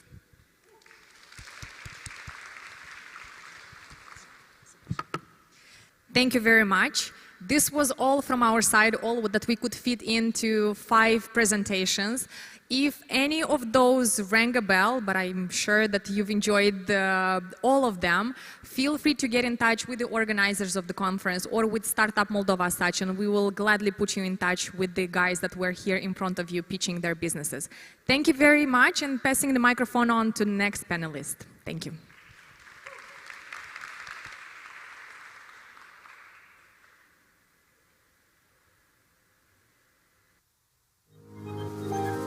The next session is ICT.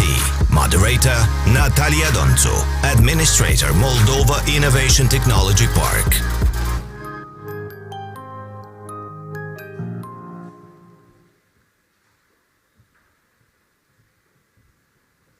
Hi everyone. I would like to firstly invite you to see a video about Moldova Innovation Technology Park. It's actually our success story in Moldova for several years, and it's been the government idea to develop the IT industry here in Moldova. So I will kindly ask the technical team to play the video, and then we move forward with the pitching panel.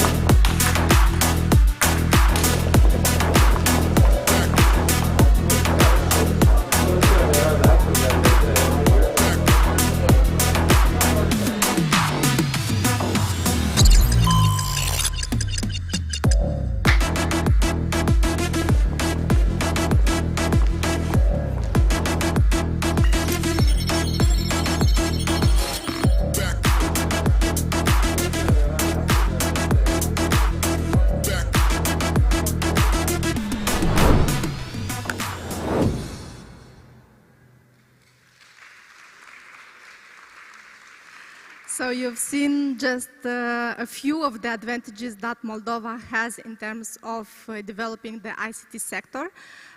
This is the sector which takes the 3rd place in our economy and has a share of almost 8% of our GDP. Believe it or not, but Moldova ranks 10th in the world in terms of percentage of the population covered by gigabit internet, at the lowest prices in Europe, by the way. The development of the ICT sector is mainly driven by IT, which increased 4 times during the last 5 years. Probably you're asking yourself what and how did this happen. It is not secret that Moldova has incentivized the development of IT sector since 2006. So we have passed a way of 16 years of support from our state. But actually the game changed 5 years ago when the state created Moldova Innovation Technology Park. Now over 1,200 companies from IT, R&D and creative industry pay a single tax of 7% on sales. Yes, you heard it right, it's a single tax, meaning you don't have to pay any more payroll taxes, corporate income taxes, and any other local taxes. Any entrepreneur or investor would say that that's too good to be true. It is indeed an exceptional offer for doing IT, R&D and creative businesses. It's the best offer that the countries from Central Eastern Europe have. This offer actually convinced over 200 companies with foreign capital from 400 to develop their IT businesses here in Moldova. It is also important to note how connected is the IT sector, the Moldovan IT sector to the international markets, because 85% of our products and services go abroad on markets such as US and EU countries, but it is also, these are the countries from which the investment come. We are proud to say now that the park residents generate 10% of our country's exports in total, meaning 10% from the export of products and services. At MITP, we strive to lead Moldova to become a top destination in the region when we talk about high added value products. And today we will have here 5 companies that will showcase their exceptional solutions and an exact proposal to you. So let's get it started. My first invitee today is Nikolai Manolov, chairman and co-founder at XOR, a fast-growing HR technology company with $12 million investment dollars from Silicon Valley venture capitals. XOR has been working on revolutionary software that is and will keep changing how the recruitment industry works and when it comes to acquiring talent. Ladies and gentlemen, please welcome Nikolai Manolov, a former rocket scientist turned artificial intelligence expert who builds XOR first platform and oversees product development today. He's passionate about creating a labor market where the needs of employers and people are both met more efficiently. Nikolai, the floor is yours.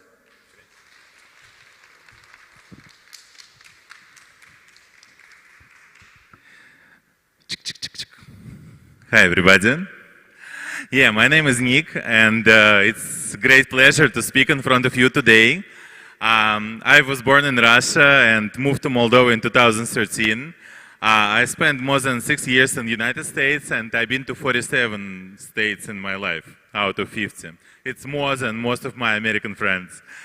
And today I want to tell you a little about our project. I want to also say great thanks to Natalia and IT Park because it helped us to raise funds, it helped us to do super efficient business, win over competition, so thank you so much, it's really great.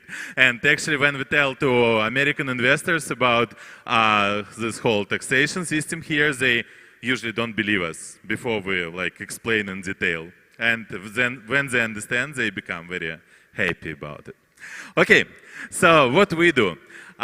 For the last 6 years, we've been working in the field of HR tech, and gradually, you know, every iteration of business we did, we actually narrowed our focus further and further to making product working for very, I would say, niche and very clever application. But here's the numbers. We're making almost $10 million now a year in subscriptions. We raised $12 million from Silicon Valley VCs. And I'm going to emphasize a little bit more about this later in my presentation. We work in literally 93 countries now, and we have more than 400 happy customers. And we've done pretty much all of this from Moldova. Problem we solve is actually super simple. All companies in the world are understaffed to some degree. If you run a big business, you know how it works. You never have just enough people. You sometimes have more than enough, but most of the time you are understaffed. And in the United States, there been a research a year ago, 50 companies, 50 kind of tricky number here, but you know, Forbes says it. 50% of companies, they understaffed, but in real life, we understand this is more. And this is happening just because time is changing, baby boomers leave in the market, immigration laws become stricter, and less people coming from Mexico to work in the United States. And also modern companies like Uber and Instacart and all this gig economy sector, they become super efficient in placing mass labor type of positions. And when like traditional retail or construction companies, they spend 3 weeks hiring someone, Instacart does it in 5 days. And for people who basically live from paycheck to paycheck, it makes all the difference.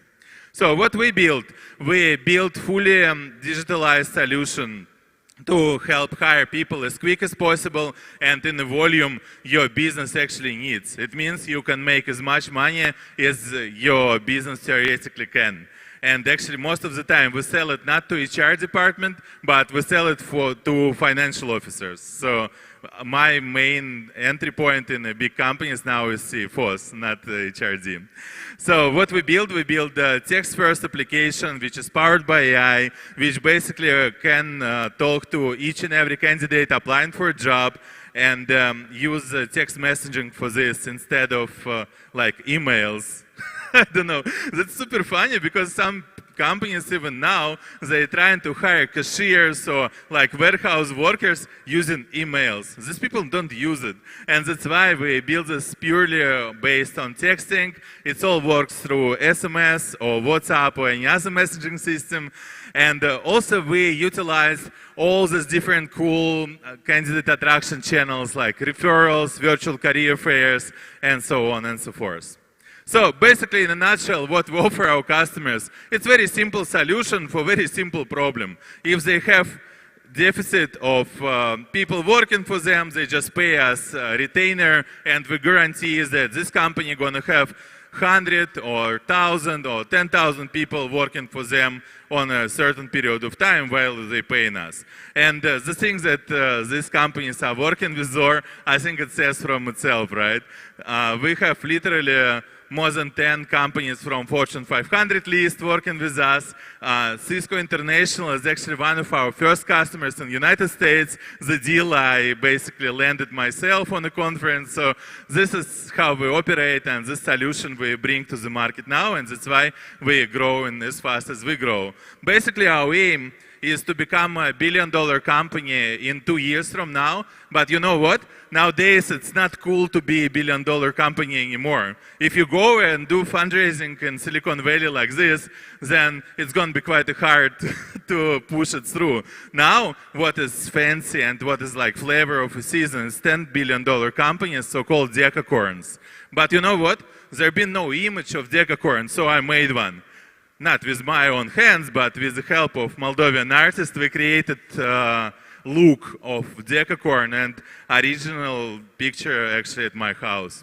So what I want to say here, my message is quite simple. First of all, thank you IT Park. Second, in Moldova, actually you can build cool IT product business because we are a product company. And I've been running outsourcing for 8 years, and you know what? Product is way cooler.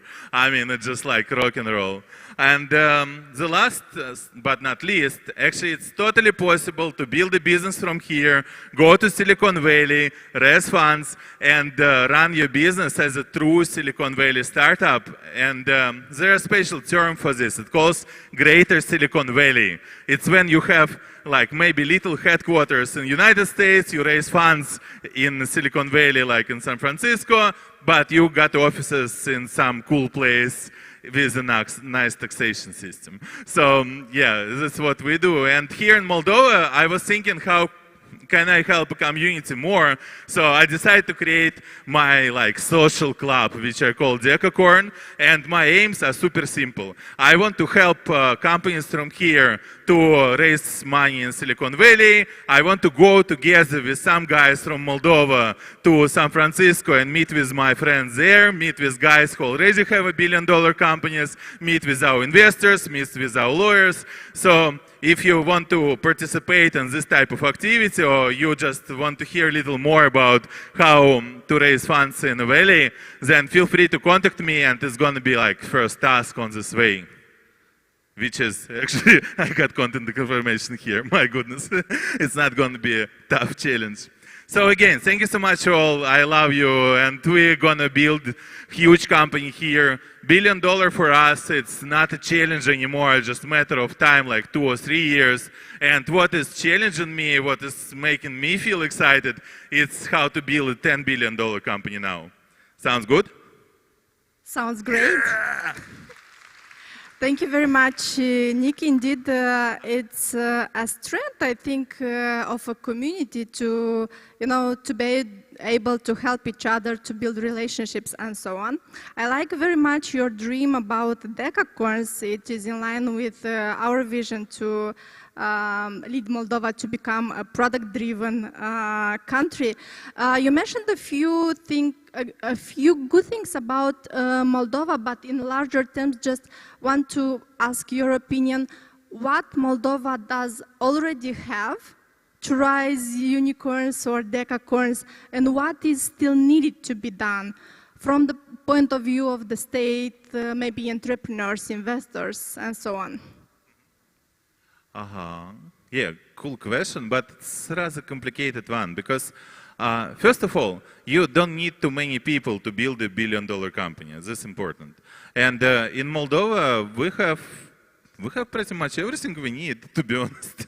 I cannot name a thing that actually is lacking here. Because, if you want to raise funds, no matter where you are in the world, you got to go to Silicon Valley. I tried to raise funds in Berlin and Austin and many other places. And my opinion is very simple. There is only one Silicon Valley, and that's it. If you want to raise, you got to go there. You're going to get the best valuations, you're going to get the best investors and partners, and it's just super startup friendly. This is something I learned over years. And in Moldova, as a place to build and place to develop this thing, of course, it's always good to have more cool developers. It's always good to have more vibrant IT community with hackathons and this type of conferences, bringing new technologies here. But I think we're getting there. So it's not it cannot be done overnight. It just got to grow. And as our startups grow, my company and everybody else in the room, then it's just going to come by. Thanks a lot. Thank you. Thank you, Nick. Thank you very much. Indeed, I think I also believe that Moldova has anything that it needs. Just came back from Estonia a few weeks ago. Estonia is 3 times smaller than Moldova, and they already have 10 unicorns, meaning the highest number of unicorns per capita. Talking to people, they just said, once we had Skype, it was much easier for all of us to believe that it is possible. So thank you for your message and for being like an ambassador of Silicon Valley in Moldova and vice versa. Okay. Maybe little thing just to add to what you just said. Skype didn't happen overnight. It was literally 10 years of experience, and gradually people looked up at this far before it was sold, far before it was a $1 billion company. Once you see that this kind of thing starting to happen, it's already time to act. I mean, Silicon Valley gonna stay there, and it's just up to you. You go there now, or you go there 10 years from now. It's going to be pretty much the same place, and sometimes it just takes a little click in the mind just to start doing this, and everything becomes like a promised land. Thank you. Okay, Moldova is also known, or especially known, for its digital solutions dedicated to the telecom industry. And I am pleased to invite here Călin Calancea, the CEO of Enabled, a technology provider building amazing products for telecom industry. More specifically, Enabled develops and provides one-stop shop communications platform, enabling communication service providers to build their own branded CPaaS solutions. With more than 18 years of experience in telecommunications, Călin became a co-founder of Enabled 1 year ago and already succeeded to raise $1.4 million from 4 investors. Călin, the floor is yours. Thank you, Natalia. Oh, hello? Okay. Thank you, Natalia. Hello, everybody. So, Enabled is a technology provider. It provides solutions, platform for telecommunication service providers. And actually, we want to empower communication service providers with cost-effective and smart solution, which will have artificial intelligence, more digital. And actually, the problem is that many service providers, traditional service providers like mobile operators, carriers, aggregators, they have traditional services, voice, SMS, data, and they want to diversify their services. But they need to invest a lot, they need time to do this, and here is Enabled, where we help to enable new channels, we help to enable new digital services, and we help to enable artificial intelligence communication. Such service providers are mobile operators, also carriers like Rakuten Symphony, iBasis, Tata Communication, and actually we now very close to have a deal with Rakuten Symphony. We are on the last mile to discuss a deal. Also, the market of communication platform is growing constantly, and by 2025 it will reach $25 billion. So the growing rate also it's high. The annual average rate is 37%, and we want to be part of this market. We want to grab a piece of it. What we are doing, we provide platform, we provide solutions on 3 levels, on 3 layers, let's say. The first layer is platform as a service, and here we have digital solution for traditional services like enterprise messaging, wholesale messaging, voice, video. On the second layer, we provide artificial intelligence communication based on the keywords, based on automation, flow builders. And on the third level, we provide tokenization. So actually, we strive to be there. We provide more secure things, we provide data masking, data localization, and finally we will provide these 3 to service provider which target industry are fintech, e-commerce, marketing, and so on.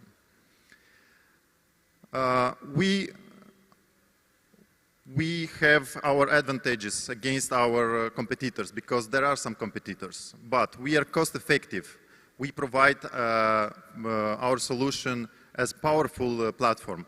We provide new streams, and also we have a very intuitive platform. Our 2 business models are based on 2 solutions, software as a service, and we start, as you see, with a very effective cost of $500 per month. Also, those operators which want more privacy, they can install our solution on their network, and then they will provide for that just only $20,000. We already have 16 customers worldwide, so our product is not focused for Moldova, it's global. We have 2 partners in 2 regions. It's Cataleya in Asia Pacific, and also 21st Century in Africa. So they help us to open Africa market. We are confident that in 5 years we can reach $10 million revenue, doubling year by year. And this is because we have a good team. We have a strategy to extend our team in next 2 years. And also we have very promising markets. So we already have reached investments from 4 investors on the amount of $1.4 million. And we start already to use this to extend our development team, also to extend sales, marketing, and customer support. So our aim is to become one of the top 3 providers in the world. And the co-founders of Enabled, I'm one of them. We also have other 3 co-founders. All of us came from telecommunications. So totally we have a big experience in telecommunication. And also our team came from telecommunication, from IT. We already hired new 7 people this year, and by the end of the year we will hire 14 new people. Okay, thank you. Thank you very much, Colin. We've seen that, or at least I understand that your call to action would be to raise more funds, you're looking for investors.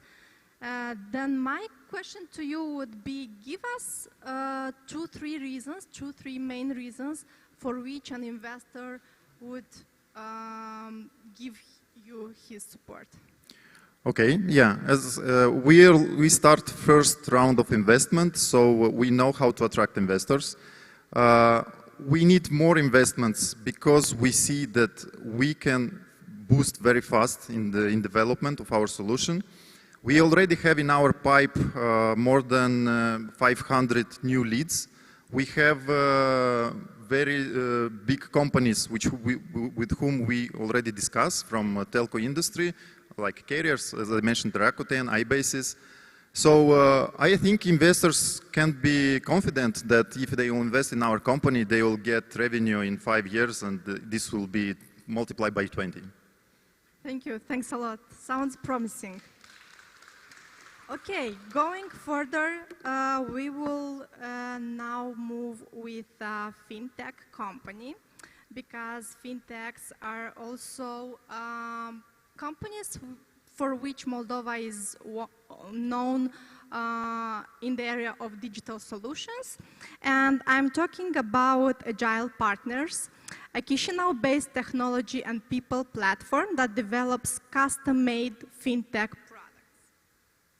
Founded in 2016 by fintech veteran Gary Palmer, Agile Partners builds and operates world-class fintech products from concept to launch.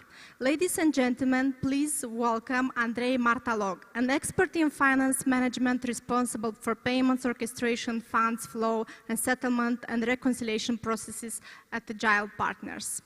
Andrei, the floor is yours. Thank you. Hello, everybody. And for those who are for the first time or not for the first time in Moldova, welcome.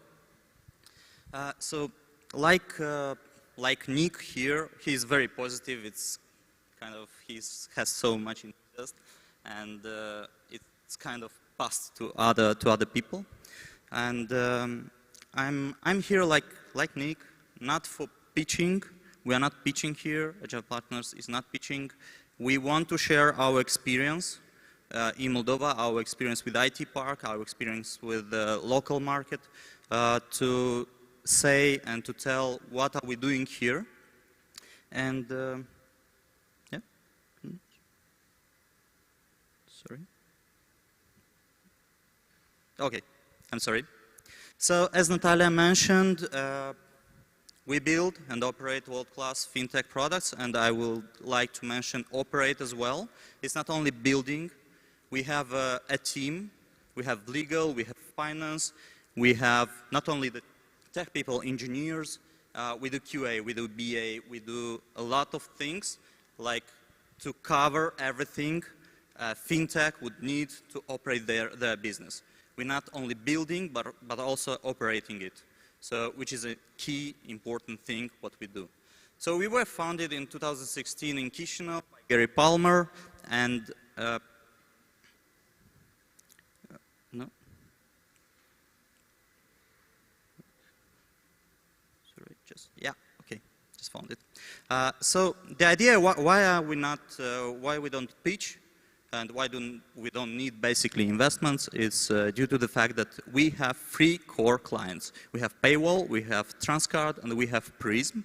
And Paywall and Transcard are companies based in the United States, and Prism is based in Europe. And the idea is that we offer some services like QA, BA, some development services, operating finance services to Transcard and Prism. And on the other hand, the biggest client of ours is Paywall, and I will move smoothly to them in next moment. And I'll tell you why. So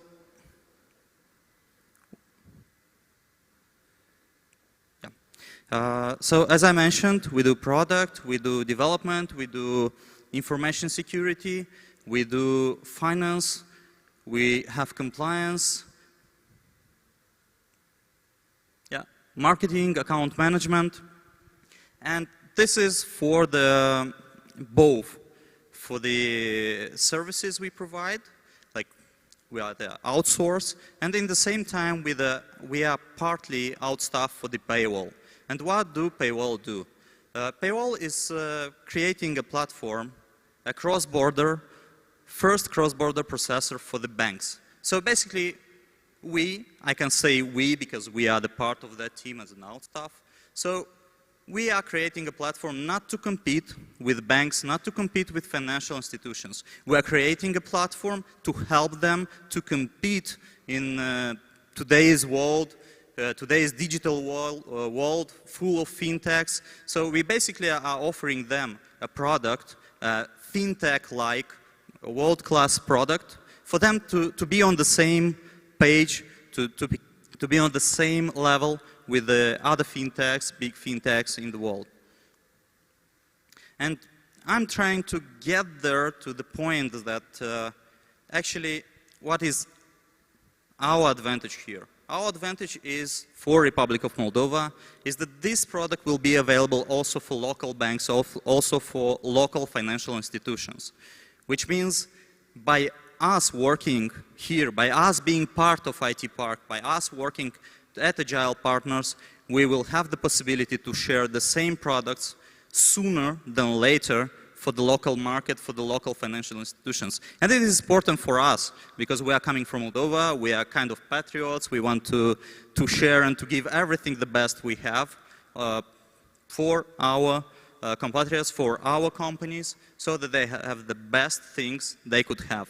And maybe they don't have access as they are, let's say, operating business in Moldova.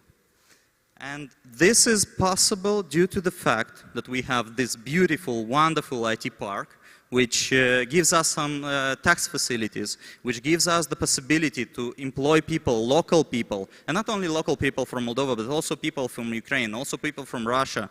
And so regionally, we are helping to get people together to exchange knowledge and to get knowledge, also to give knowledge and to get knowledge. So that is how we develop. We develop as people in the company. This is a huge advantage for us. For instance, 2 years ago when I joined the Agile Partners, I was not part of IT. I didn't know the fintech so well. Yes, I'm coming from finance, but I didn't know the tech. And now it gave me the opportunity to know the tech, and now I can say that I'm still becoming an expert and developing as an expert in fintech, in payments, funds flow, payments orchestration, and so on and so forth, which is a great, great thing. And so for this, I want to say big thank you to IT Park that it gives us the opportunity to do so. And going back to Paywall and to the product, so for you to understand that the banks are struggling now to perform payments. They are struggling to perform cross-border payments. And basically, we have banks in Moldova that are struggling this as well. So we will give them the opportunity to connect to the platform and to be part of a bigger thing to make payments easier and to be connected with such clearing institutions as MasterCard, to be connected and perform this in a secure way. So this is a good thing, this is a huge thing for Moldova, that we could bring. And I guess this is it from us. It's like underlining two most important things, that the IT Park gives us the possibility to get knowledge, to exchange knowledge, and gives us the possibility to offer to local market some world-class products. Thank you, Andrei. Today at this event, I discovered new ambassadors of the IT Park, which is, of course, a great idea. You're not looking for investors, but you mentioned that you have a call for the local banks, and the products that you develop would be adoptable, let's say, for the local banks as well, and will help them to upgrade their systems, digital solutions, and so on. If you could formulate it in one sentence, what would be your call to action for the local banks? And how can you help them? Yeah, so idea of the product is following. They would plug very easy to the platform and have access to multiple payment solutions, so for the payout solutions. And they would avoid the cross-border banking, and I'm sorry, not avoid cross-border banking, but they would avoid the corresponding accounts in other banks. So it is cost efficient, it is fast, it is secure. So like three main things. Thank you. Thank you very much. Indeed, looks very interesting. And Andrei also mentioned about the fact that we have some incentives not only on the tech side, but also on the immigration side, because the residents of the park can also employ foreign specialists based on the IT visa program. So this is also something that we are proud here in Moldova for. Thank you very much, Andrei. Thank you. For tech companies, the speed to market is a competitive advantage, and they can miss a critical market opportunity if they don't have the right talent at the right time. That's why companies are coming to Index for help. Index is a global recruitment company platform that helps US, UK, and UK companies, EU companies source, vet, and hire remotely senior developers with maximum speed, proficiency, and precision. Founded in 2019 by the Oxford alumni Sergiu Matei, Index has its core team based in Chișinău and headquarters in London. Ladies and gentlemen, please meet Andy Stan, VP of Strategy and Finance at Index. Andy is an enthusiastic executive and researcher with experience of 16 years leading audit and consulting assignments across various industries from telecom, banking, insurance, to technology startups. Today, Andy will be presenting the Index case study and how remote working and hiring are becoming indispensable solutions for tech companies and employees across the world. Andy, the word is yours. Thank you, Natalia. With these kind words, you already presented Index, so yeah, that's fun. Helped you with the pitch. Yeah, as Andrei was saying, we are not really pitching. We are trying to give a case study, and we want to make awareness of what is Index. So I will take you in a short journey. So basically, at Index, we are in a mission to help every company in the world, especially the technology companies, to scale the remote teams. And we are solving the problem by looking at the asymmetry of a market. So we see in the developed countries there is a lack of talent, and we see in the developing countries that there is a lack of interesting projects. So we have, for example, Moldova. Of course, there are a lot of nice IT companies doing very interesting jobs in Moldova, but there is a lot of interesting projects that they can tap on from Silicon Valley or from UK or other US, other parts of the US or Europe, like in our example with Sweden and Serbia. So we look at this asymmetry and we say, okay, these people, they can work remote, they can connect remote, and they can deliver the solution. At Index, we help the company, the technology company, and especially the mature startup, identify the talent. We vet the talent, we connect them together, and we make sure the relation is happening. So they collaborate in an environment that complies with the taxation of the specific country, that complies with work that is supposed to be done by the engineer, and moreover, that the developer, it's enriching his capabilities and is staying in home country, so he's not relocated. We believe in a world that is distributed and equality is created by people working remotely. Our solution, indeed, if the solution works, the numbers, they start talking. We are a 3 years old startup, and in 3 years we managed to grow 3 times, and if things remain equal this year, we will be having an 8-digit revenue. We are in 90 countries, we have more than 100 projects and more than 8,000 developers that have been vetted in our platform.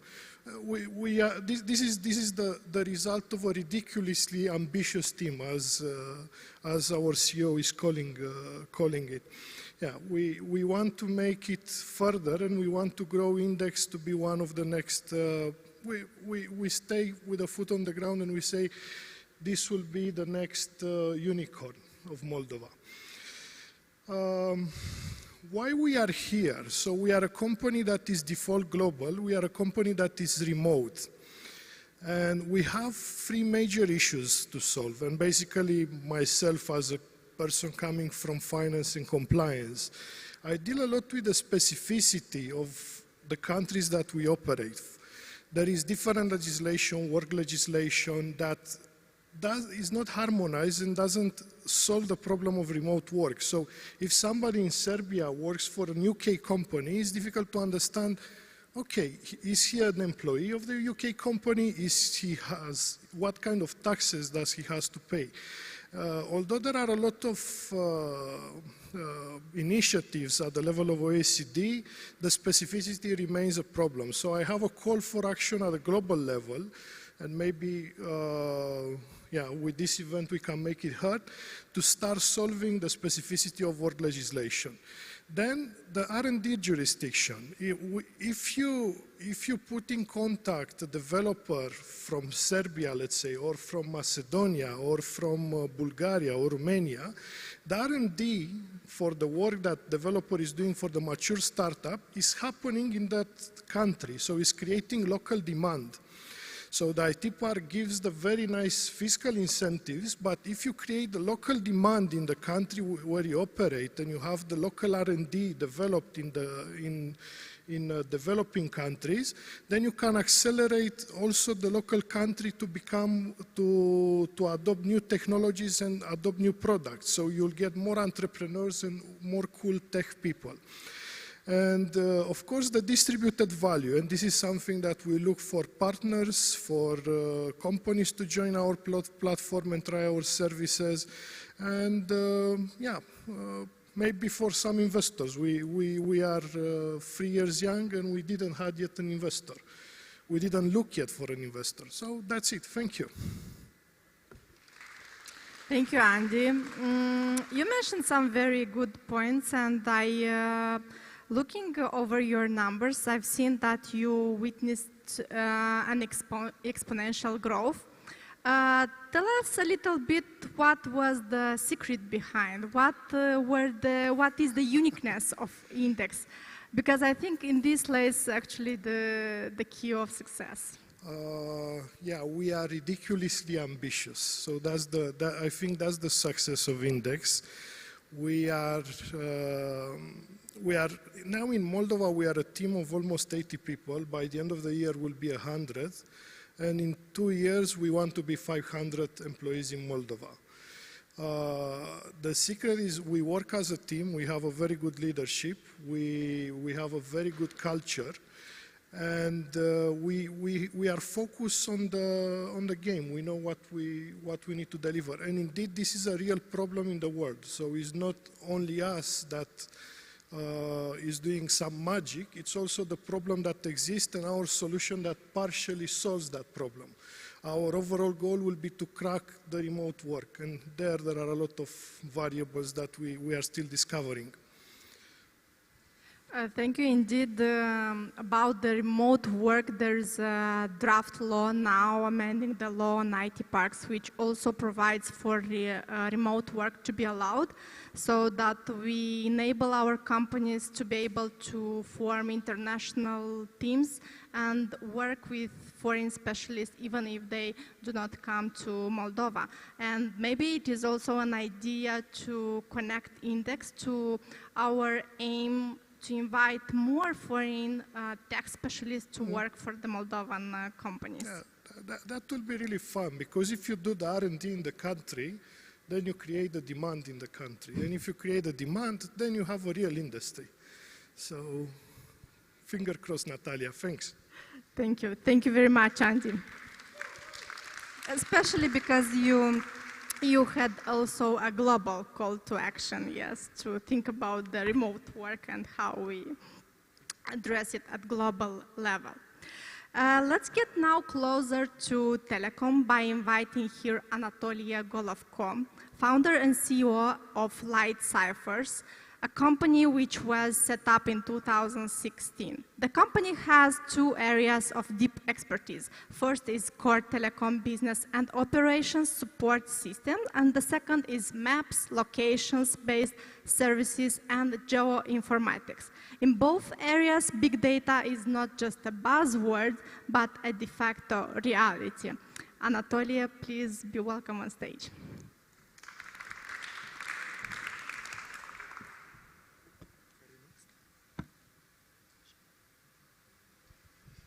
Hello, everyone. I'm here to present our humble company. It's a small IT company, which is a B2B company, so we are serving other businesses with our expertise, my passion for technology, my history of learning technology. So the summary of my presentation, I like to present the company itself. I like to show you a few maps because I love maps. I'll tell you about our area of business expertise, and I'll tell you a little bit about what we are, what we offer, what I like to share to you, what I like to give away from what we have. So it's the traditional slide with the company that we worked with. I had to put it here. Here is the geography of our direct customers who pay us directly. And as you can see, it's many European countries who had trust in us and outsourced it to us, software delivery, software operations, and other kind of services, especially when we are speaking about geographic information system, when you need to create all these shiny stuffs related to smart cities, then you need some basis, and very often the basis is the map itself, and it's not at the same quality in all points of the world. On the other hand, I like to show you another map, is the map of our global impact. So I put on that map all countries that benefit from our software, from our services, from all our customers. So it's not our success, it's success of our customers. And if you can see, it's a large variety of regions. And yeah. The verticals of the market that we serve, it's telecommunication. Myself, I'm a graduate of computer science. I'm programming since I was 6-year-old, so I'm not programming anymore because I'm too old to be a programmer. Another vertical is transport and logistics. We discovered that the transportation in the large sense of the meaning, it's something that is very underserved by IT and by technology.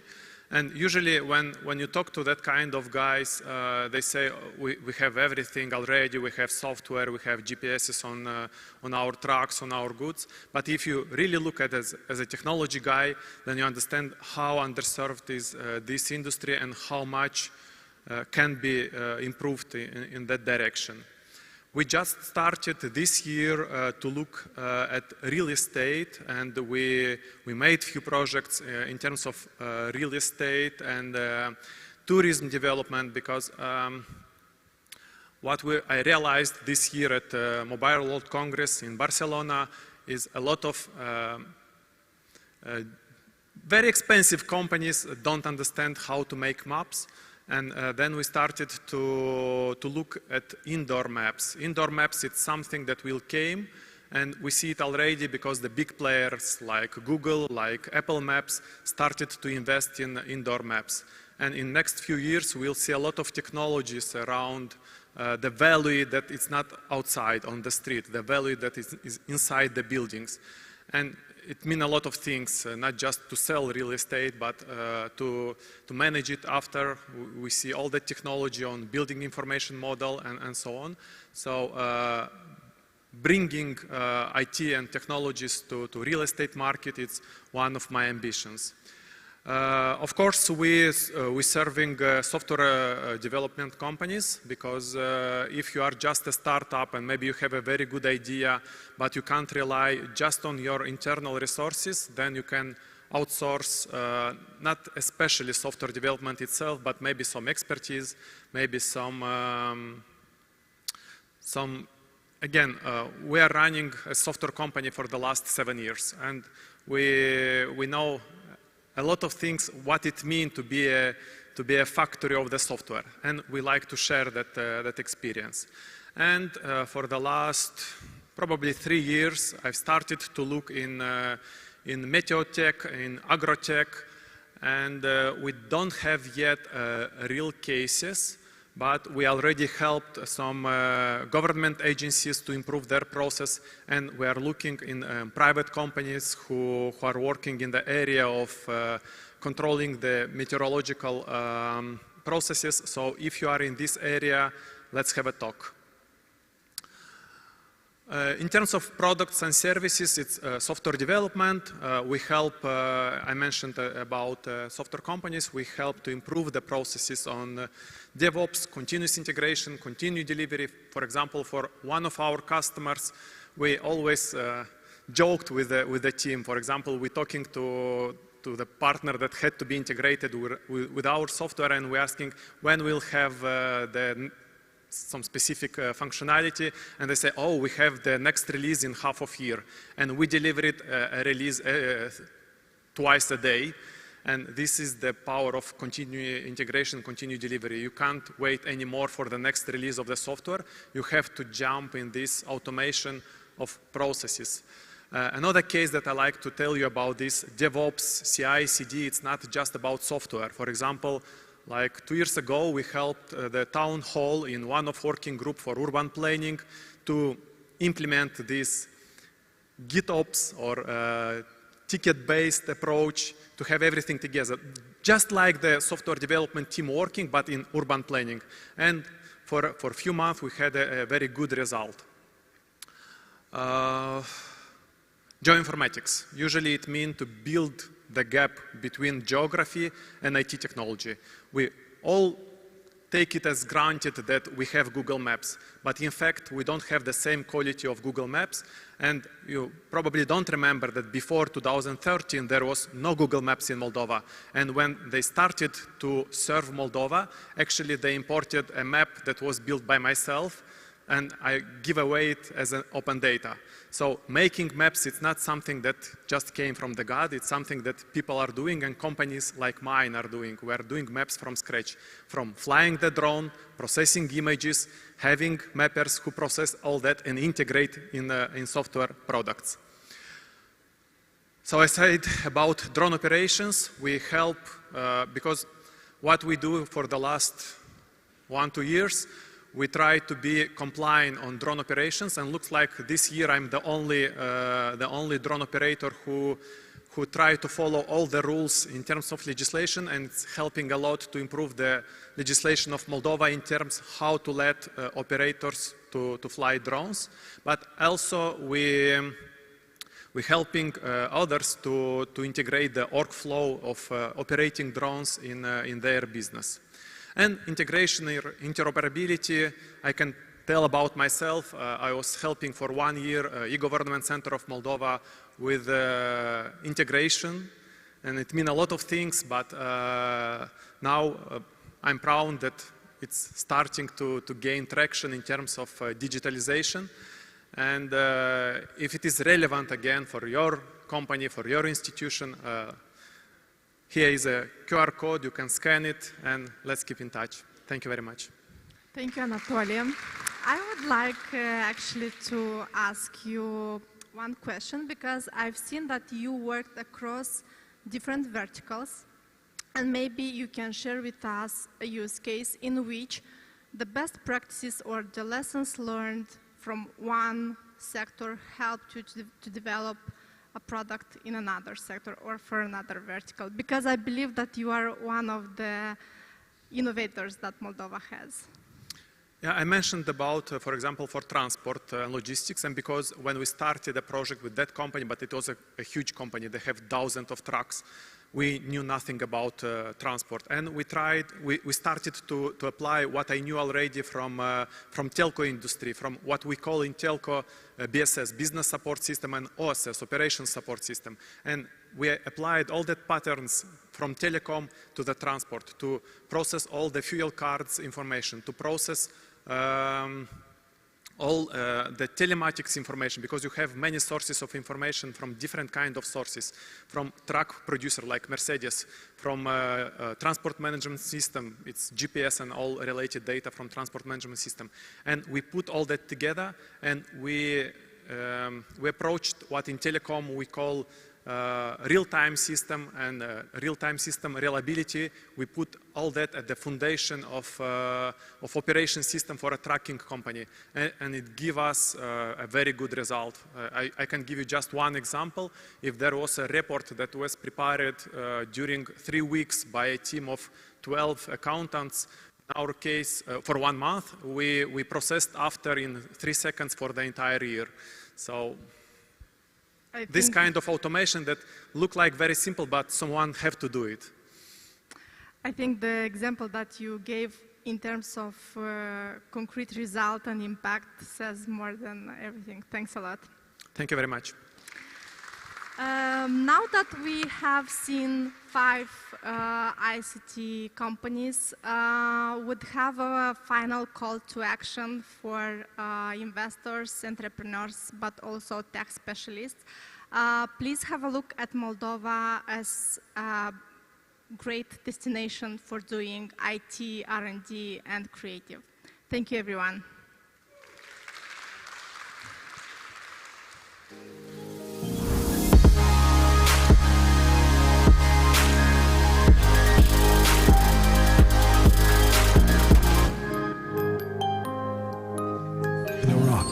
This is the way we, Moldovans, greet each other. With this word, we wish each other good luck when we begin our journeys. Our roads always bring you to a place where you feel like home. This is Moldova, a tree that grows on a fertile land. And this is how we want to be known to the whole world. That is why the tree of life is our symbol. It represents the contemporary Moldova, but also the origins of our nation, as the tree is often crafted in our traditional carpets, included in UNESCO's patrimony. The roots symbolize the development and continuous growth. We crowned our tree with a rose, our metaphor for love and family. In the rose, we find the symbol of digital connectivity. Hope and faith are represented by the symbol of the cross. The cups celebrate the pride for our legendary wines. The fabric symbolizes the craftsmanship, including our textile industry. The screw represents the automotive and electronics sector. A symbol of our tradition, the basil is associated with protection and purity. vegetables, and fruit tell us about the diversity of orchards. The intertwined branches illustrate the infrastructure and the economic bridge between the West and the East.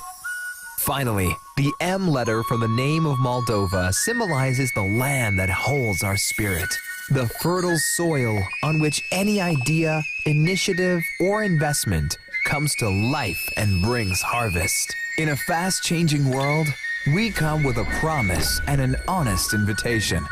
Be our guest and grow your business here with us.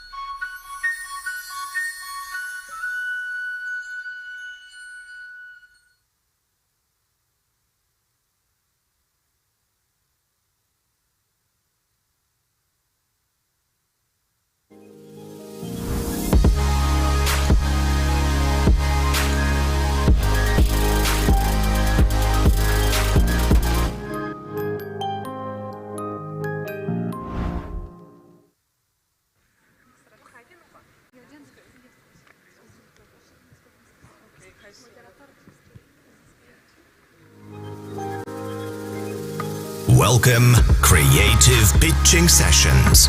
Moderator, Viorica Cerbușca. Executive Director, Artcore.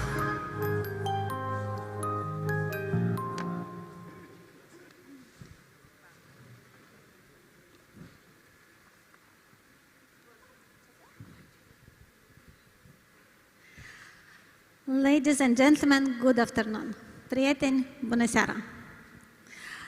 I'm delighted to be present at Moldova Business Week and special to be part of the Creative Industry panel. And today I'm sharing the stage together with the leaders of creative industries of Moldova, and I would like to introduce them. Eugen Boico, creative artist and events promoter, studio owner. Olga Radu, founder, creative director of Casa Imago. Vasile Braga, game development evangelist, CEO of Creative Industries Association Core. Dumitru Gangaliuc, immersive director, Riff Studio. Lidia Scarlat, executive creator producer. And from the National Film Center, a state institution for the film development, we have Ana Maria Dumbrăveanu. Prieteni, noroc încă o dată. So, we have 40 minutes to impress our audience, and I plan to rock with you this stage. Are you ready? We are here 7 partners in crime because this panel was planned by organizers.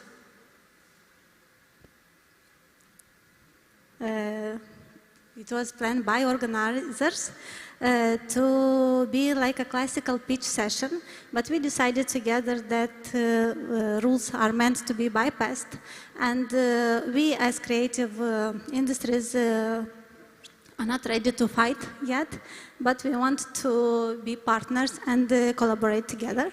So it is impossible to launch a film without music, to create music without words, or maybe you know some games without storytelling. I guess the answer is no. Creative industries not only complement each other, but are essential to any fields of business or economics, whether it is agriculture, tourism, ICT engineering, manufacturing, or other sectors. So we decided together to show you the potential of the entire creative industry in our country. Nevertheless, our country is a small one. The potential here is so big because in Moldova, and please believe me, there are born every day a lot of talents in music, in film, design, animation, as well as storytelling, architecture, new media, and journalism. Ladies and gentlemen, dear friends, I would like to introduce you Moldova as the next creative nation. And I'm not going to do this alone. I have here 6 partners in crime. So let's start. I guess we'll start with music. Let's see if the presentation works. It does. So, it's May 14, 2022. We're in Italy, somewhere in Torino, and the Eurovision finals unfold. Suddenly there is a band that comes up on stage and steals the show. These are our own Zdop și Zdup, together with Adbaho brothers. And they present their folk rock and roll blockbuster, Trenulețu. The performance was so amazing that everyone was dancing at Eurovisions, but also everyone was dancing at home. writing raving comments such as, "Thank you, Moldova, for inviting the Eurovision to your own party." So Zdobszy Zdub, it's not the first time, but Zdobszy Zdub in 2022 have put Moldova on the global music map again. And I'm here to tell you a couple of words about the music industry in Moldova. But first, we need to appreciate the 31 years of, as we say, independence.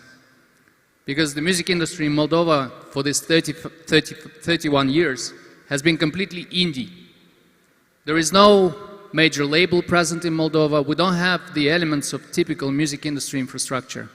But what we have is a raw and genuine talent. During these 31 years, all the artists, they played as they could.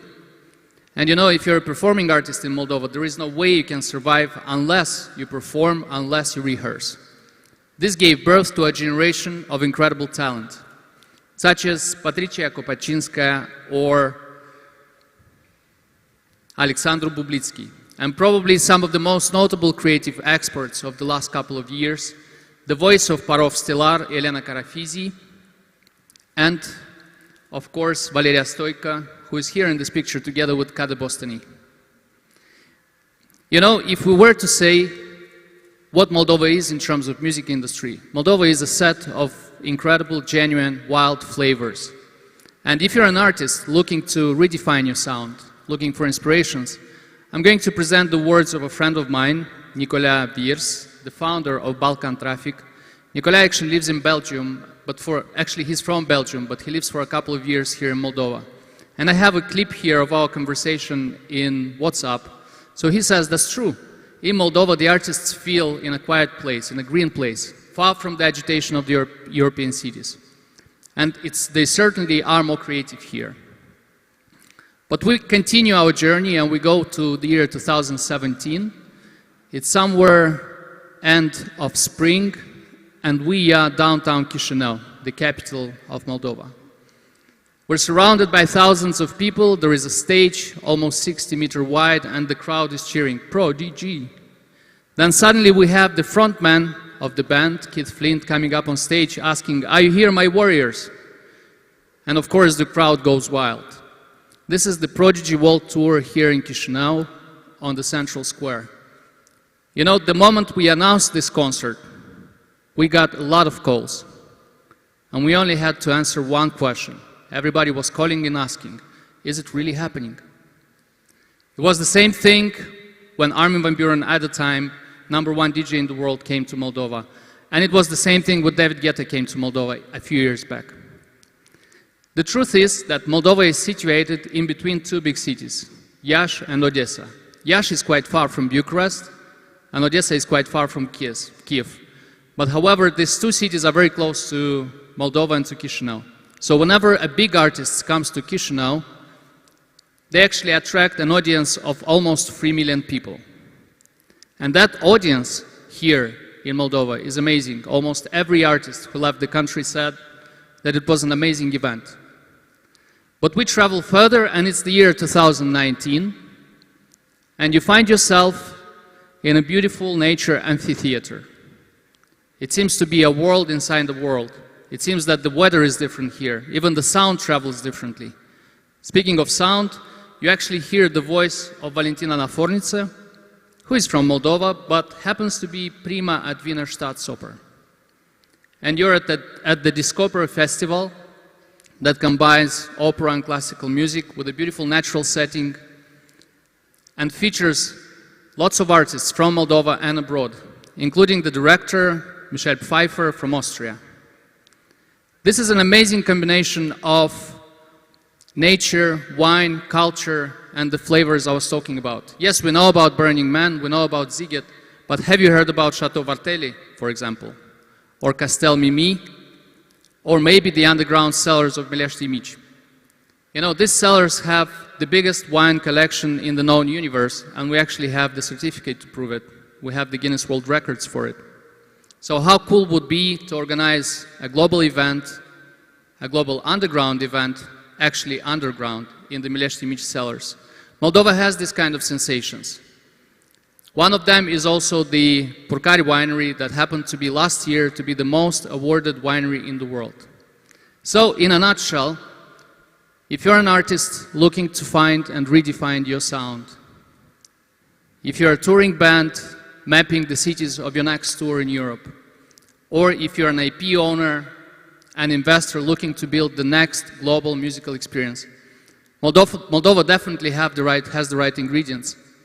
They say music is the strongest form of magic, and obviously Moldovan ingredients are actually magical. We have wild, local, young talent. We have amazing cities, amazing places with stories worth talking about. We have incredible audience thirsty for artists, and of course we have the plethora of flavors that you can find in Moldova. And we offer this all in one tiny package that the world calls today a small country with a big heart. And to tell you more about the film industry, I would like to give the mic to Ana Maria Dumbrava from National Film Center. Thank you.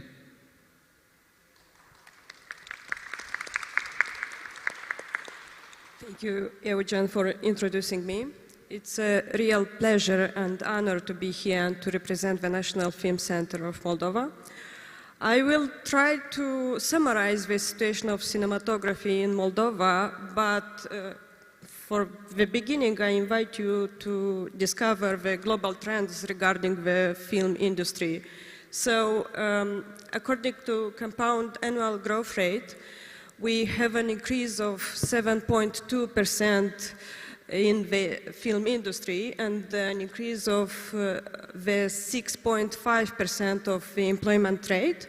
Also, there is an increase of 7.6% of the number of the companies, and overall, this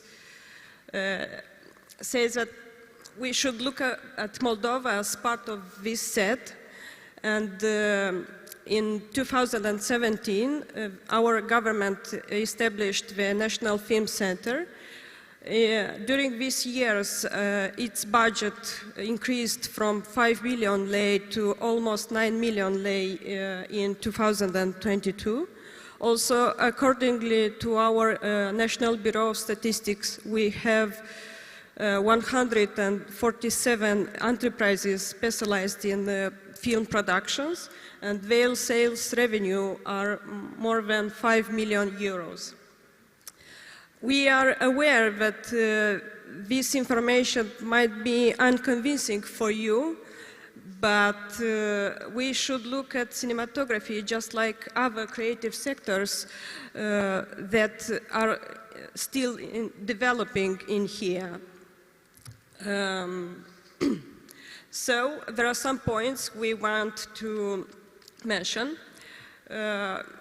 Moldova is a small but steady bridge between East and West, and we are a neutral territory that can host and foster creatives from any part of the world. We are multicultural, multilingual, and we are well known for our hospitality. Also, we are closer than you think. You can arrive in Moldova from anywhere in Europe by plane, and the trip will take no longer than 2 or 3 hours. Also, we are time efficient. We are known as the country of the free phone calls because it is a small place and any problem can be solved in a very short period of time. Also, we have friendly logistics, and for example, if you need to close a road for a film, you can do it in no longer than 3 days. And perhaps the most important aspect is our talented professionals. People work in Moldova not because, but despite the size of the industry or available budget.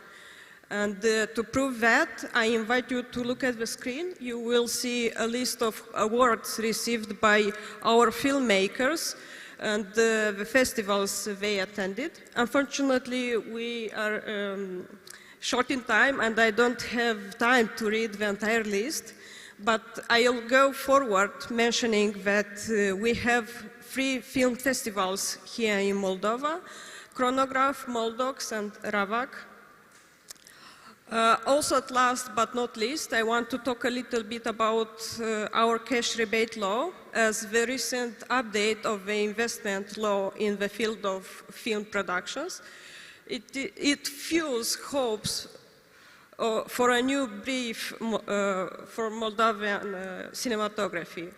And the amount of financial support for the production of a film or an audiovisual work is up to 30% from the total eligible costs incurred on the territory of the Republic of Moldova.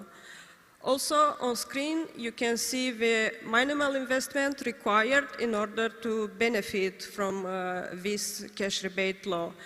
Also, these numbers, you can find them on our website. And to conclude, I want to specify that we truly believe in our local potential and our talent, and invite you to discover it. And saying that, we hope to see you on a shooting set soon. Thank you. Thank you so much, Anna Maria. And now I would like to invite you to film how the film industry really looks like in Moldova. Carbon is directed by Ion Borș. He has recently been nominated at the San Sebastian Festival in the new directors category. And just to see how it really looks.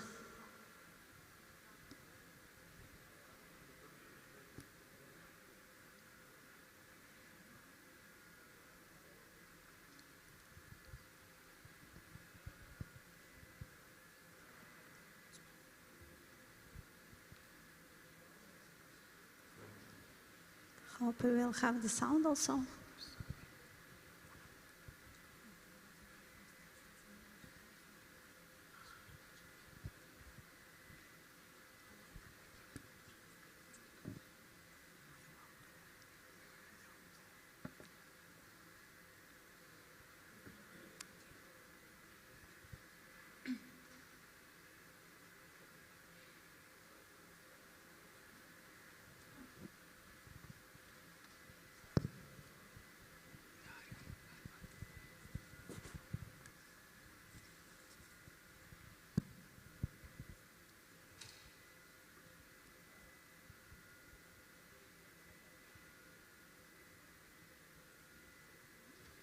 If we have some technical issues, we can continue, and after that to come back. Hello. I will continue with my slides then. Okay. No? Yes.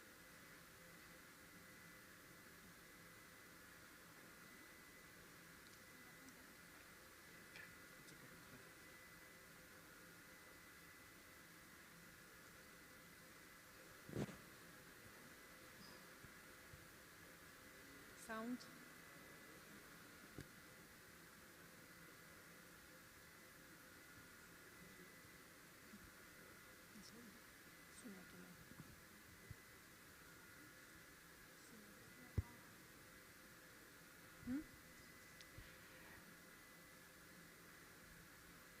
Can somebody tell us how many time we need to figure out? Huh? Okay, so there is a technical problem with the trailer for Carbon, but we will certainly try to show it to you after our presentation with sound. So let's go through another dynamic and really visual subsector of the creative industries. It covers industrial design, and it covers communication, graphic design, and digital art. So the first one to go is Simples. We see here a great project named Lobster Neck Weight, the world's first adjustable weight system for long underwater dive. It was difficult to memorize that one. So they are already selling this all around the world. and they got the Red Dot Awards in 2020 for innovative products. So it's like an Oscar, but in design, which is pretty cool. Symbols. Mihai Stamati. This is a design studio. They created the urban furniture and installation for kids on Loft Green Playground in Bucharest, Romania. This is a collaboration with the internationally awarded architect Maxim Kalujac that comes also from Moldova. So this playground is not just a playground, it's an installation that fully explores nature, the sounds, the textures, the sights. So it's much more than just urban furniture. Mihai Stamati Design Studio does a lot of stuff also in our city, but this is an example of export design project that he has. Go Social. So Go Social is a creative agency that does graphic identity, but also a lot of digital communication. One of their clients is called Stimulated Inc., a visionary American company that provides experiential transformation for entertainment industry all around the world. So their artworks, it's actually about a series of artworks that had to illustrate the experience that one can feel during the performances organized by Stimulated Inc. The external market they work with are mainly USA, Latvia, and Romania, and I'm sure many more to come.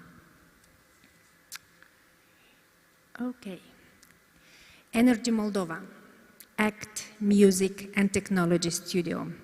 The team created an art directed the bespoke artist, branding, show content, including music videos and cover art.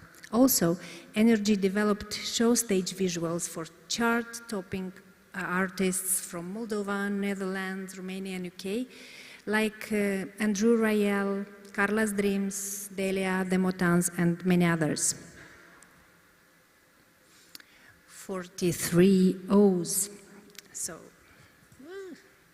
this is a graphic design studio that specializes in packaging design. They work with many markets, but this one example is with Belgium. So they designed this packaging for a genuine Scotch whiskey that is being bottled in Belgium. Their client is a Belgian producer of alcoholic beverages, Artisan Spirit Box, and they are already working with them for 8 years in a row and having delivered more than 20 design projects already. So it's a success story of Moldovan design exported to Belgium. PICO is an agency that does identity and strategic branding, but they're famous for the stolen billion. Of course, they didn't steal it, yet they found a different approach to deliver the project to the international creative audience. It's about a huge bank robbery in our banking system where even the state was involved. This is what we call a superstar project because they got gold, silver and bronze at Cresta in London and Grand Prix at Great in Moscow. And the last but not the least is Casa Imago, which I proudly represent. We're an agency that do identity and strategic branding. We consult and help to build brands for more than 18 years already. Our projects are spread on the market of the USA, France, Denmark, Belgium, and Romania. This one is an example. Galactic, one of our recent clients. They are the second largest global producer of natural antimicrobials based in Belgium. So it sounds really big, they are. And for a year already, we develop all that is branding and visual communication for their offices worldwide that are in Belgium, that are in the United States, Latin America, China, and Japan. And it really does sound galactic. So this is one of our exported projects. Okay, you just saw some case studies of what our subsector does, and there are many other interesting things to know, and we are proud actually of that. And I will ask Vasily Braga from our game development subsector, industry, that it's big, to tell us about their achievements. Thank you. Can I? Hello, I'll have the shortest one, but I'll speak nonetheless same amount of time.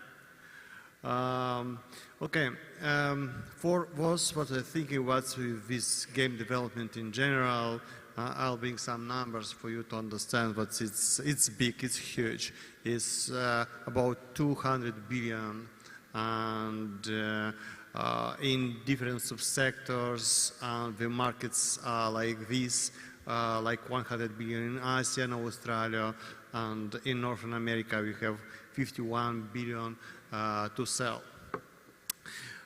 It's so good we understand what the market is big, and the industry is enormous. Actually, it's bigger than movies, than books, than music in general, for you to understand what are these numbers.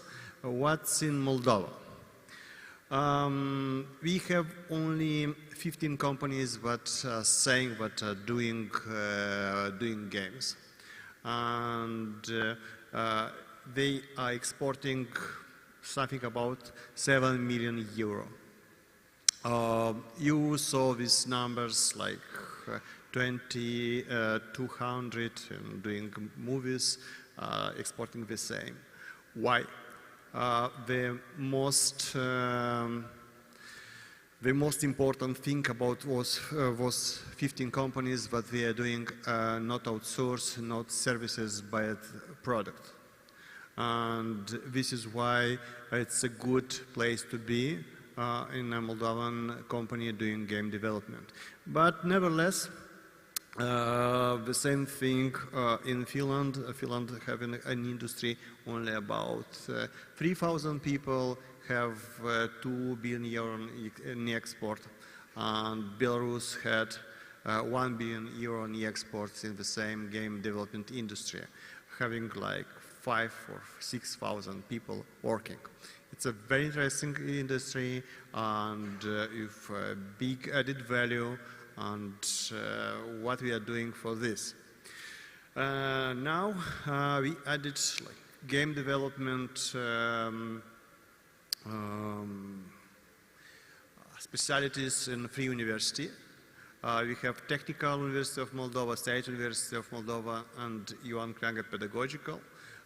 We have like 6 groups, around 100 people enrolled, from 600 people that wanted to be enrolled. The demand is high. The kids and the students are very interested in this industry, what we are doing, and why we are doing this.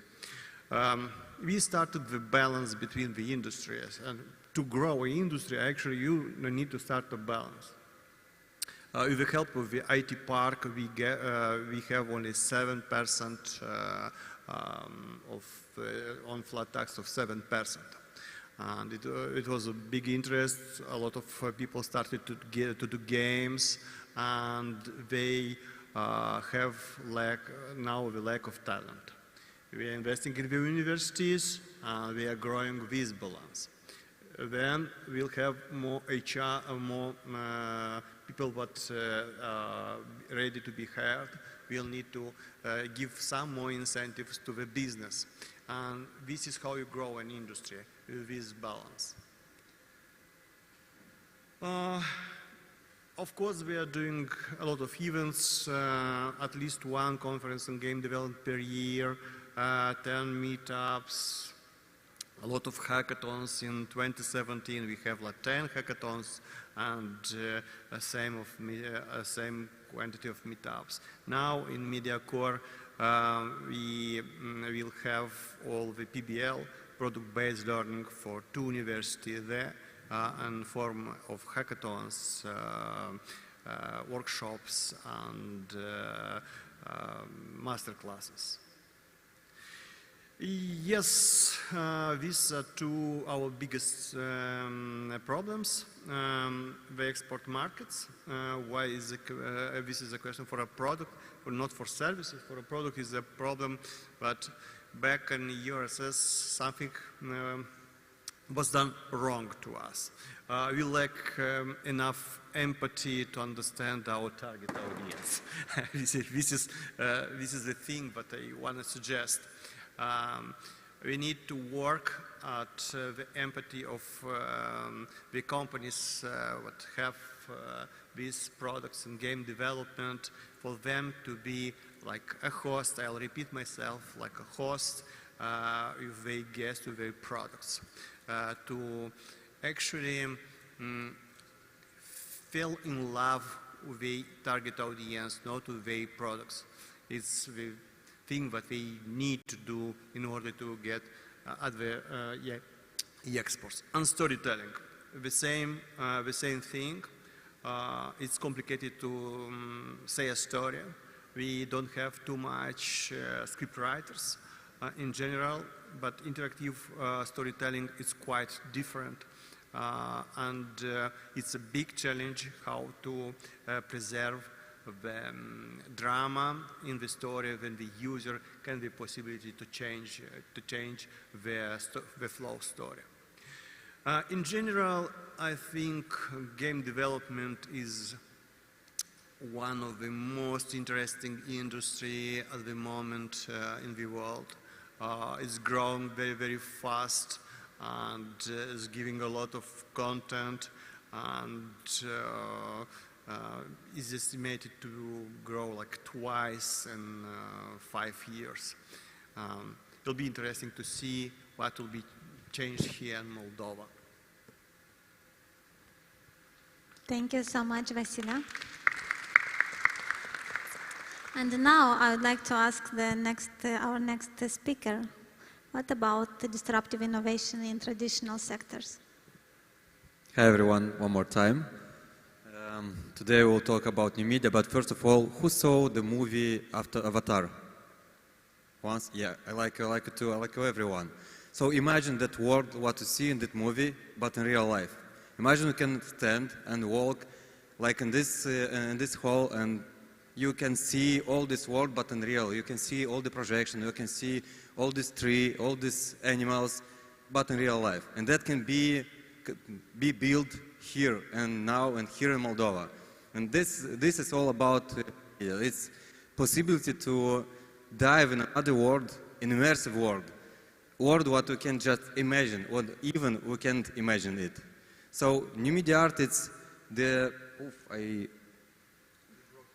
broke it. So new media art is, it's all technology what you know. It's all buzzword about what you heard. It's AR, VR, it's projection, maybe laser show, 3D mapping, all this kind of technology, all this kind of visual what you saw once at a time, once in your life.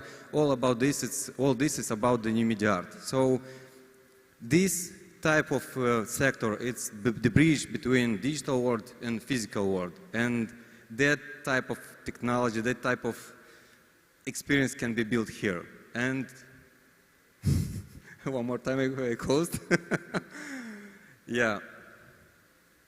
But I want to show you some but some points. 9 of 10 products in this field failed because lack of knowledge, lack of production, you don't know how to build, you don't know the process, how to do this. Free project of this fail because if you don't have practice, you don't know this knowledge, you fail because because of poor implementation. It's very, very simple. And half of them, unfortunately, brands refuse because they are afraid, they are not understand how this works, and this is like problem between commercial sector and art sector. But what you can make here to improve, to move this block, this like kind of problem. I will show you some statistics about the market, why this is important and why this is important to start here, because it's one of the fastest growing market. For example, all this new media stuff, it's a big part of the event market, because all events, all festivals, what you see or what part are you or was, have this component, product launches, or maybe somebody saw summer festival when you come to some vendors and try some Coke or some products and you have some experience. So you can improve this kind of experience through this type of technology, through sound, through music, through game, by the way. All knowledge what you have already, the graphic design or animations, all this you can use to make new experience for the customer, new experience for new type of creatives, new type of education stuff. And this is important because we're all human, and our brain, our reptiloid brain, work very simple. We all like experiences, we all like emotions, and new media art provide you these emotions, game provide you these emotions, music, without sound we are like nothing, because more than half of impact of any of all our experiences, it's music, it's sound. We all have, well, it's big part of the sound vibes, and sound is one of the biggest, and yeah, the biggest part of our life. And visuals, of course visuals, because our eyes, it's made to saw all this. But what it's about new media in Moldova? And in Moldova, we already have some initiatives. It's new media art festivals called Boat Fest. We already have some artists who all shows their works and start to be part of this community. But before this, I want to tell more about another initiative, Cosmos and Buzunar, with the Karen Grigorian, who is also self-made artist like we was, and this is the finest part what I can say about this movement in Moldova, because combining the music with the visuals, it's one of the greatest part that I saw, and I think this is the point what motivate most of us to move this industry. For example, another project, collaboration between brands and new media arts or different kind of technology. For example, Karen Grigorian, Oksana Kapacina, and Shotovarteli make these experiences with type of technology like Kinect. It's like a sensor who read your body moving and transport this body moving on the animation. You can interact with this type of animation. Here is a couple of technology using. It's programming, it's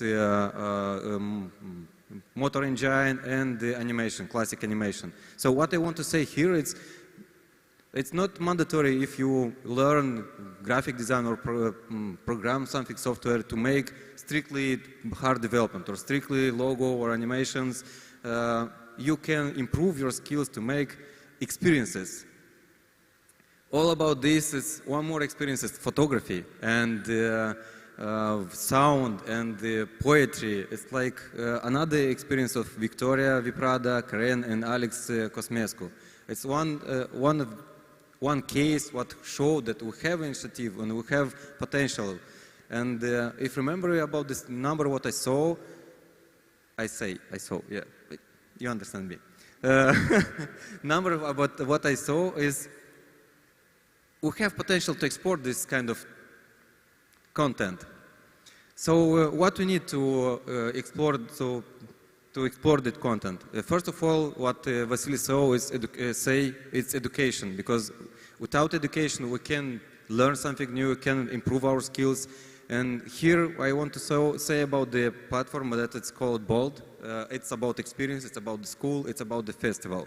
All of this is good and needed because through education we can make more large our community, to make more possibility for our students and people who are involved in art stuff.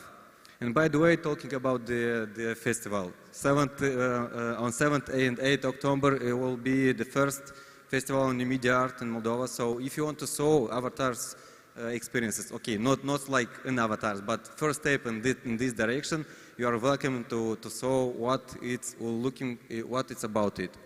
So in this kind of great note, I want to say, don't be afraid, be bold, be brave, to try something new, to explore new dimension, to combine different technology, because through this part and through this brave act, you can create new type of world. And talking about the talking about the, one more time, new media, one of the finest part in immersive experiences in Avatar's movie, it's visuals part. And I have pleasure to introduce no, you understand me? Yeah, I have pleasure to introduce one of my colleagues who actually have a big impact on our motion design community, and she one of the greatest person who export this kind of content, animations, and visual content. I want you to introduce Lydia Scarlat, executive creative producer. Yay, rock on the scene. Well, thank you so much. I appreciate that you named that right, and you did such a great introduction. Thank you so much. I'll need that clicker. All right, let's see if we can make this work. Yeah, we can. Hello, everyone. I'm going to talk about animation because I've been at the forefront of outsourcing creative services to Moldova in the last 4 years, and I've been electrified absolutely by the talent and the culture around me. The work that is done here is absolutely excellent, and you will see some samples of it in the upcoming slides. The thing is that when outsourcing animation to Moldova, the curious thing that everyone who works with us says is, wow, are you guys self-taught? Like, what were you disciplined by? And the answer is that we've been disciplined by the difficulties. We were raised in this small country where pressure and drama are kind of like our grist to our creative mill.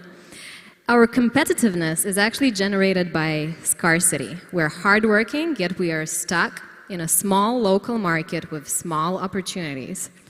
However, these self-taught artists, they have the same skill set as all the Goliaths out there.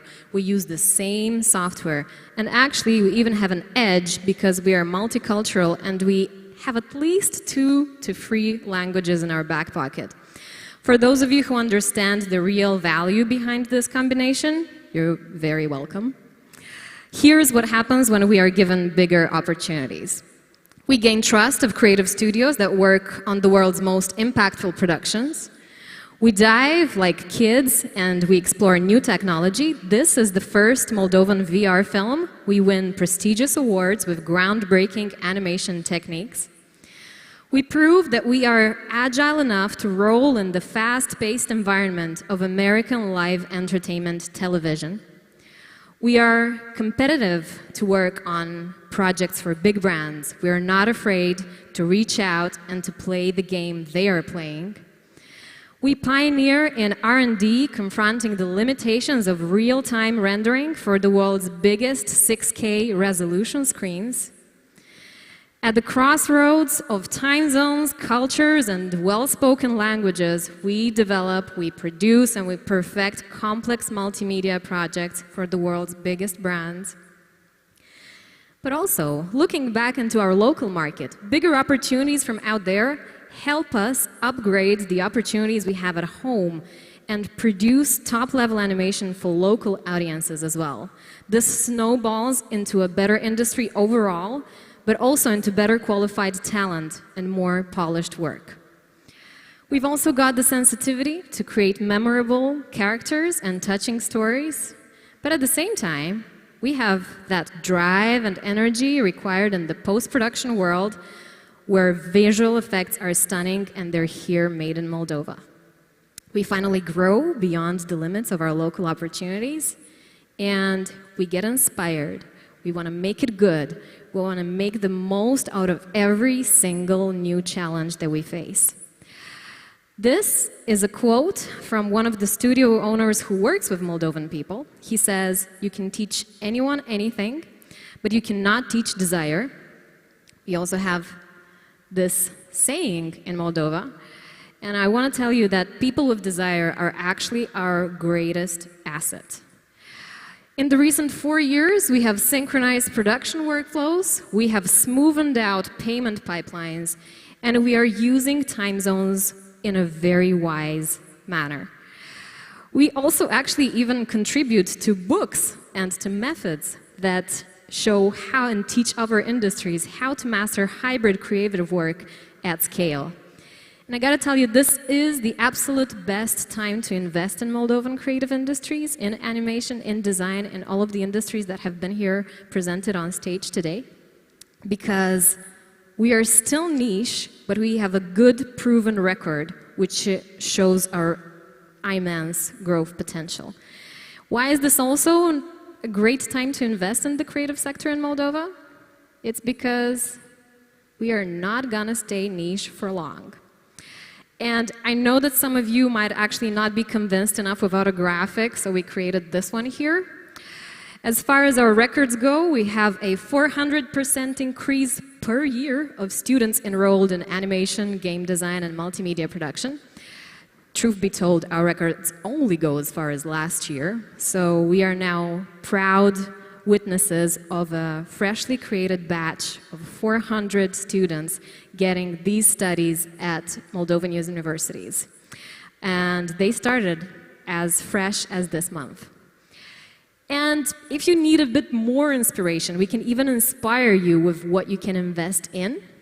For example, invest in the digital extension of Moldova's fine art schools to raise new generations of industry-ready digital artists.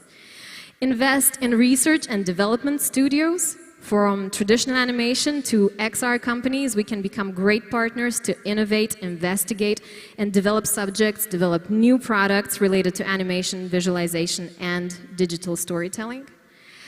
Invest in creative learning. We can partner up and dive into all the potentials and solutions to creative and production-oriented learning through media literacy. Also, invest in talent development, in the strengthening existing talent, but also attracting new talent, attracting new collaboration, new networking, professional residencies, why not, in the digital visual industry of tomorrow. Of course, IP development, build pitches, come here to produce pilots, to troubleshoot stories, to develop characters, to facilitate the creation of unique original IP for TV series, for animated films, and for the metaverse. And this is one of my favorite formulas that has a proven track record of working really well. It is coined by USA's leading creative business consultants, Rev Fink, who also visited Moldova several times and are absolutely fascinated by the talent over here. They say needs plus resources equals solutions. So my message today, and actually our message today, is that we should talk about your needs and then we'll figure out what the solutions are. Thank you. Thank you so much, dear colleagues and friends. So, today we have presented 6 subsectors of the creative industries, but we have much more. And I'd like to invite our guests and our potential partners to come in Moldova and to discover us. And not because only we are, thank you so much, not because we are very talented and we have the desire to learn and to create, but also because we have great infrastructure. This one, it's ArtCore, our creative industry center, the center where I work. And another one center, the Digital Media Center, Media Core, where my colleagues work. And we promise that here you will find the most energetic community, Moldovan community that works for creative industries, for film production, and not only this, but we promise that you will work also in a building that has an international award, a building that was built by, created by Maxim Kalujak, one of our loved architects.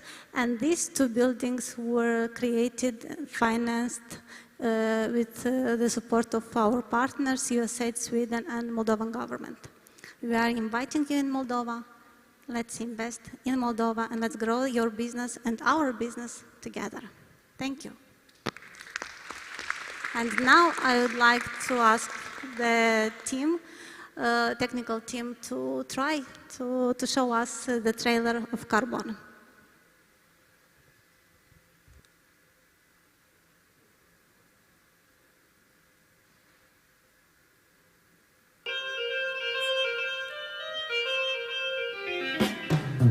Steagurile astea sovietice, pe ce e scris în chirilică, aruncat la gunoi. S-a schimbat puterea, Mihail Gheorghe. Uniunea Sovietică, dar nu mai există. Не отдадим и пяди нашей приднестровской земли молдавским национал-фашистским захватчикам. Când vrei să te duci la învățat, să dai cartier, trebuie să înțelegi că eu asta o fac pentru noi. Băi, du-mă pe front, te rog. Așa vrei să te duci? O, așa straniu găsesc mireasă. Vezi, nu știi cu coasă. Mâine, poi mâine, ai să ajungi și tu ca dânsul. Și patrioții al de tine a se lasă să te mănânci câinii. Ce-ați făcut tu aici? L-am găsit la marginea drumului. Este numele nostru, precis. Короче, băieți, las v-ați dus. Dar eu rămân. Ați luat cărbunile și ați frecat-o. Tot e clar, vai. Nu-i de lor. Du-l înapoi. Пацаны, это разведка, тут у нас афганцы нарисовали. На колени! Быстро! Eu am 100 de când îmblu cu omul ăsta. Hai cu mine. Dar Abduleac să mă lămuresc cu omul, îmi dai adeverința asta de moarte sau nu? Eu cu bolnaji am treabă și nu cu morții. Cine știe și cazac mort ai găsit tu? Aici s-au pornit războiul ei. Ei sunt puști și în satul nostru? Hai să răspunzi în rând cu mine, Bore.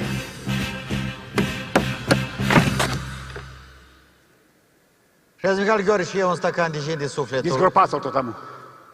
Tot amu, disgropați-l!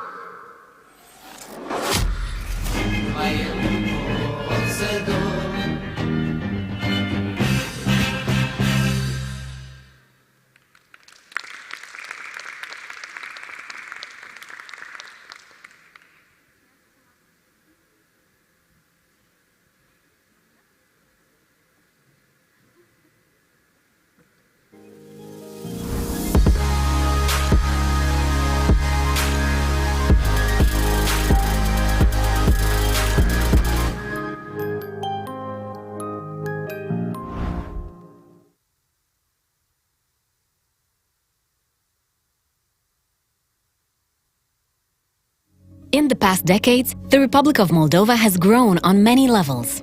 Now, facing technology disruptions, climate change, and an increasing need for social innovation, Moldova must be ready for more. It must be ready for a future global economy rooted in technology, creativity, and inclusiveness. To succeed in this future, Moldova must collaborate and co-create, building opportunities and innovating where sectors collide. That is what the Future Technologies activity is about. Advancing the digital, creative, and green economy. Take engineering.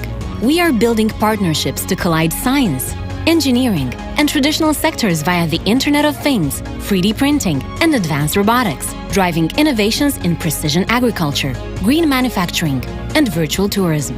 In light industry, we are transforming Moldova into a sustainable, high-value-added manufacturing partner for Western European premium brands. Moldovan light industry is empowering entrepreneurial female designers, providing fair jobs for women, and pioneering circular and digital fashion. We are leveraging Moldova as a creative nation to drive entrepreneurship in design, publishing, architecture, and game development. We are pairing these creative talents with tech visionaries to tap into the burgeoning global create-tech sector. Moldova's rich culture and history will be the foundation of its creative economy and socially inclusive growth. We are pushing the boundaries of film and media, disrupting traditional content production with cutting-edge technologies like augmented reality and real-time 3D animation. We're investing in new media skills for Moldova to become a source of world-class talent and co-development services for international digital media. We're making this possible by sustaining the exponential growth of Moldova's ICT sector and its role as a catalyst for innovation and digital transformation of the country's economy. In 5 years, we see hundreds of Moldovan businesses succeeding on Western markets by embracing technology and sustainable business models. Moldovan universities partnering with the private sector to prepare a future-ready and adaptive workforce. Young people embracing opportunities at home with digitally enabled jobs and startups. Innovation policies and incentives growing local and international businesses. We see Moldovan digital, green and creative economies flourishing within a top-ranked innovating country. We will succeed on this development journey together. The private sector, academia, the government, development partners, and most importantly, the Moldovan people. We challenge all of Moldova to collaborate, harness new technologies, believe in the power of creativity, and innovate. We challenge Moldova to build the economy of the future today. Start innovation.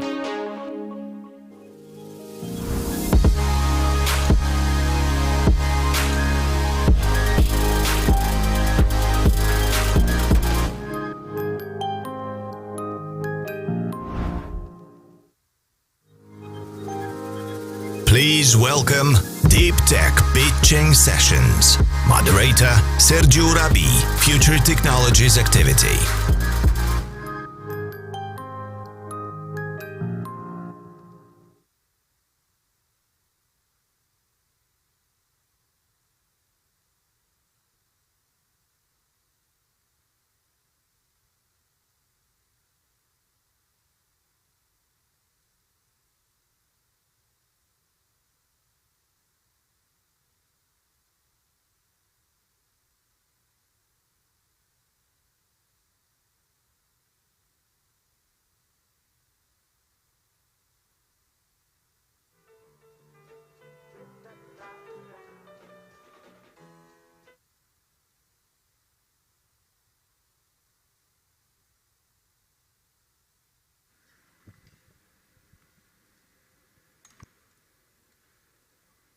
Hello.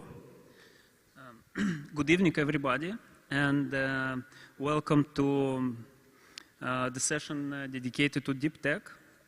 We understand that during the entire day there was a very full agenda dedicated to different subjects, and we are thinking very much about the fact that you decided to participate and listen and dedicate this pre-weekend time.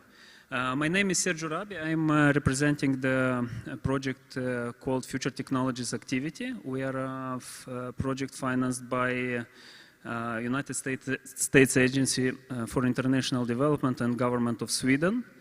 The objective of our project is to provide support to the key Moldovan industries through enhancing their competitiveness, implementing innovations, and promotion of local companies to export and to enter the foreign markets. The current, as you may witness during the entire agenda of the business week, that there are many opportunities for investment in Moldova. Now we want to show you and to showcase some of the great examples of different types of companies that produce products and services with an immense added value and impact for the society. And these are the companies from the deep tech. Deep tech is the area that brings innovations and to other sectors like robotics, robotics, energy, health, and electronics. This is a fast-growing sector. It has about 20% annual growth. and the annual investments in deep tech research and development is about $20 million per year. So the services included in deep tech are the services for artificial intelligence, robotics, blockchain, advanced material science, medtech, and quantum computing. So the companies from the deep tech are usually startup companies that heavily focus on research and engineering. Those companies focus on challenges, challenges in research and development,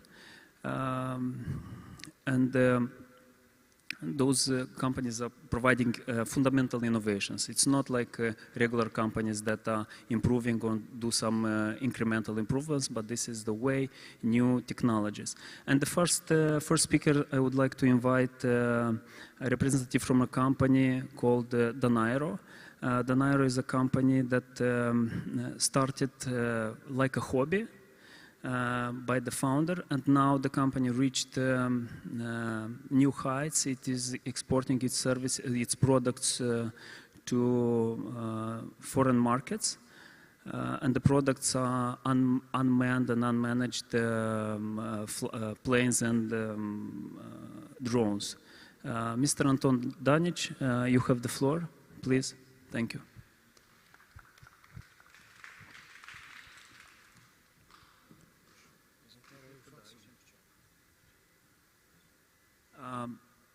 Could you please, yeah, thank you. Yes, good evening. When I was a kid, I had one single wish or dream. Each time somebody or my parents traveled abroad, I wanted a remotely piloted helicopter. Well, it wasn't to happen as these kind of toys just weren't existent at that time. So I bought one myself when I was traveling as a grown-up, and I decided I will make a business out of it. Well, we've imported a container full of RC helicopters to Republic of Moldova, started a retail business. It wasn't a successful one, I must admit, but throughout the years we have gained a lot of experience in tooling and servicing this kind of toys. Later, we've switched to cinema productions. We've made aerial systems for low-altitude aerial cinematography. We've successfully worked on the market of the Republic of Moldova and also managed to export our products and services abroad in a number of countries. I suspect on basically all continents available on our planet. Donairo is a result of like 11 years of work that was done. We were traveling abroad also as troubleshooters and service providers for unmanned aerial systems, industrial ones, and a lot of expertise was gained throughout the years. We have launched on July the 1st, 2020, Donairo as a brand, and we are focused on fixed-wing aircraft. Some photos from our archive, if it's of interest to you, so they are spread in like 10 years of our activity. And as I've mentioned, Donairo focuses on a fixed-wing aircraft, and there exists a problem. So while we were traveling abroad in different environments, let's say in mountainous areas, in deserts, in icing regions, all the aircraft that we've been working with, they have their strong sides, but they also share a lot of issues. So common operational issues of fixed-wing type unmanned aircraft used worldwide are complex tools-assisted deployment. That's the first issue, because all the missions should be operator-oriented, because fatigue and a lot of aviation problems are also present in the unmanned aircraft domain. Need of routing and coupling the cables and connectors during aircraft assembling. So first of all, for launching an aircraft, you have to handle with coupling those cables, routing those connectors, and it's a lot of time consumed, and it's a lot of stress on the operator. So we deal with it by making like a Lego process of assembling the aircraft on the field. So all our aircraft and the systems are user-oriented, they are user-friendly. So the pre-flight preparation for our aircraft takes no more than 2 minutes in a 2-crew operation. And more to that, our aircraft all have a single dedicated wing module for the avionics equipment, leaving the fuselage free of cable sellets, maximizing serviceability and payload compatibility. That's another answer to a global issue of the aircraft. Everybody of us traveled on an aircraft, on a commercial airline, and we all see that those machines, those flying machines, are all made of cables, sensors, so on and so forth. So that's the same issue with the unmanned aircraft. When you open up a fuselage of a generic aircraft, you see cables, sensors running everywhere, and you have to handle them with care, just not to harm or damage anything. In our case, they're all encapsulated inside one single module that you can grab and take with you wherever you go. So there are absolutely no cables inside the fuselage. Everything is hollow and ready for sensors or any payload installment. We are using, our main strength is that we are using in-house manufacturing for almost everything. All the airframe components are made from raw materials. We use the highest quality carbon fiber, epoxy resin to produce not only the parts themselves, but also the sub-assemblies that make those parts. This way we are able to control the quality and tolerances on a sub-assembly level, resulting in a precise and absolutely robust machines. This also facilitates the modular ecosystem that we were striving to provide to the end customer. It's only possible when the quality control is at the highest level on all the stages of the manufacturing. So let's proceed with some pictures already. So this is our team. As you can see, it's not a big team. We are two, let's say, grown-ups of a medium age of 45. It's me and my main combat partner, let's say, and we have 3 kids who are students in technical domain in Moldovan universities who are visionaries. They see and they want to be part of this aviation future business, let's say, that we are developing. Those are kids with ambitions, those are kids who know what they want and they want to invest in their future. For the market, the planes that we are developing have their niche because they are capable of taking off not just as a normal airplane from a runway, but also we are producing hybrid airplanes that take off just like simple helicopter and then couple the cruise motor and fly away as a generic plane. So the market for these planes is emerging at this moment, as this technology is quite new.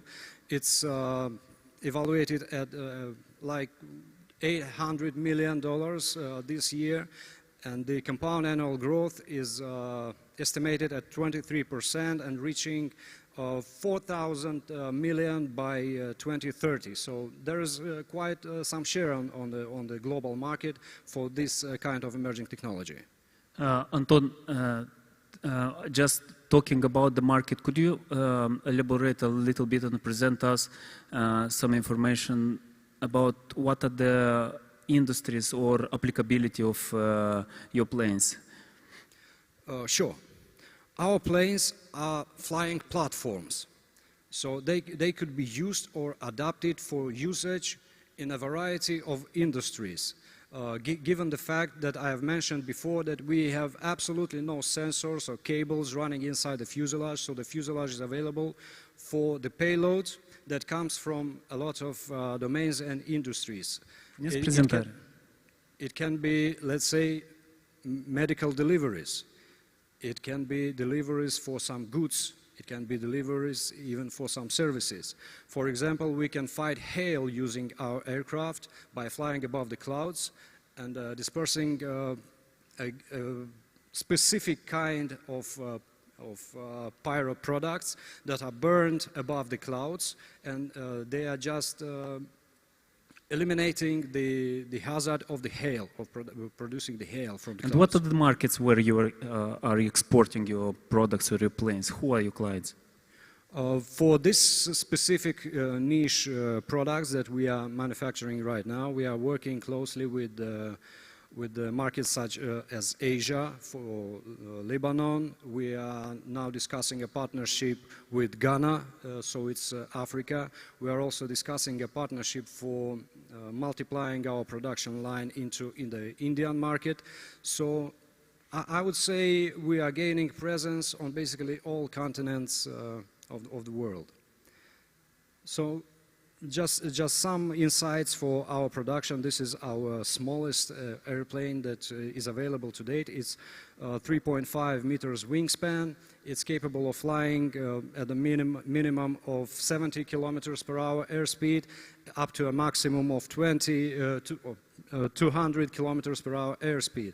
And its flight endurance is up to from 2 up to 8 hours. So you can imagine you can cover large areas, thus increasing the domains that it can be applied into. The second product that we are delivering is the hybrid aircraft that I was mentioning before. This kind of aircraft you can see in the second picture that is hovering just like a normal helicopter. So it takes off and lands as a helicopter but operates as a normal plane. This eliminates the need for a runway for your operations. So basically heliports can be used instead of airports if you are looking into developing an infrastructure for, let's say, product delivery. Mm-hmm. Thank you very much, Anton, for your presentation and for your insights. And now, I would like to invite the representative of a company that was born more than 60 years ago with on the basis of the huge scientific and engineering potential of and the successes of these companies during the last 5 years are due to the extraordinary management of the CEO of the company, who learned in UK, worked in UK, in Romania, and came back to Moldova to develop this company. Mr. Marcel Verlan, please, the floor is yours.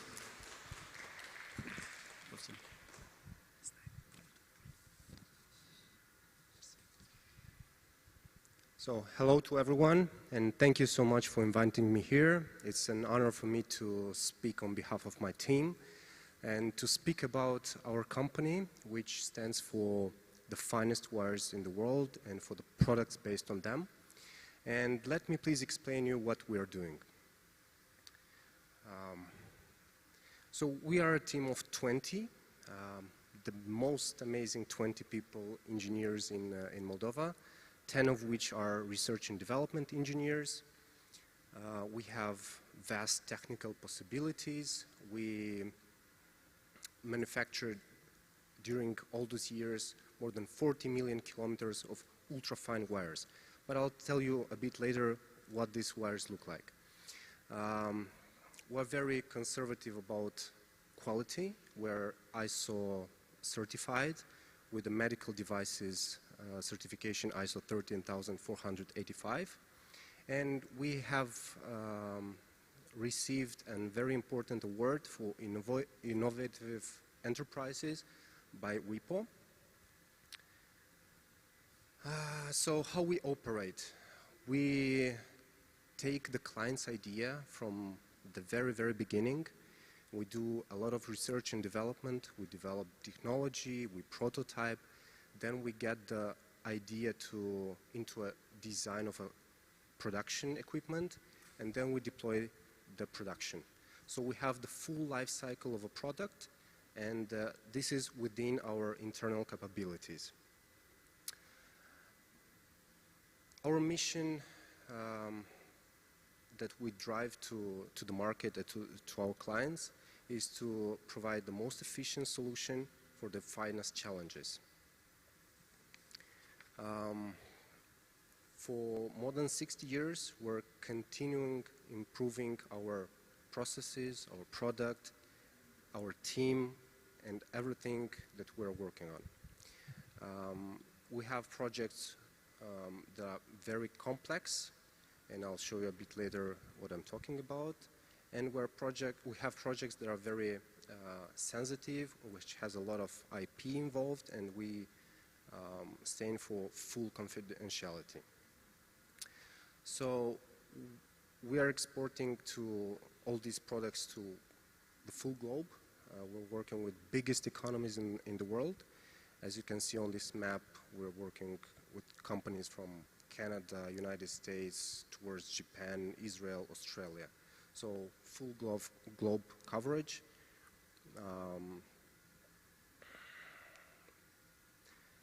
But there are a lot of big important clients that we're working with, and all over the globe we can see companies like Johnson & Johnson, Abbott, Parodromics, NewPace, many companies that require a very deep technological background and very advanced products.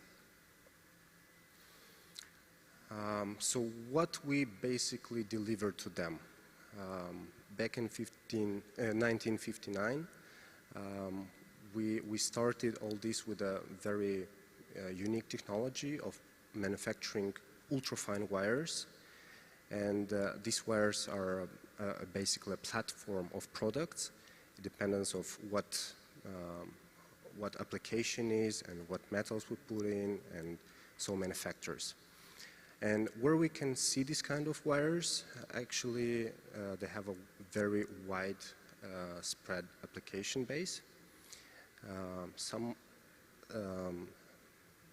As I've told you before, ultrafine wires are so fine that they look so tiny in comparison with the human hair. You can see on your left that the human hair is around 100 to 150 microns. Our wires go down to 20 or even below 1 micron, and this is quite amazing from the technological point of view.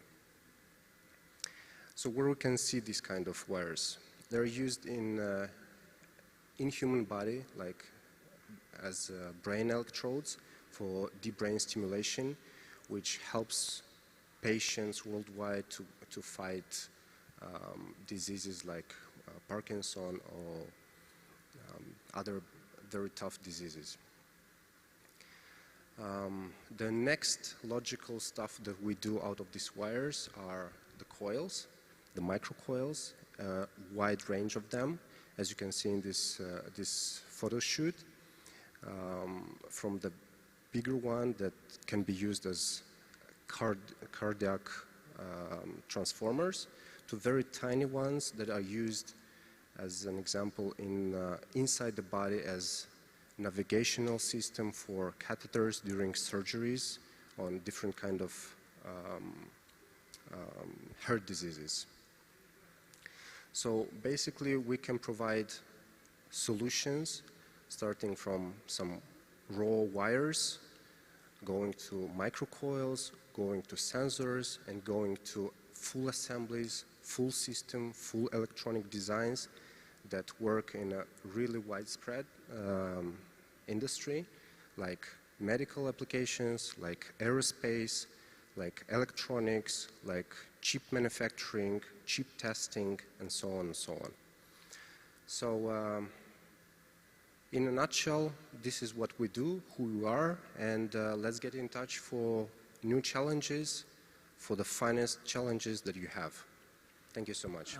Thank you very much, Mr. Varlan. I have a question. As I mentioned, I am representing the Future Technologies Activities Project, and we are supporting the implementation of innovations. What are the biggest challenges for your company to grow, and what would you need to expand your activities, probably the production or the quality or the range of the products you have? So the only challenge that I see so far is to improve our presence on the worldwide market, to be a more present company in different venues, in different exhibitions, and to make people worldwide know about our technical possibilities, our business that we do, and amazing products that we can deliver. We are a very humble nation, and the engineers usually are not so talking about their products, but this is an example which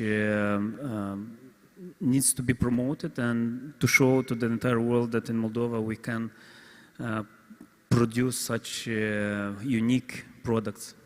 Thank you very much. Thank you.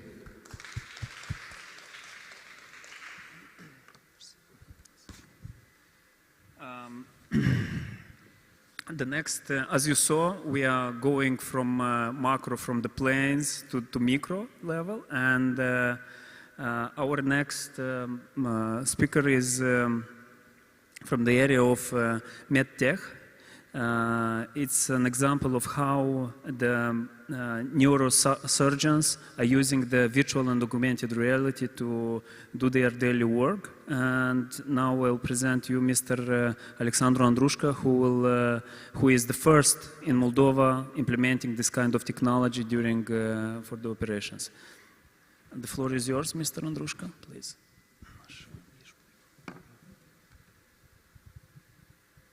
Hello. Hello, my name is Alexandru Andrushka. As Alexandru mentioned, as Sergiu mentioned, sorry, I'm a brain surgeon and also an avid tech guy. Today I will talk about a small company that I think in the future can possibly make some big changes. It's called Seg Medical. So in neurosurgery, and not only, even with special imagistics like CT, computer tomography, MRI, the information is provided by 2D images. The surgeon relies on his imagination for surgical planning and the surgery itself. And to overcome these limitations, 3D technology has the potential to provide detailed information on the orientation of the surgical site. So we think that the high-end technology medicine, including virtual reality or augmented reality, can enhance human capabilities with greater insight and pinpoint accuracy and better outcomes for the patient. So what's the problem? Even with, like I said, even with all CT scans and all MRI, even if the structures are represented in 3D, they're still on the screen. The surgeon relies only on his capabilities of understanding these anatomical landmarks. And also, due to very high workload, they struggle to keep pace with highly evolving technical devices and usually are provided by third-party companies. So, and 80–90% of junior doctors are listed in the real-world field without unprepared with a big skill gap due to lack of cases, of training and different workshops. So this can lead to extended operation time, so improper patient selection, more surprises and unforeseen situations in the OR, increased complications, morbidity and mortality, longer patient recovery time and poorer outcomes, reduced confidence in surgical success prior to a procedure, bigger learning curve, especially for the younger ones, and a larger training gap. So, yes, obviously we have in brain surgery, and not only in brain surgery, in all kinds of different medical fields, we have very expensive simulators. They are very big, they are chunky, they take a lot of space, they need maintenance, and the software for updates are very expensive. How usually it's done? The patient before surgery, the doctor receives the patient medical images, visualizing all these images on local computer, trying to understand this on the screen, talking with other doctors, and then determine the best surgical approach for the patient-specific anatomy and the possible outcomes and complications. And during the surgery, the patient is on OR, and the surgeon tries to recall all these anatomical correlations of the patient-specific disease and all the nuances of this approach, and expect different results of the approach due to an anatomical variation during surgery. So how can this be changed? The patient can send the information to the doctor. The doctor can integrate all this in a platform which uses all the high-end, all the cutting-edge technology, augmented reality, 3D printing, and insert all these concepts, all these products into the neuronavigation or different devices to enhance the surgeon capabilities to see, even during the surgery, to understand each anatomical landmark and to give the patient the best treatment he has. So, and during the surgery, the patient is in OR. It doesn't need to recall all 2D images or to look at some screens. And we can expect, obviously, a better understanding of the anatomy of the patient. So what's the idea is to develop a 3D software for augmented reality, for virtual reality, which can support surgeons in different areas, create a platform to help doctors to identify the anatomy of interest and allow them to use the platform's information to enhance the detail, the medical images in real time. And obviously create this platform where all the surgeons or multiple surgeons can meet up to interact with each other and give some training lessons or different practice procedures to undergo them in that simulator. And develop some educational tools for medical students, for doctors, nurses, or others who are interested in this.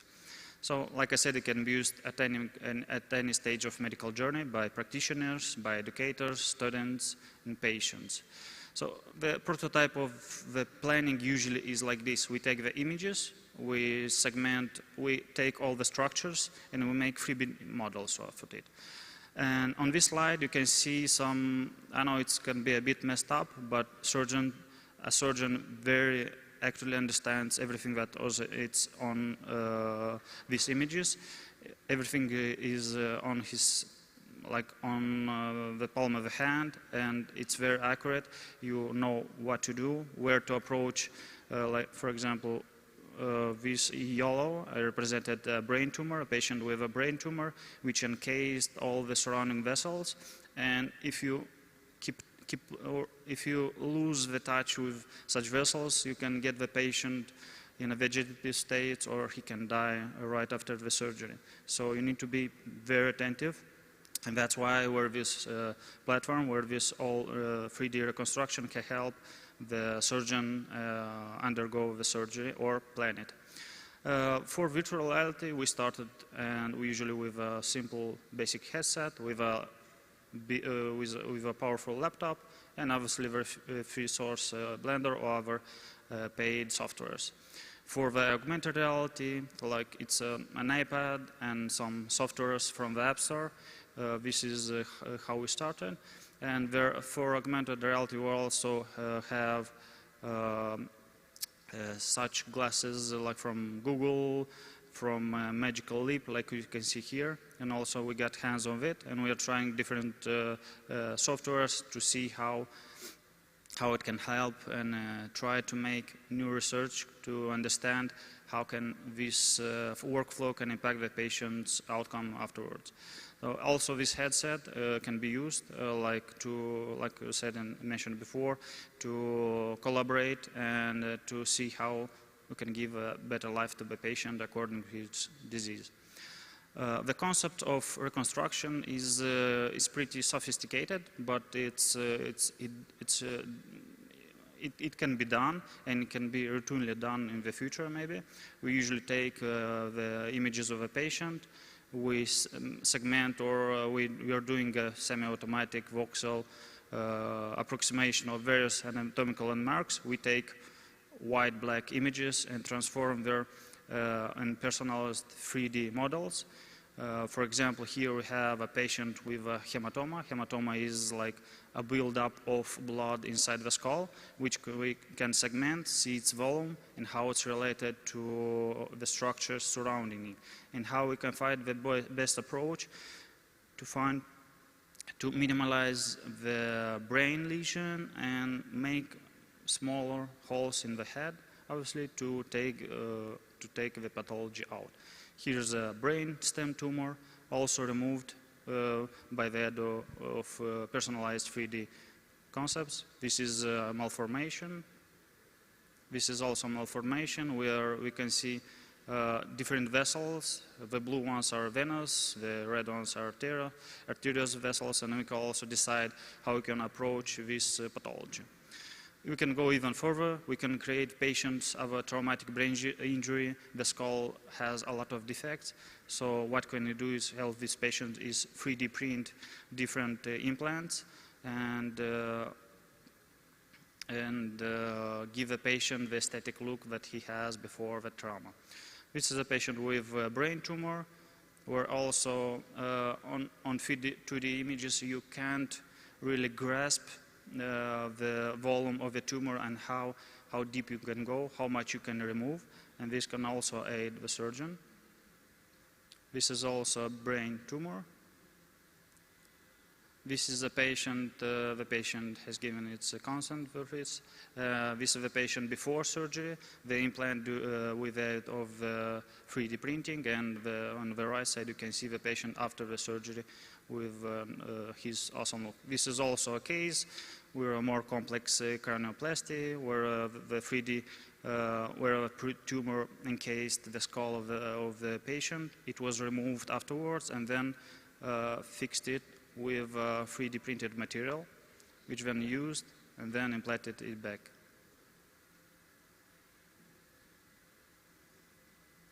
This is like the models that we have started with help of some friends from different institutes, like from Burdenko from Moscow, which we made some different molds. We're trying to perfect this method.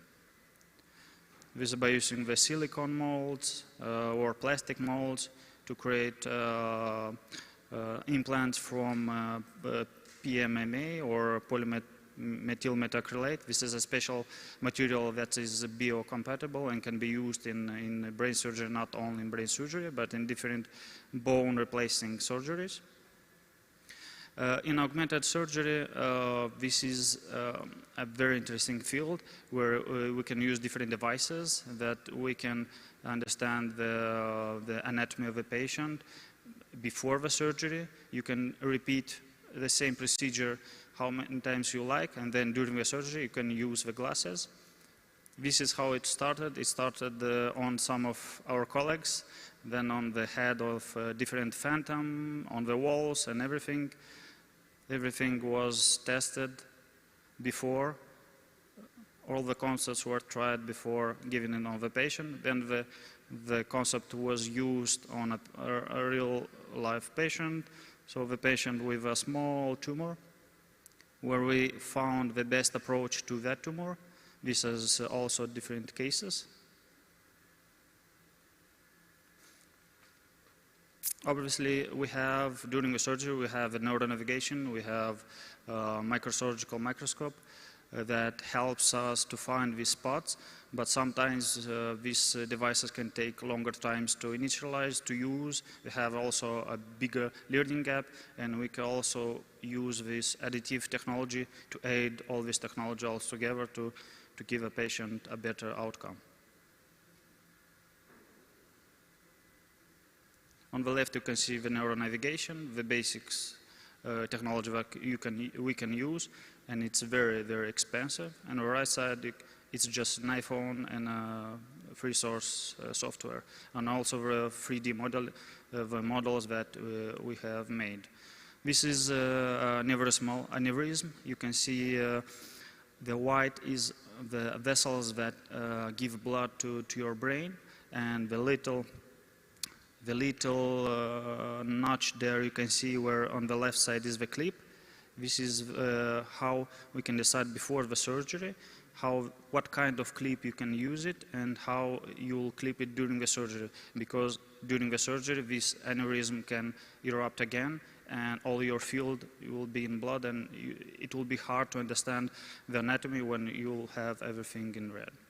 So also you can use smaller devices, but can replace bigger, more expensive devices that you can pinpoint accuracy to determine where the pathology can be found.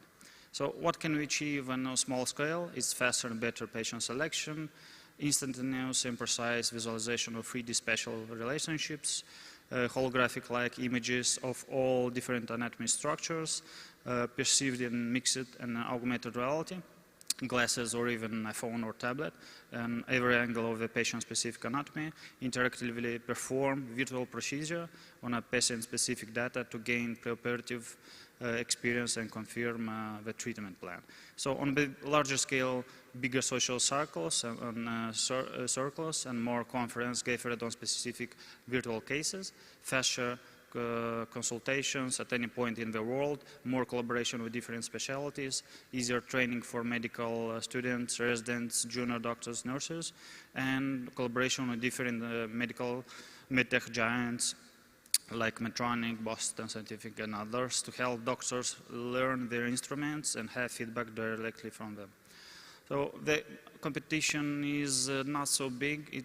They are still developing, and there are not so many companies that have undergone this way, because it's a very complicated field and it relies mainly on the knowledge of the doctors. There are also big companies, this is from the Brain Lab, that they are trying now to elaborate, they have a software but are trying still to elaborate such a platform, a little piece of the platform.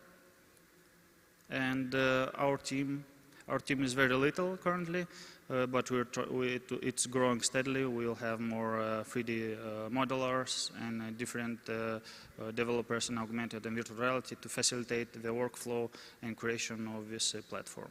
Thank you. Alexandru, thank you very much for your presentation. This is close to magic, unbelievable. Regarding the regarding the challenges or the ingredients, the most important ingredients for these solutions, what are they? Is it the equipment, the software, or the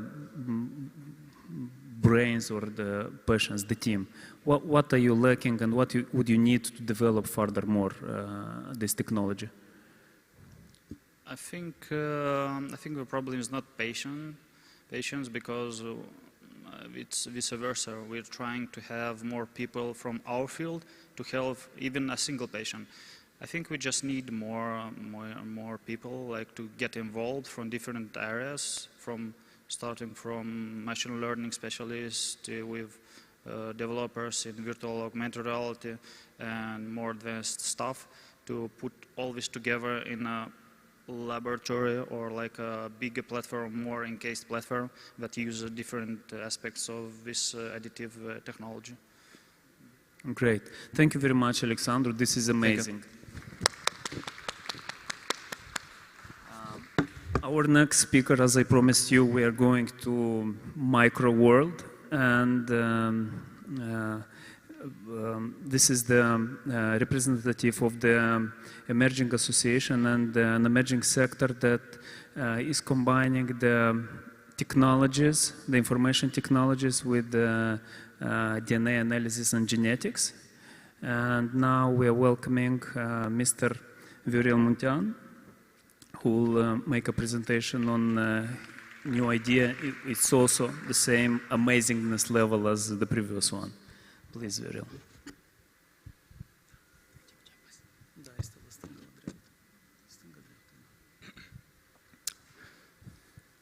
Hello, everyone. First of all, I would like to thank you for this invitation to this wonderful event. My name is Viorel, and I want to introduce you in the field of bioinformatics and genomics in Moldova. Now let me start from the beginning. The digital era of life commenced with the most famous understatement in the history of science. Thus began the paper published in 1953, in which its authors James Crick and James Watson proposed now famous double helix form of DNA. After continuous development of the field, now we have the human genome, now we have the genomes of many other living organisms, And now we have the science about the genomes, call it genomics. Even if the raw data of genomics is very, very simple, we have only 4 letters. Due to the scale of dimensions of genomes, only computers can analyze these types of data. And it is the bioinformatics that analyze these types of omics data. And it is the bioinformatics that will allow to decode the deepest secrets of the digital life. Today, it is a reality to design production of food, of drugs, or to monitor in real time the environment for pests and pathogens. The bioinformatics is driving these developments, the use of computers to search, to store, or to analyze billions of DNA letters. The field of genomics has evolved from simple DNA sequencing into an expensive omics data generation. The omics data includes proteomics, transcriptomics, metabolomics, and some other type of biomedical data.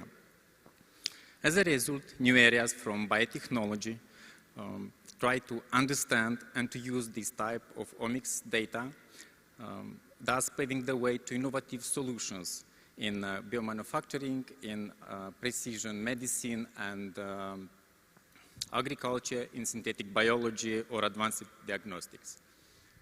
Today, I have the pleasure to present the Bioinformatics and Gene Tech Association, a very small community in the Republic of Moldova, but with ambitions, great prospects, beautiful people and partners. Our history began in 1921 at the Technical University of Moldova, and in this moment we have built the foundation of the Bioinformatics and Gene Tech Association by recruiting the stakeholders that have the potential to develop the fields of bioinformatics and genomics in our country. In summary, we are less than 20 people in 4 countries from 10 institutions, and now we have 5 active but very challenging projects. Our vision is to inspire and catalyze bioinformatics and genomic solutions that benefit Moldova and the world, and our mission is to support bioinformatics and genomics-based innovations for the needs and benefits of society through excellent science, technology development and application, fostering collaborations and partnerships, and promoting our impact and relevance through effective communications. The 3 main objectives is to drive high-impact research to benefit Moldova, deliver effective purposive programs that support our mission, and to promote the responsible application of genomics in Moldova. Our association will work with ecosystem partners and stakeholders within the innovation system and will drive applied and translational research towards socioeconomic benefits. Since inception, we will emphasize research with the relative percentage of translational focus increasing over the time. Finally, we expect to have a balanced portfolio of fundings. The sector-specific challenges include system biothreats, the understanding the pathogen across the environment, the food system and clinical settings, advanced biomanufacturing, using omics to inform and exploit biology to enhance industrial production and capabilities, the challenges in face of climate change, especially in the agriculture and the resource development and precision technology development, novel application and tools for efficient clinical, agricultural and environment diagnostics. More specifically in health, our priorities are to reduce burden of disease and improve care and data. In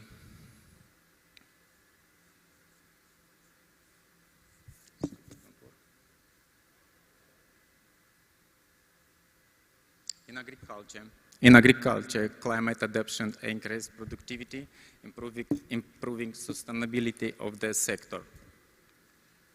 in energy, enhanced recovery and reduced emission, and environment sustainable ecosystems, and reduced disturbances. Product development. The association will support innovation from the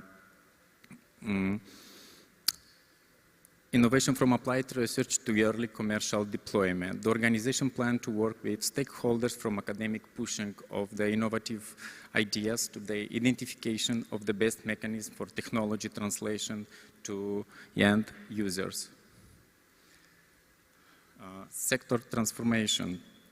The association will drive the responsible uptake of genomics through bioinformatics by bridging the gap between research and sectors like agriculture, health, bioeconomy, environment. Through genomic and bioinformatics, we will develop research, data capacity and technology to deploy new tools and knowledge, and we will do this with a deliberate focus on access, equity, and education.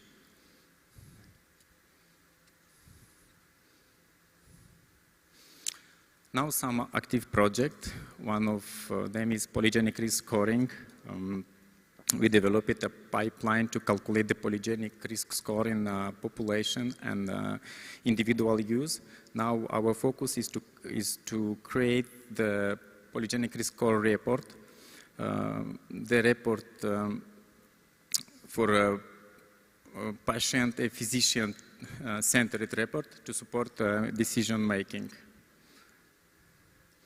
Other project is the MetaSub project Chisinau.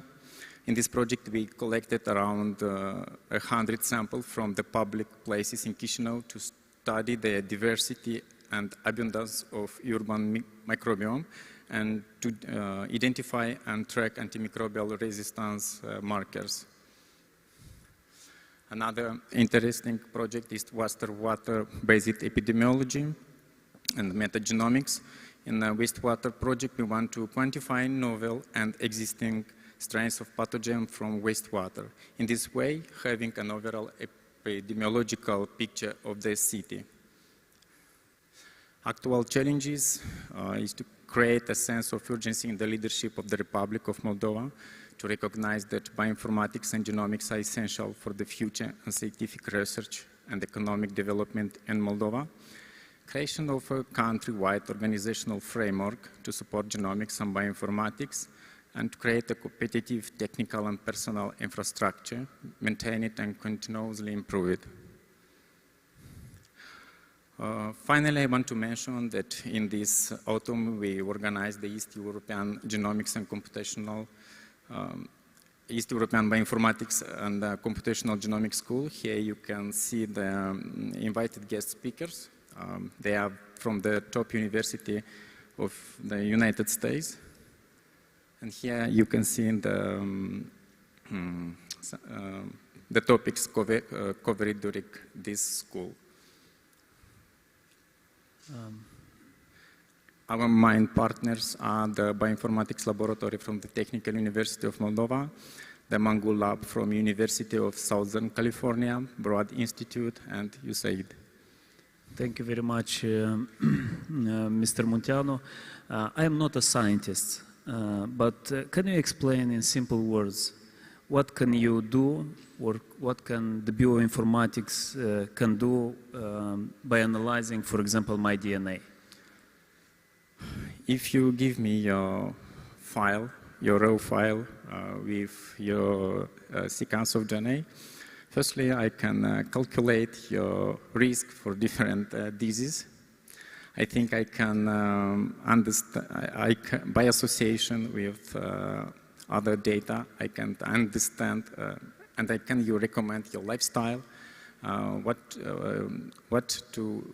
for eating, the level of your health, and many other interesting about things. Agriculture? How can this help in agriculture?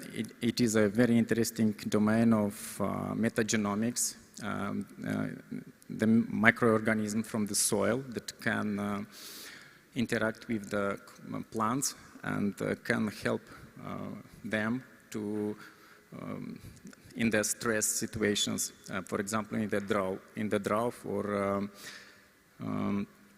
to understand this, the diversity and the level of different microorganisms, now it is a very challenging direction of development in agriculture. Another interesting thing in agriculture is to make databases for different species of plants with genetic markers for stress, for example, and use these markers when you are planning to do something with these plants. By using the regional info, it is regional info in the context of climate changes. So you're applying genetics, genomics, and informatics. So yes, the component of the programming and applying of information technologies is very important. There are two types of bioinformatics. We say type A, the people who are writing software, the code, who develop algorithms, and bioinformatics type B that use these programs to make science, to make research, and to discover the digital core of life. Thank you very much. Thank you for your presentation. Thank you. Dear guests, as you saw today, there is much potential, scientific and research potential for in the companies in Moldovan industry. And as I said in the beginning of the presentation, we Future Technologies activity in partnership with other government institutions, we are supporting the implementation of innovations, and we are supporting the development of the ecosystem for supporting the innovations. We are advising you to continue the work you do and follow us on social media for the programs that are active and will be issued for supporting this kind of companies. Thank you very much. We wish you all a great end of the day and a good weekend. Thank you.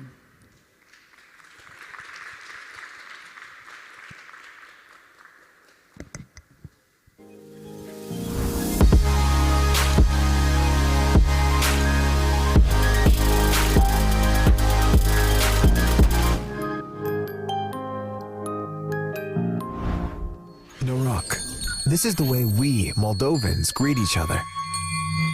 With this word, we wish each other good luck when we begin our journeys. Our roads always bring you to a place where you feel like home. This is Moldova, a tree that grows on a fertile land. And this is how we want to be known to the whole world. That is why the tree of life is our symbol. It represents the contemporary Moldova, but also the origins of our nation, as the tree is often crafted in our traditional carpets, included in UNESCO's patrimony. The roots symbolize the development and continuous growth. We crowned our tree with a rose, our metaphor for love and family. In the rose, we find the symbol of digital connectivity. Hope and faith are represented by the symbol of the cross. The cups celebrate the pride for our legendary wines. The fabric symbolizes the craftsmanship, including our textile industry. The screw represents the automotive and electronics sector. A symbol of our tradition, the basil is associated with protection and purity. Vegetables and fruit tell us about the diversity of orchards. The intertwined branches illustrate the infrastructure and the economic bridge between the West and the East. Finally, the M letter from the name of Moldova symbolizes the land that holds our spirit, the fertile soil on which any idea, initiative, or investment comes to life and brings harvest. In a fast-changing world, we come with a promise and an honest invitation.